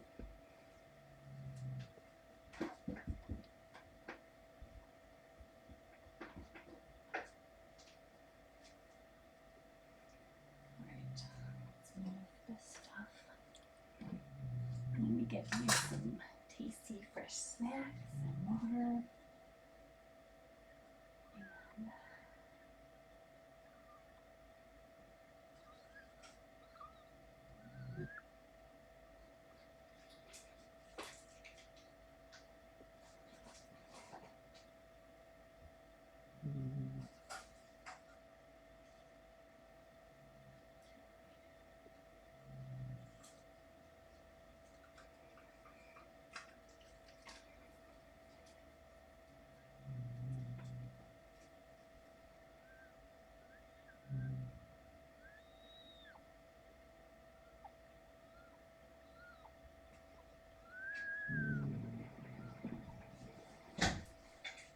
And do we have anything we can do?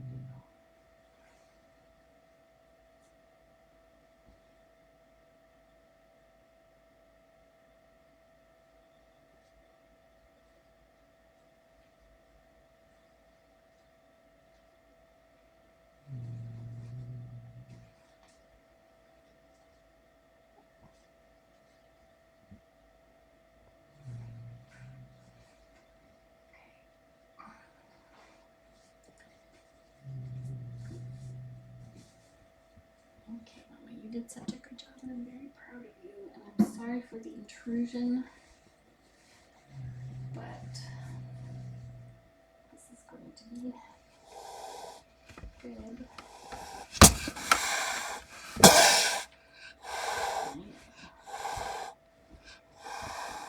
That's all I know. Oh, no, that's not fair at all. I'm very sorry. Oh, no. Not cool.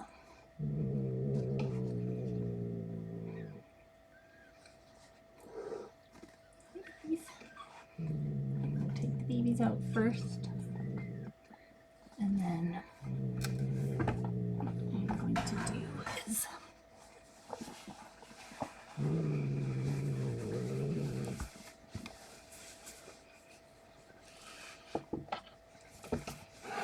I know, Mama. You're okay. You're okay. I promise. Yeah, let's get all that wet stuff out of there. Okay. This one.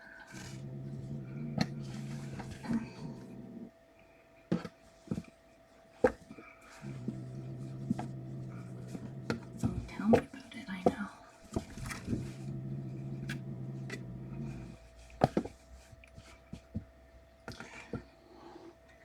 I know you did so good. I'm so proud of you. I'm so proud of you. Let's get babies back in.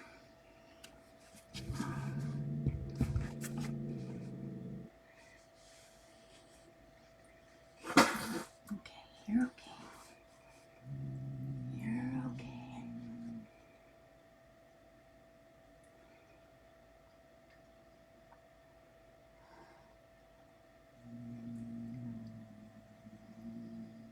It's okay, Mama.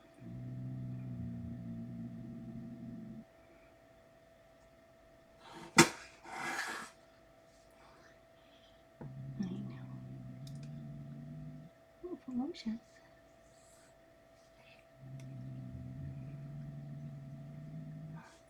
Good job. You did a good job, Mama. Okay.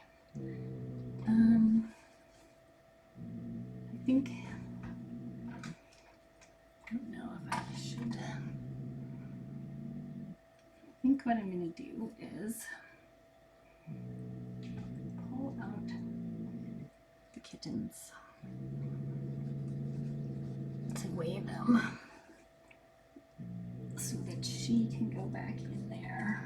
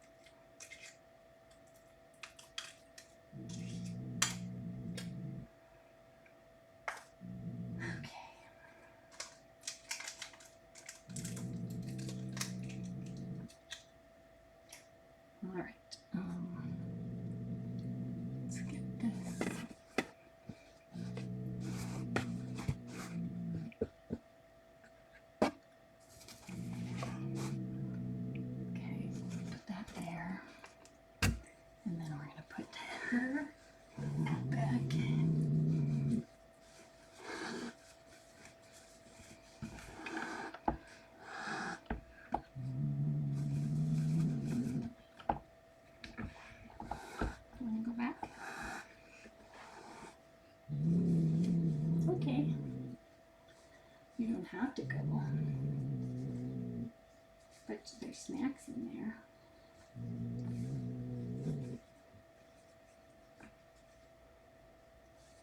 Okay, you can hang out here.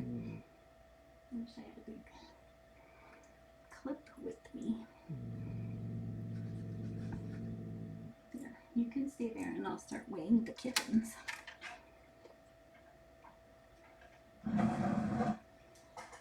Okay, good girl.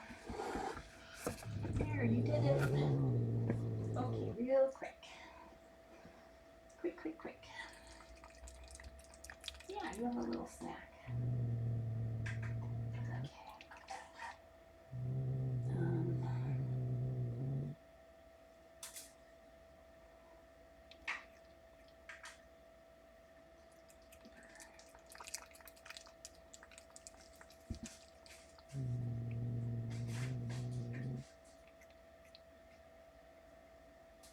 Okay, kitten number 1.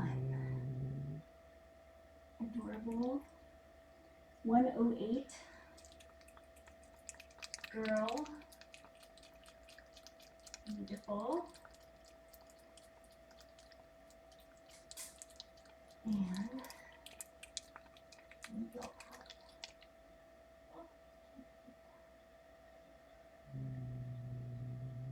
Perfect. Perfection. Okay. Number 2. 131. Oh no. That's a big one. Boy.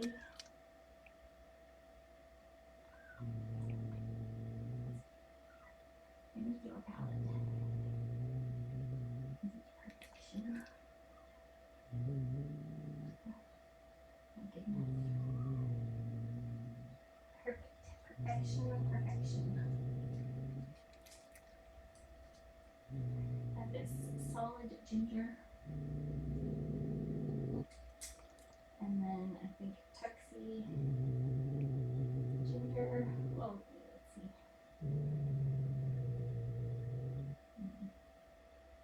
Tuxie ginger was number 3.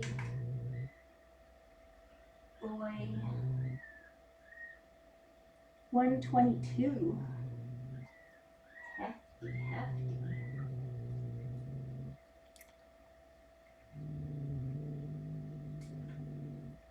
Your palette. Action. Okay, and then number 4. 113. Very impressive. And, oops. Another boy.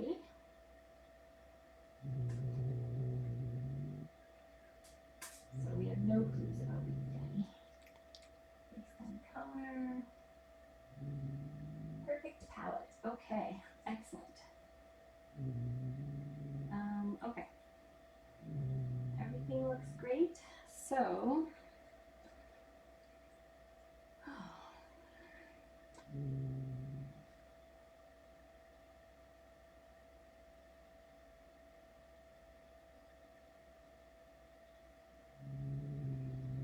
very cute.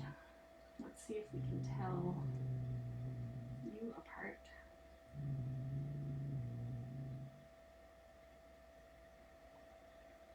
From your brothers.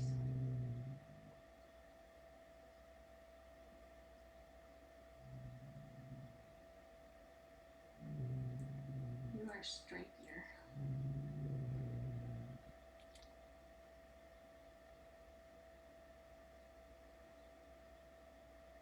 Number 3.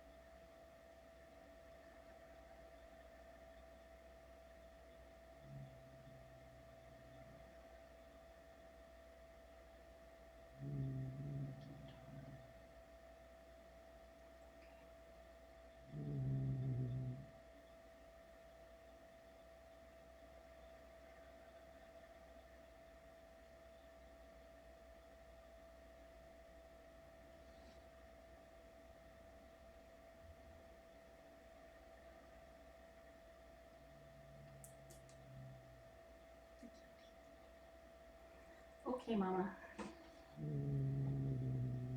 I'm going to return this precious cargo to you.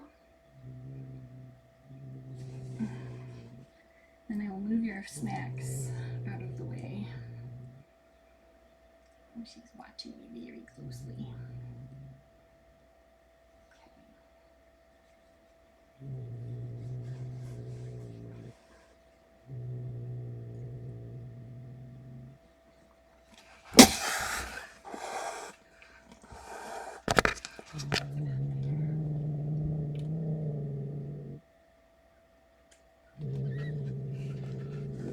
Oh, don't hurt the babies.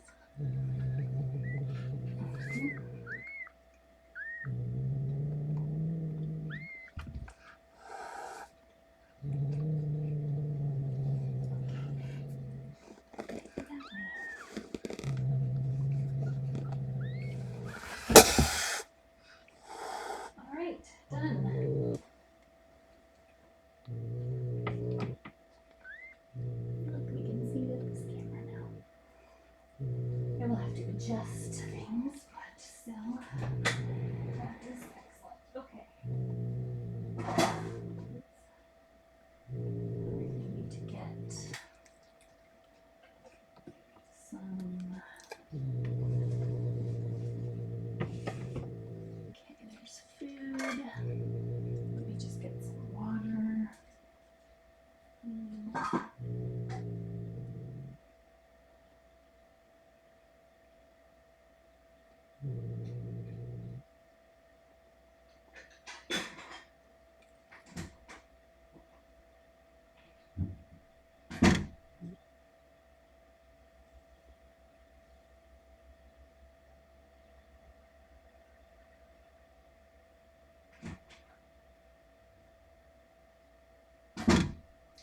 Clean water.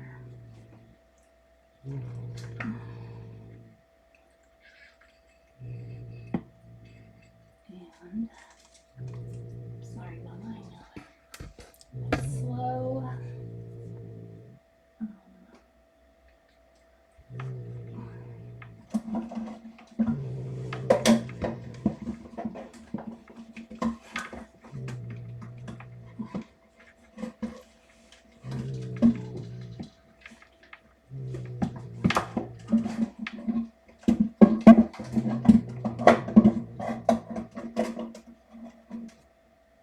Sorry, Mama.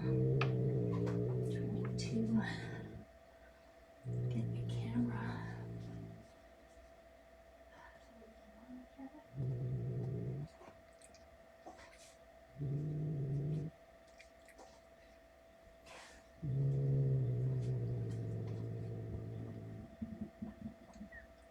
Oh, interesting that she was inside the camera box.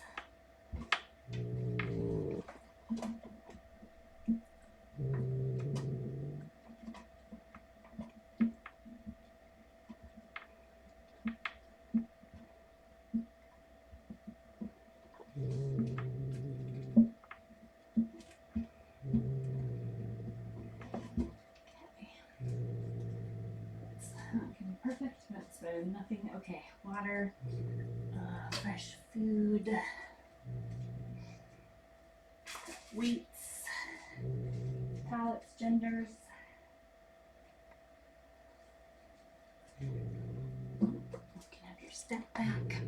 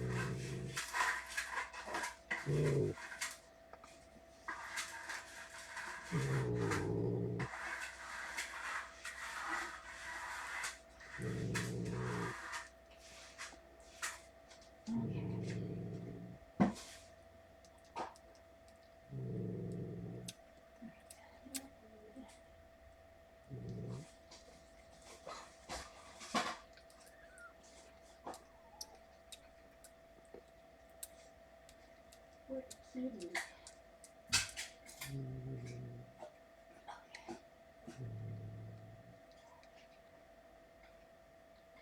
Okay. Lots of food, lots of water.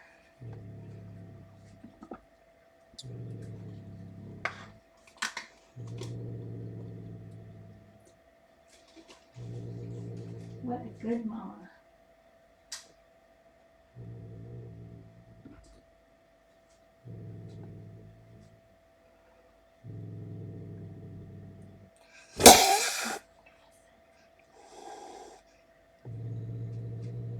Okay. All right, good. And that's my cue. Everything's looking good.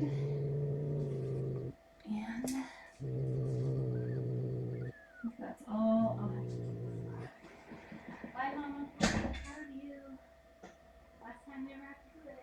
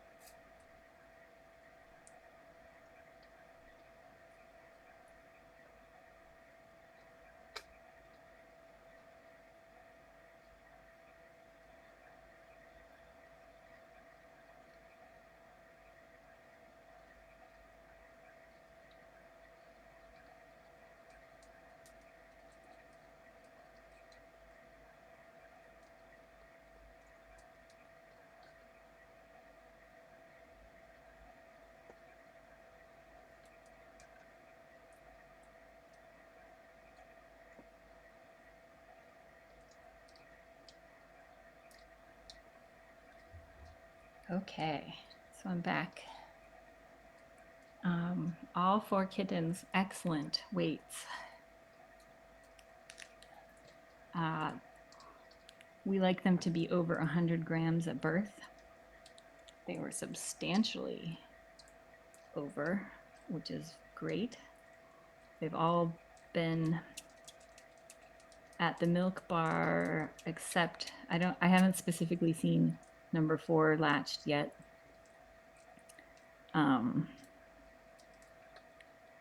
Number 1 definitely had some latching and is having a little nap. And I'm hoping she's done. She looks pretty comfy. She seems more comfortable on her dry blanket. And I'm glad she had some snacks and she hydrated. And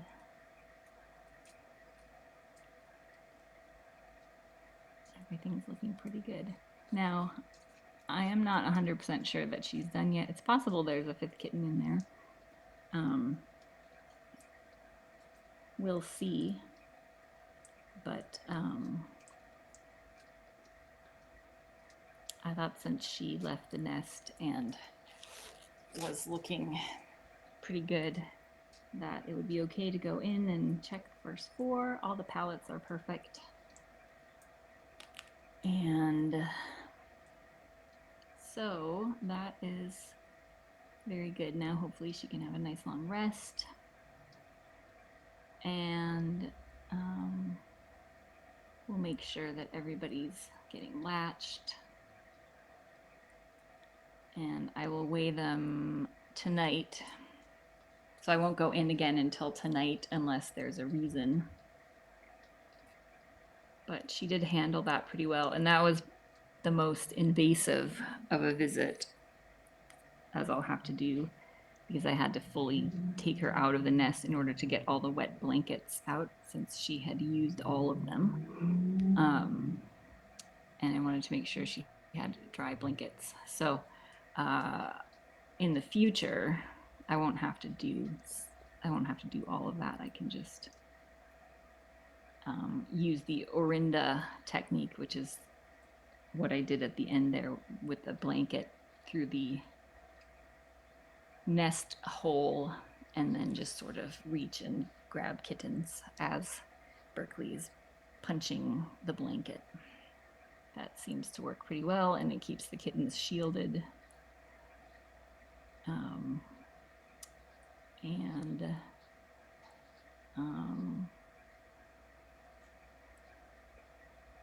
We will have some spicy times ahead, but that is all right because she's looking really good.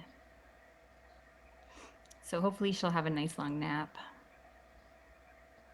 We'll see if she has any more contractions. It's very possible.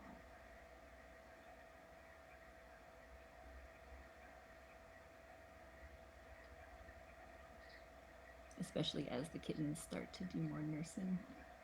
We'll see if anyone else wants to come out.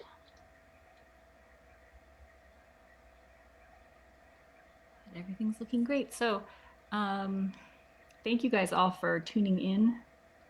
I'm going to stop yapping so that you can enjoy the adorable kittens. And if something else starts happening, I'll come back on. But thanks for watching. You can watch these guys from now until they get adopted 24/7 on our live stream, tinykittens.com/live. Apply to adopt, tinykittens.com/adopt. Learn more about this feral colony, tinykittens.com/bramble. And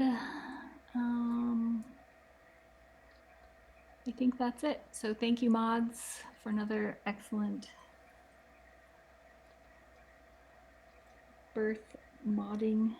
And thank you, Tiny Village, for your support. and I'll check in with you later.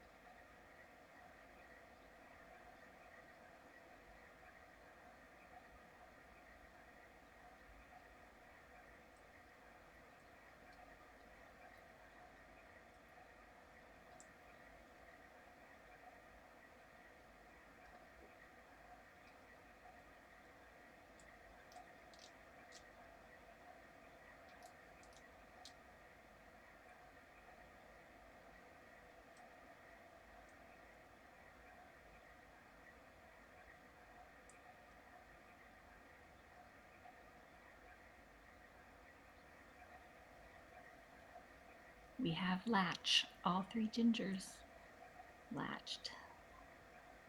Their sister's having a little nap, but I suspect she'll join them soon.